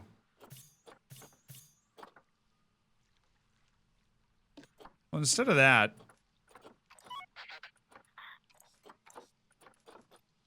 Oh, that's the keeper. Oh, no, I lost it. Where'd they go? Managing a zoo of this size can get a little annoying sometimes. We'll just go birth control right now. That is an option. You can just put the animal on birth control and you solve your problem. So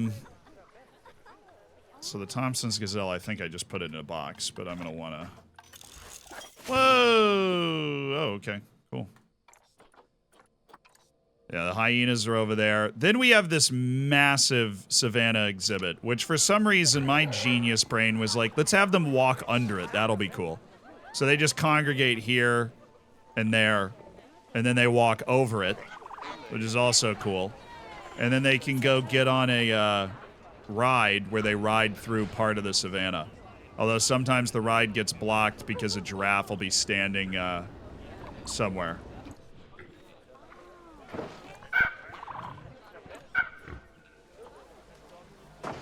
Why are these animals in boxes? Yo, what's up, dude? Hey, how you doing, Hawthorne? The gazelles are going. They were going full Habsburg.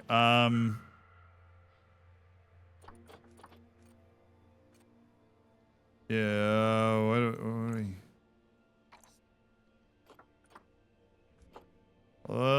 Let's unbox all of the animals. I don't know why they're in boxes and not being moved somewhere. And see what problem happens. Assuming these Malayan tapirs, I don't really know what they're doing, but we'll just, yeah. That's on the other side of the zoo. So this area is huge. We've got those big old, like, I don't know, I call them Africa trees. I don't know what they're called, boabab trees. Obviously, we're working with giraffes here. No, the Malayan tapirs were not escaping. It was that was a warthog that didn't escape either. I think I probably just had them in a box. Oh my goodness, where? I called the mechanic. Get your butt here so that mini hippo doesn't go flying out. Come on. Since when am I short on mechanics? Good thing the miniature hippo is asleep, so it can't break out. Although, lady, I would not be standing in front of the open barrier It takes mechanics absolutely forever to get to this spot, though.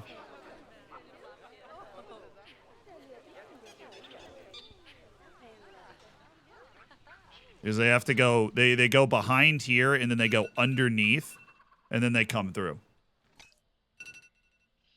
Baobab? Baobab? Is that how it's pronounced? Her child's the meat shield if something goes wrong. Oh, goodness. Oh, wow, the timer actually wasn't right. Okay, we'll click back over in a minute or two, but it's still going. Yeah, so it takes the mechanic a really long time to get there, but you've been urgently assigned for a while. Oh, my red lemur. Oh, I used to have... This used to be a significant problem. The lemurs reproduce really fast. When we started this zoo and we didn't really know how this worked. Oh, stop. We had a significant inbreeding lemur problem. I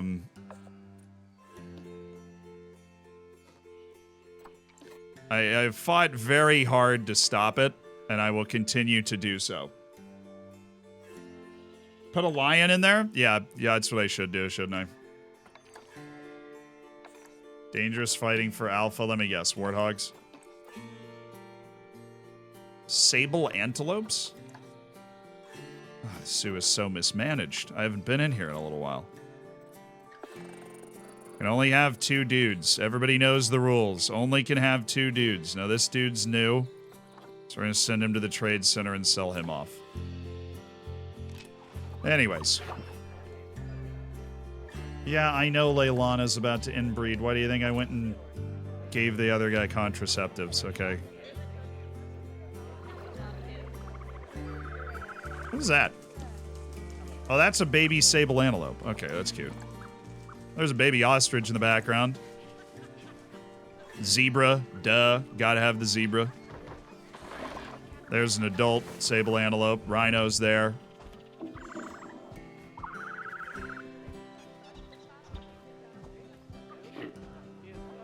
I'm pretty sure I did the math because I like to min-max things and like go as hard as possible. This is like the most variety of animals that you can... Let me guess. Baby hippo?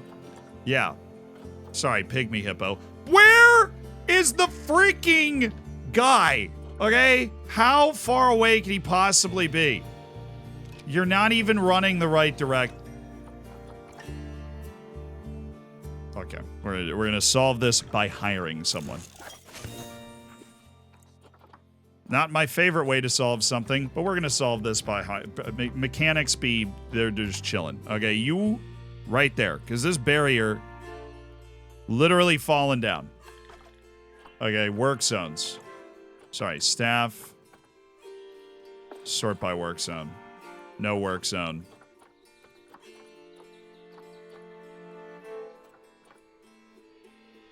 Main drag, East Asian reptiles, exhibit animals, far African staff, which should be, if I remember right, mechanic, far African staff should be it.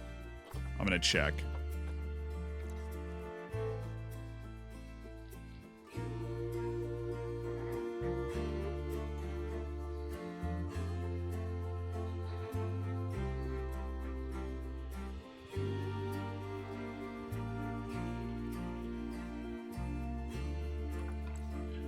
Okay.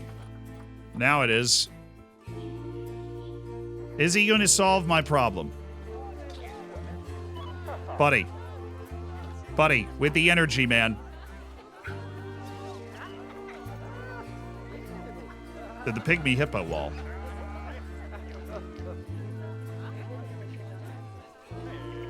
Anyways, next thing on our list of the tour around the zoo after this absolutely giant and incredibly cool enclosure is the okapi. Now, these things need a ton of foliage, really shy.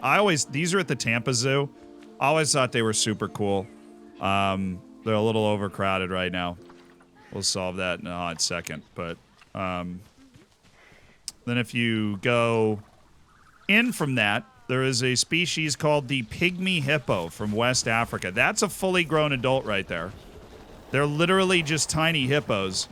That's a baby pygmy hippo. These are not super easy things to come across, but we've managed to get a hold of a breeding pair of pygmy hippos, and had to frickin' dart one because the barrier's falling apart. Thank you. Goodness, Ashley Gale, how long did that take? Okay, fix the barrier. Anyways, and then over here, of course, like any good zoo, we're rocking the chimps. Now these are not cheap or easy to get a hold of. But we've got chimps. Habitat has damaged barriers. Yeah, well, what do you think the mechanic is working on? Okay. Why did I click on that? We can just keep watching the chimps. Inspector arrived? I don't really care. Our zoo's gonna get like a 4.5 out of 5. So we do have a chimpanzee colony. We've got a couple baby chimps, couple breeding pairs of chimps.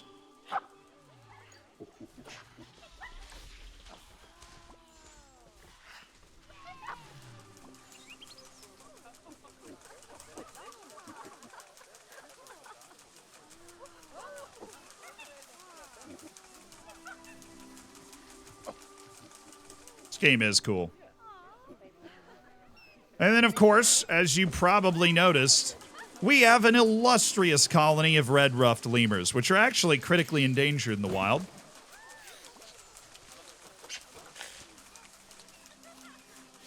But we have a massive colony of them. Honestly, I would say I've made probably a quarter of my money in this entire zoo from selling red-ruffed lemurs.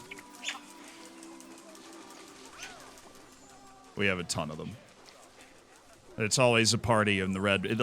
Pretty Habsburgian if you don't they breed really quickly. So if you don't stay on top of, the dudes that are coming along, it can get Habsburgish. Also, if you want, the real hippo, the legit hippo, the big guys, they need a huge exhibit, so we provided them with an absolute massive, just a massive exhibit around the outside here. We do have the big guys. Of course we got the big guys. This is just the Africa section to our zoo. Don't worry, there's a whole other couple sections to it. We've got the big guys. We got a big hippo enclosure. It took forever to build, but we have more hippos than I think I've ever seen. No, why? How? How is the sable antelope about to inbreed? I thought we already dealt with the sable antelope. They had 2 dudes. We got rid of one of the dudes, right?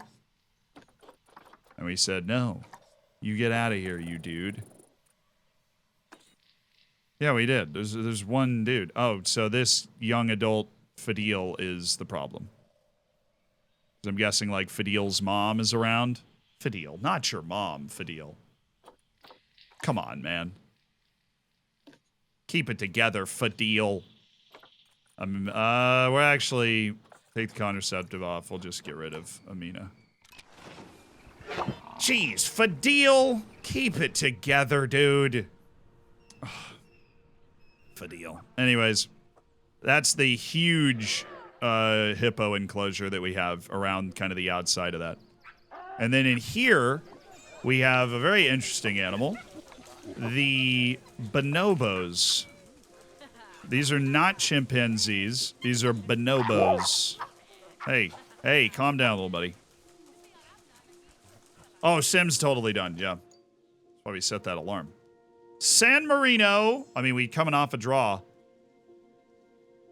The weird thing is that draw, much worse goal difference than we had this year.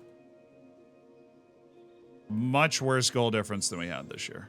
That was a much better goal difference without a draw.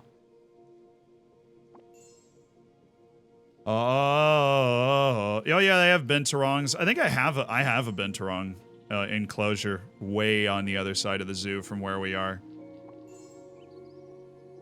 No, they've got so many animals and so many DLC. Thank you guys for reminding me. I know I can get lost in this game, so that's why it's important to set the timer. Give it up for season 139, bro. Huh. All right. Set the timer. Boom.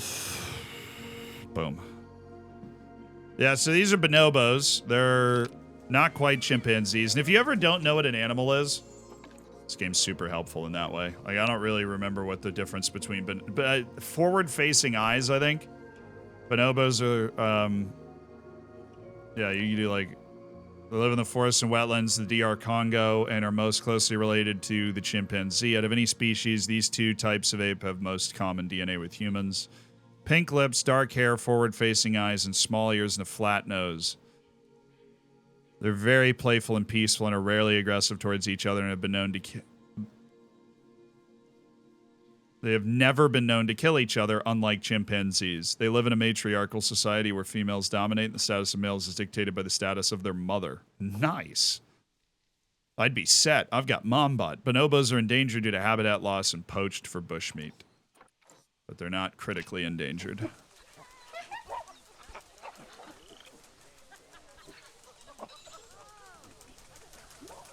This dude's wet from the sprinkler over here.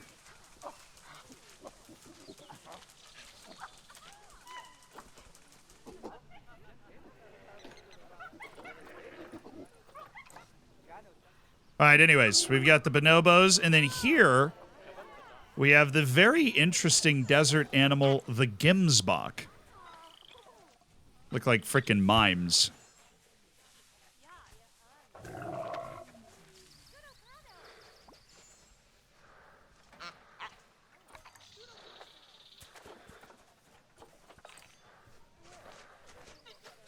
There's a baby Gemsbok running around. And then the big attraction out in the corner of the zoo. Is it another crocodile? Like, probably. They have kids in bunches, so I'm sure there's another male somewhere, yeah. Cursing. Alright, stop fighting. Those crocs can freaking kill each other. I haven't even gotten to you yet. These maybe one of the pride and joy of the entire zoo. We've got a lion pride of albino West African lions. Not even the East African ones. These are West African lions.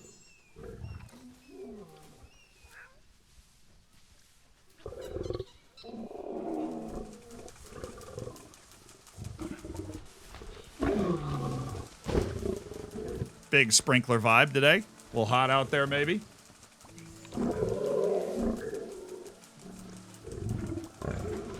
Whoa. All right, we're on the move. Where's our male?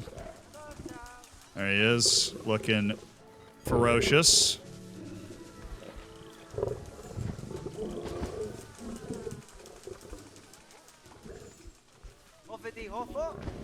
Oh, the lunch is here.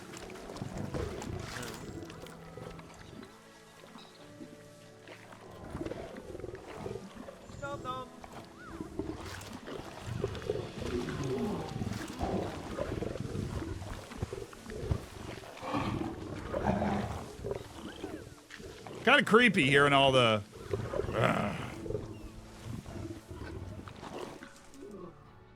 All right, and then, of course, there is a lovely kind of conveyor thing that'll bring you back and forth from the deep in the Africa area to back in the main drag here. So that's the whole Africa area out this way. Obviously, we built it out basically every African animal we can get our hands on. Very neat direction. Now, if you continue right down the middle here, we do have, as you must, the cheetahs in a nice long exhibit. Baby cheetahs. Some baby zooms.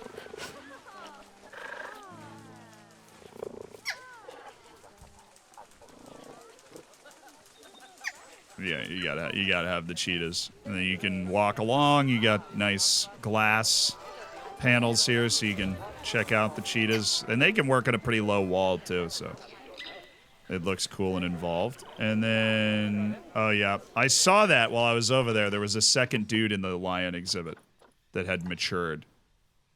So let's go find that second dude and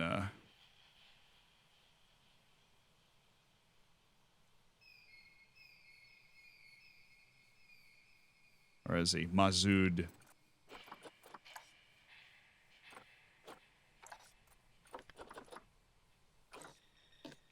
So Mazood's really, really good.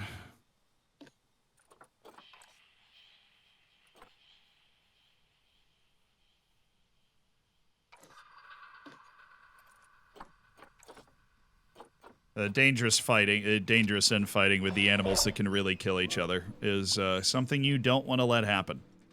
Anyways, then there's the Crocs. We've got Big Chungus #1 here, 52-year-old Panuta, and then we've got Citra and some baby Crocs around as well.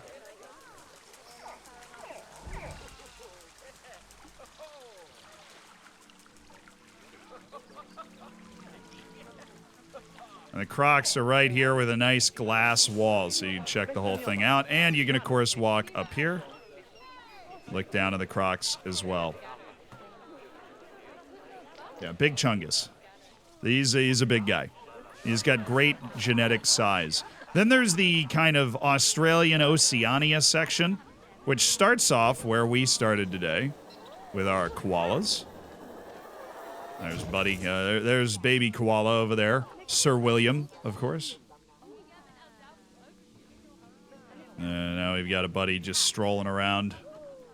Oh no, one of our zebras died. Gotta make sure we call the vet over, so. Alani. Sorry, bud.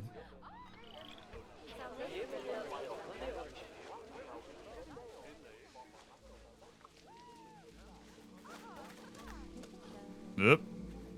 Oh, now we're just hanging out. It's all vibes right here. That's like one of those enrichment toys that's like an herb scent marker that they can sniff to enrich their life.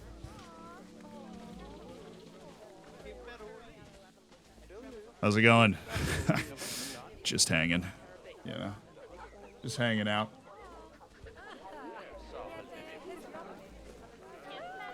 So then you walk further into the Australia section. If you look to your right, it's a disease in our giraffe pen. This is like the Oceania, Australia area. These are, of course, the orangutans. My mom's favorite animal. She used to work at the zoo.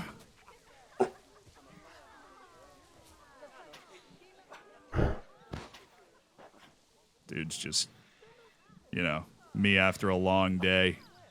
A beer, some chicken wings, chilling out. Yeah, basically.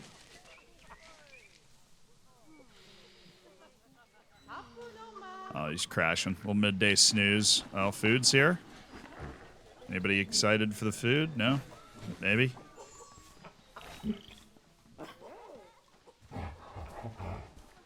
Oh, they're thinking about it. They need really tall walls, so they've got hilariously tall glass walls that have, like, anti-climb proof stuff on the inside of them. So that they can be enjoyed. And then if we continue into the Australia area, which we're still kind of building out, the dingoes. Doge, perhaps. Little Doge buddy.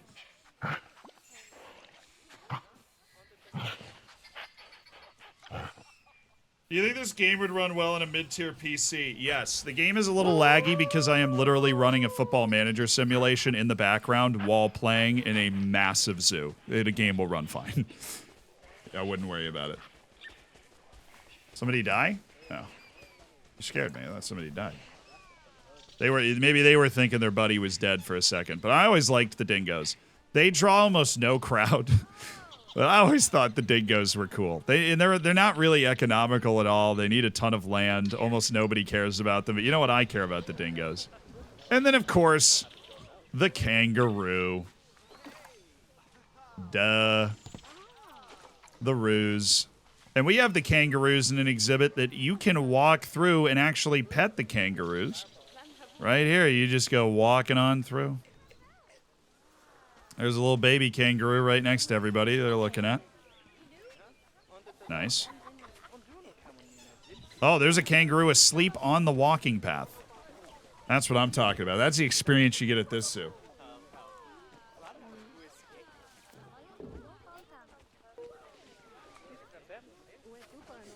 What's your opinion on zoos? I mean, I think there are a ton of bad zoos in the world, but I think a zoo, when done right, does a lot of good things for the animals and people. But the issue is that there are a lot of places in the world that don't run them properly, and it's really awful for the animals. So if you continue other side of the Australia section, we're going into the Southeast Asian section, and there's this weird little pig called a Sulawesi babirusa that is next in our zoo. It's basically like a Southeast Asian warthog sort of thing. Whoa, the Komodo dragons are fighting, and that has my undivided attention. Oh, we've got 3 Komodos that need to be sent away, actually. The kids, it's time, you know, as savage as it may sound, it's time to send out the kids, to sell the kids and keep the adult mating pair. Unfortunately, Komodo dragons can kill each other, so solve that problem.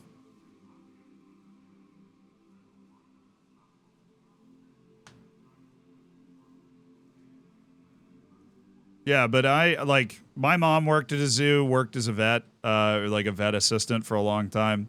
And so I grew up with a ton of pets. I've always had a huge soft spot for animals. I think that the zoo, when done right, can be really helpful for the animals, educational and entertaining for people. But there's a lot of places in the world that do zoos horribly. Oh, there's a baby little Barbarossa. Sulawesi babirusa. Big ol' yawn from the bud there. And if we keep on moving, we're walking down this path. We got the orangutans on the left, and then on the right, we've got these weird little guys. If so, GL victory hand. Phil, no, we're not doing that right now. Thank you for the prime, though. Appreciate the 6 months. What's up, Ordsy? The proboscis monkeys. They've got quite the schnoz. But proboscis monkeys can actually share. Why the Gila monsters are low welfare? Oh, that's an exhibit animal. I don't even care. We probably just have like 1 million of them because I wasn't paying attention. Oh, yeah, for sure. There are like a bajillion Gila monsters that shouldn't be in here. I'm pretty sure you're only supposed to have one, the exhibit animals are not really... I don't really care. Oh, that's nice. They're named London and Ontario. Way to mix it up, dude. Waylon, see you later. William, see you later. There's a whole, like, commerce system, but I'm showing you guys around the zoo right now, so I'm not going to do that. See you later. And then, of course, Kiana. Gotta see you later as well. I'm going to hire one more zookeeper for the savannah specifically. Because it looks like we're running a little low on just people to keep track of it. So, just running into a few animals going hungry. Keepers. There we go. Savannah tenders. There we go. So that should help. Have you heard about the war between the squirrels and oak trees? It's nuts.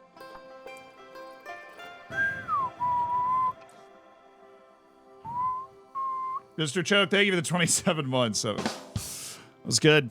I can't argue with you. That was good. Who do they share this with? I know the proboscis. Oh, the tapirs. They share it with the tapirs. I forgot. That's only April. What am I doing with this timer? It's just not good.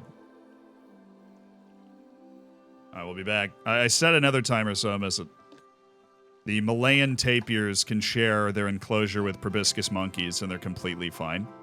And anytime there are animals that can like share. Oh, there's like a full.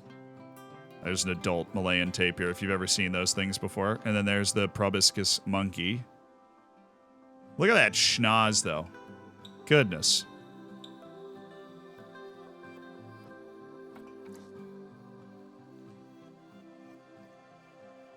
Huzzy, thank you for the prime, dude. Welcome to the Hammers. They've got a nose. And that's a pretty big enclosure. It kind of wraps around this whole corner. And then as you come farther into this area, There's the Komodo dragon enclosure, which, you know, my defense, not the best built because you can't see kind of all the way back into it. But there's some baby Komodo dragons. Where are the big dudes? Siberian tiger's about to mature. I'm sure that's going to cause all sorts of problems. Where are the adults? Are they sleeping somewhere? They're probably all the way back here. No? Wow. Oh, there he is. He's just vibing. You know? Be honest, Komodo dragons always kind of freak me out.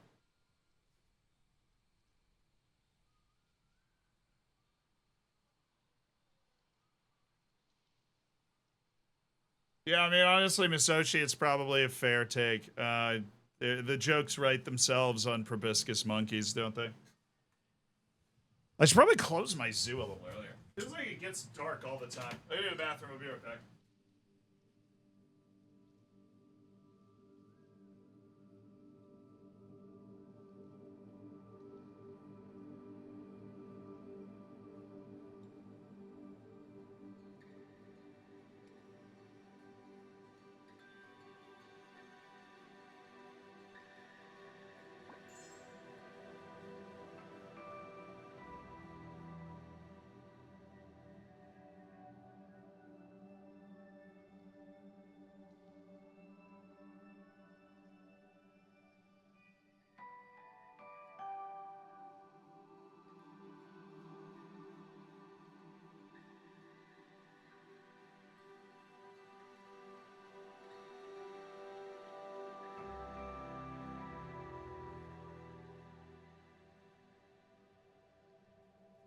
Grab a little snack, too.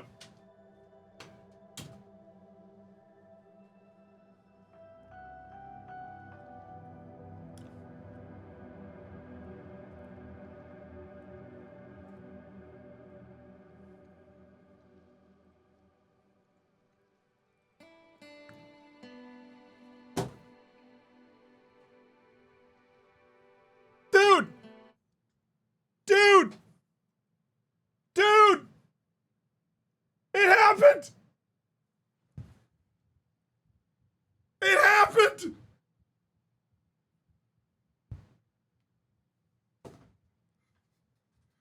It freaking happened with the Planet Zoo soundtrack in the background! Why they won a game! San Marino won a Premier League game! It took 139 seasons. Yes!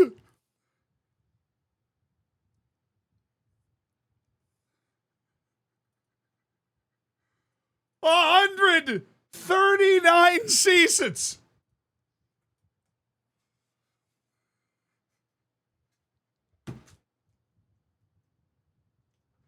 An entire week of streams. And San Marino has won in the Premier League. Train, thank you for the 10. The 8, whatever. Thank you for the 8 gifted subs. It was West Ham. It was West Ham. A pin from Filippo Berardi in February. San Marino's done it. Let's go watch. So is February 11th. Got that right here for you. San Marino won a game in like 30 plus hours of streams plus the entire YouTube video. I never doubted it. Not for a second.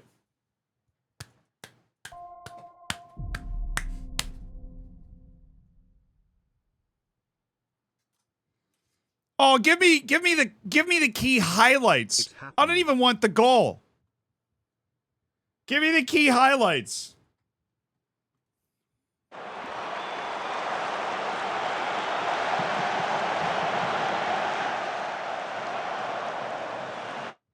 All right, all right, all right, all right, all right.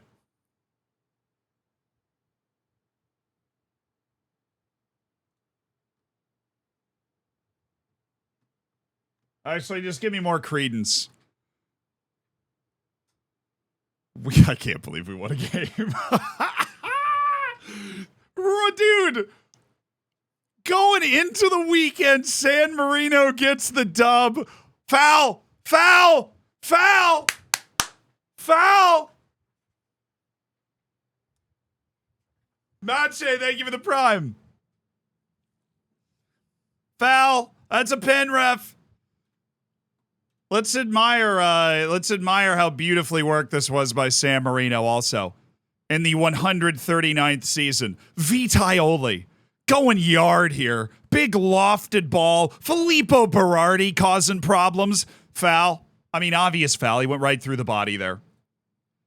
And then stepping up to it, Filippo Berardi for San Marino.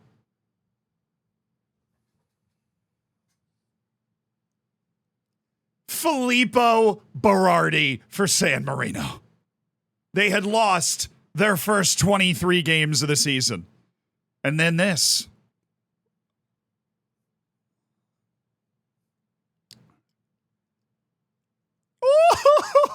But he's off, ref. But he's offside. But he's offside.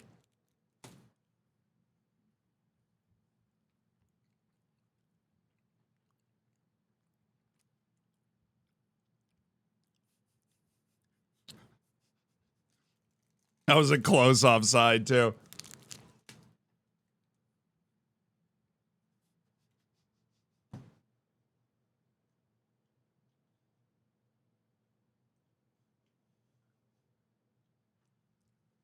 All he had to do was pay Isco off, dude. What's so funny about this is the goalkeeper is so out of position for the shot. All he has to do is just pass that on target, and he doesn't. Wow.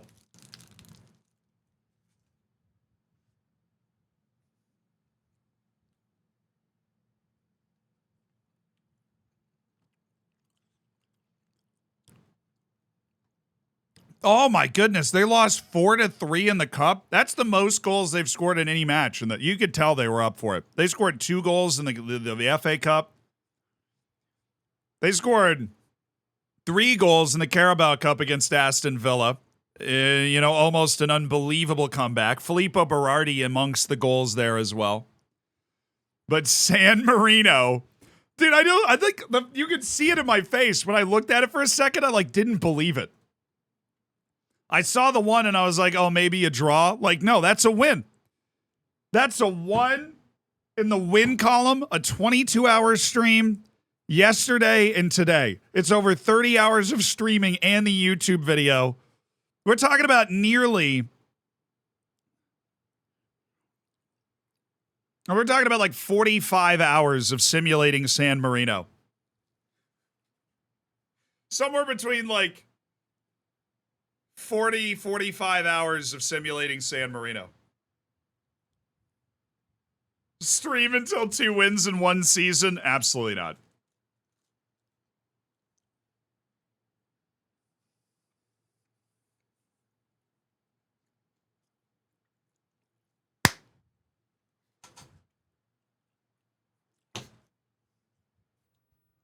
All right. Any way you want, that's the way you need. Any way you want it. Any way you want, that's the way you need. Any way you want it.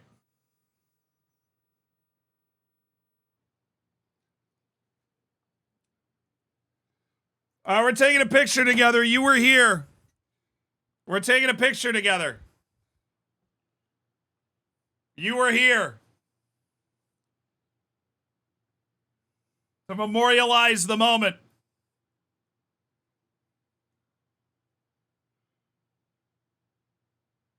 Oh, I don't have the right. There we go. All right, wait, hold on. That way. There you are.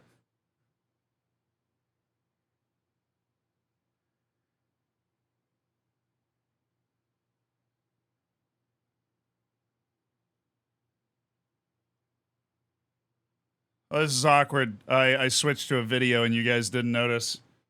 So now I'm just taking a video of you guys.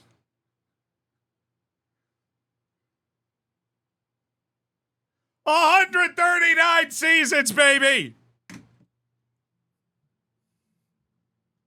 And we set it up so we'd be able to see the goal. Oh, the weight off of my shoulders. Off of our shoulders.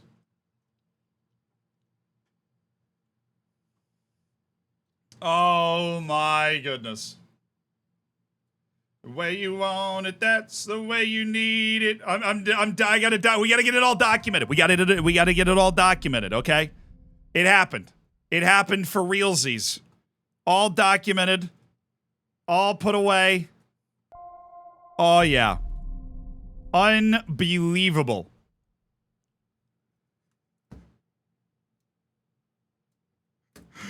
All right, so we got it. Hold on. I get up. How am I going to combine this? I have the picture on my phone. I feel like a grandparent. How do I get that onto the Twitter? I'll make a draft and then put the picture on it. Do.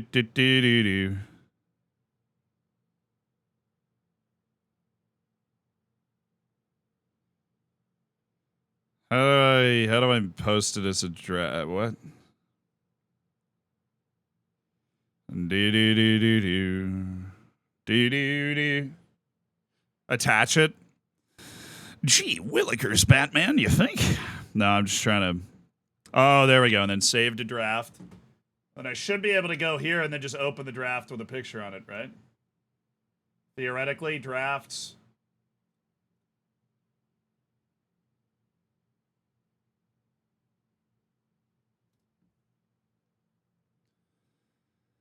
No,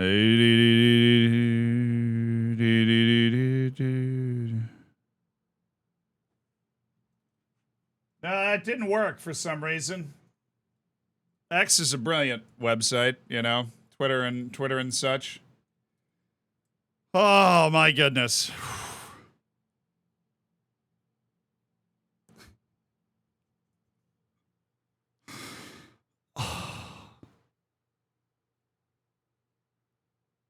I learned a lot of useful life skills while we were doing this, too. I can now do that entire map thing. I can now do the entire map thing. I never would have sat down to learn that before. You planning on doing any videos on any of the posts from the FM24 stuff? What did I do? Basil, thank you for the 10 months. Doing any videos, any of the posts from FM24? Yeah, we're going to have a feature video out soon. I am actually going to record it today. Marcus, thank you for the gifted sub. Wampus, thank you for the 17 months. Thank you guys for being a part of the Hammers. Yeah, I learned the map thing. I learned the map test. Outrageous. Now I have the greatest party trick of all time. I don't know if I've ever taken so long to prepare a tweet. But I think we've got it now. Oh my goodness, I have to convert the file type of the photo. Oh, I'm just offended at this point. I have to convert the file type of the photo. Oh, we got the win. We got the win. We got the win. We got the win. We got the win. You know what's amazing? Okay, so those are the three pictures. There's us. You guys look great. There's the table. There's the result. 139 seasons. All right, somebody, the numbers. The numbers. They had 5 draws, right? All in the league. 1 win. The rest were losses. How many losses is that? How many losses is that? 5,276. It's basically 6 results out of 139.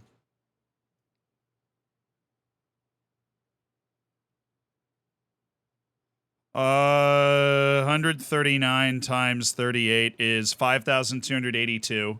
So yeah, that's 5,276. 5,276 losses. 5 draws. 1 win.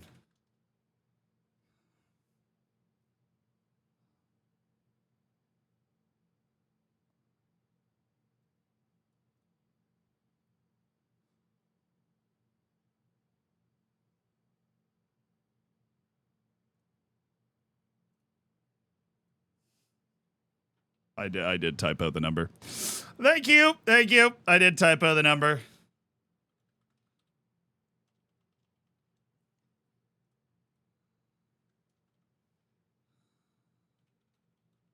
$40 hours of streaming, 139 seasons, 5,276 losses, 5 draws, 1 win. San Marino has won a Premier League game.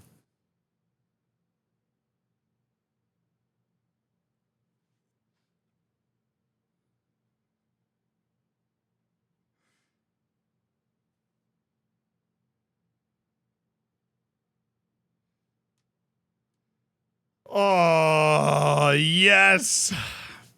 San Marino has won a Premier League game. Glory to San Marino fan account.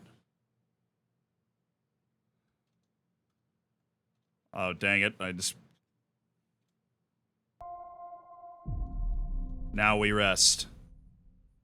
40 hours of streaming, 139 seasons, 5,276 losses, 5 draws, 1 win. San Marino has won a Premier League game. Glory to San Marino FA. Now we rest. I'm going to tag West Ham in the picture.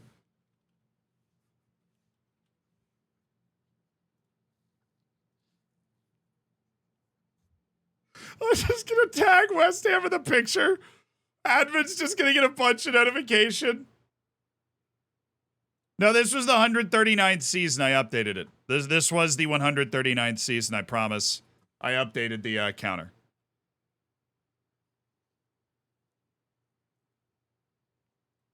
No, I didn't forget to add the season's losses. The losses number is right. This was the 139th season. We've tagged West Ham in the picture.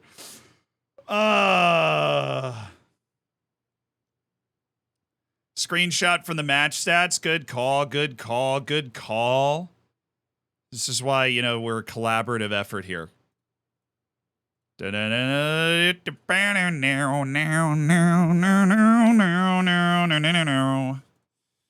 Screenshot from the match stats.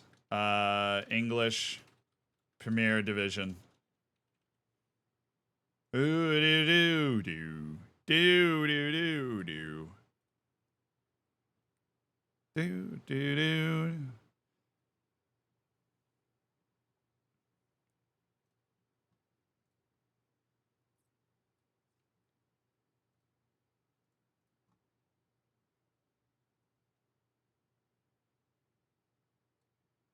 I'll do one of those.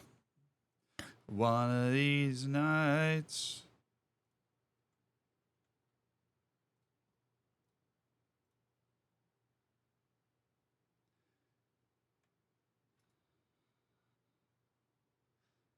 All right, we did it.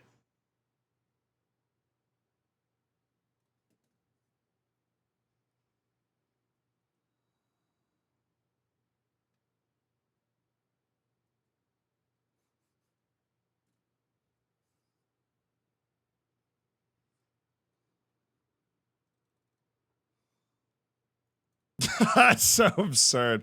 Thank you guys so much for making this special, this crazy journey we went on, because there's one more change we got to make to this top left corner. Wins, baby! 1! Wins, baby! I think the whole point of us being here is having a good time, and I think we've thoroughly had a tremendous time. That is going to be it for the stream today. I'm going to go for a run and make sure we've got a couple videos recorded. I am headed down to Tampa. Going to go to the Bucks game. We were going to go see Messi, but flights were already booked, so going to go see the grandparents, go see the family for a couple days. I'll be back up Tuesday night, which means we'll be streaming Wednesday through Friday next week, so we're only going to miss out on one stream. But I will be, gone and a bit out of touch, hanging out with Mom Bot and the like. But thank you guys. This has been awesome. Love getting on every day and, love San Marino. Fist bump. You guys. Thank you for all the subs. Fabregas with a gifted sub to the San Marino team. Shruggy, thank you for the tier 1. Everybody that subbed, everybody got gifted a sub. Thank you for allowing me to do this for a living. It's the best job in the world. I just hope we make it fun to watch. All right. Have a good weekend. You go into the weekend knowing that freaking San Marino are Premier League winners. See you guys. Oh, wait, we got to raid somebody. Shoot. Wait, hey, hold on. We're raiding somebody. We're going to go make somebody's day, okay? We're raiding somebody.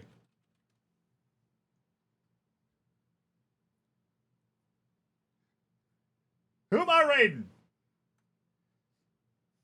One of these nights. Get a copy pasta ready. We're coming in hot after a San Marino victory in the Premier League. Get your copy pasta ready. Feel. I realize I literally just said bye already, but if you're still here, thank you. Then let's raid.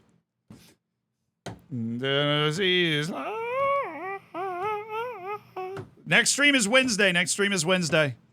Wednesday, Thursday, Friday, we'll be streaming next week. I'll let you know what's going on when we get there. Keep your eyes on the schedule updates in the Discord. That's where you'll always find the most up-to-date information. All right, see you guys. Have a great weekend.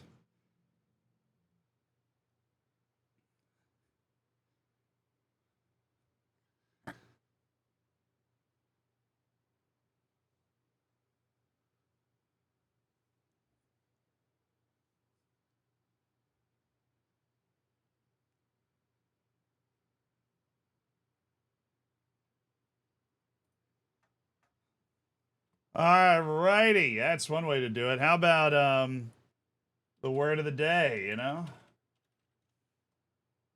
Mesmerize. Like my dancing. Oh yeah, I have it muted. Mesmerize. M-E-S-M-E-R-I-Z.